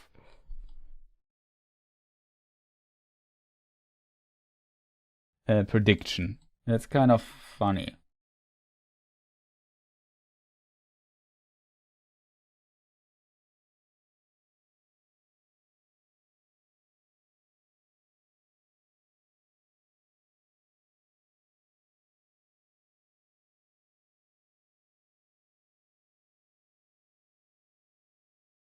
Yeah, here at the end, maybe I should read the end story. At length, Emin said, "It is now." Again, it is time now that we should go on and seek more companions. But most of the others were content. So Emin and Eminye and their 12 companions set out, and they walked long, day by twilight in the country, about the lake near which all the Quendi had awakened, for which reasons it is called Cuivienen, but they never found any more companions, for the tale of the first elves was complete. And so it was that the Quendi ever after reckoned in 12, and that 144 was for long their highest number, so that in none of their later tongues was there any common name for a greater number, which is strange. And so also it came about that the companions of Emin, of the eldest company of whom came the Vanyar, were nonetheless only 14 in all, and the smallest company, and the companions of Tata, of whom the Noldor were 56 in all, but the companions of Enel, although the youngest company, were the largest. From them came the Teleri, the Lindar, and they were in the beginning 74 in all. So yeah, that's kind of how it goes, chat.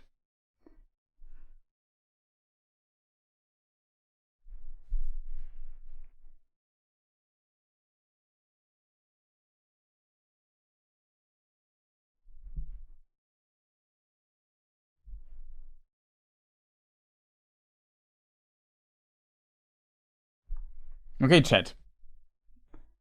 We have crossed the 4-hour mark this time, and this time alone. Not sure why I phrased it like this, but it sounded fitting to me.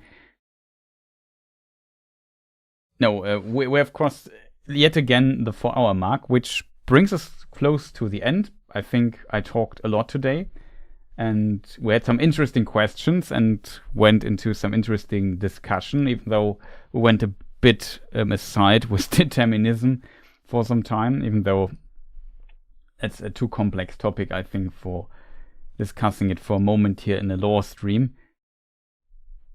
But yeah, I hope you enjoyed the stream so far. And it's late for me, so I can go to bed soon. That also would be not that bad.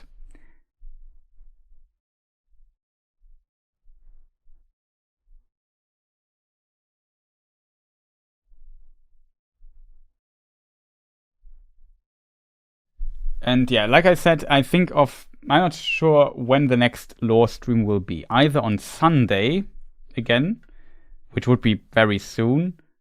I think more likely I move it to Tuesday, so we have a little bit more distance and your people can think about new questions or something.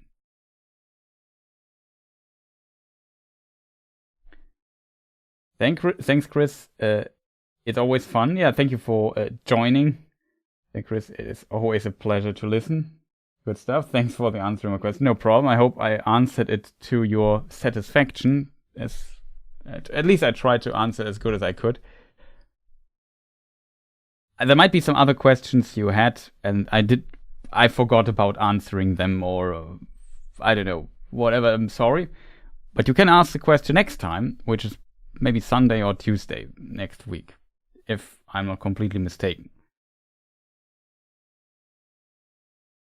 So before we end the stream, of course, I think today I rendered the credits. I hope well, at least I composed them. Not sure if I actually rendered them. I rendered them actually, chat. That's kind of new. And I hope everybody is Excuse me, I hope I didn't check if the file works, to be honest, but we'll see. Well, it seems to play at least. So yeah, here are the credits, of course. Thank you people again for your support. If you haven't pressed the like button yet, maybe do this now. Maybe subscribe if you enjoyed this little stream here and you haven't done this yet, though I think that's very unlikely. And further, maybe leave a comment on the VOD, so this stream here will be available for future generations as a VOD. As always, basically. And yeah, if you watch it there offline, so online but not live, that's what I mean. You can feel free to leave a comment, always helps. Maybe check some of my old stuff and so on, like lore videos here on this channel. It's always also nice. As said at the beginning of the stream, if you followed me on Twitter, I don't have a Twitter or /X account anymore, so that's definitely a thing. I don't know, Instagram and Blue Sky and whatnot is now used. Also, of course, here on YouTube there are notifications. Only 4.5 hour. That's like a medium stream. Sorry. But I think it's a good point to end the stream here before more questions get in and I basically lose it. So there's that. And I enjoyed it though. Glad to hear. Glad that you people like the stream. Thank you also to, like, you have seen the long list of supporters who have like a channel membership or subscribe to Twitch in some form with Prime with normal subscription or with connecting the Amazon Prime account to the Twitch account and whatnot. So much appreciated. Thank you for all the help, support, friendly and nice words. And I hope you enjoyed this. I wish you a fantastic rest of the day or a rest of the evening, a good night, sleep well as well in case it's late for you as it is for me. And see you people most likely next stream then. Like I said, either Sunday or Tuesday, something like that. Shout outs, yeah, to all of you people, even if you just watch here, write in chat, press a like button, write comments, stuff like that. Everything helps and is much appreciated. Very nice of you taking the time for all these actions. So thank you also again, and see you people next time. Goodbye.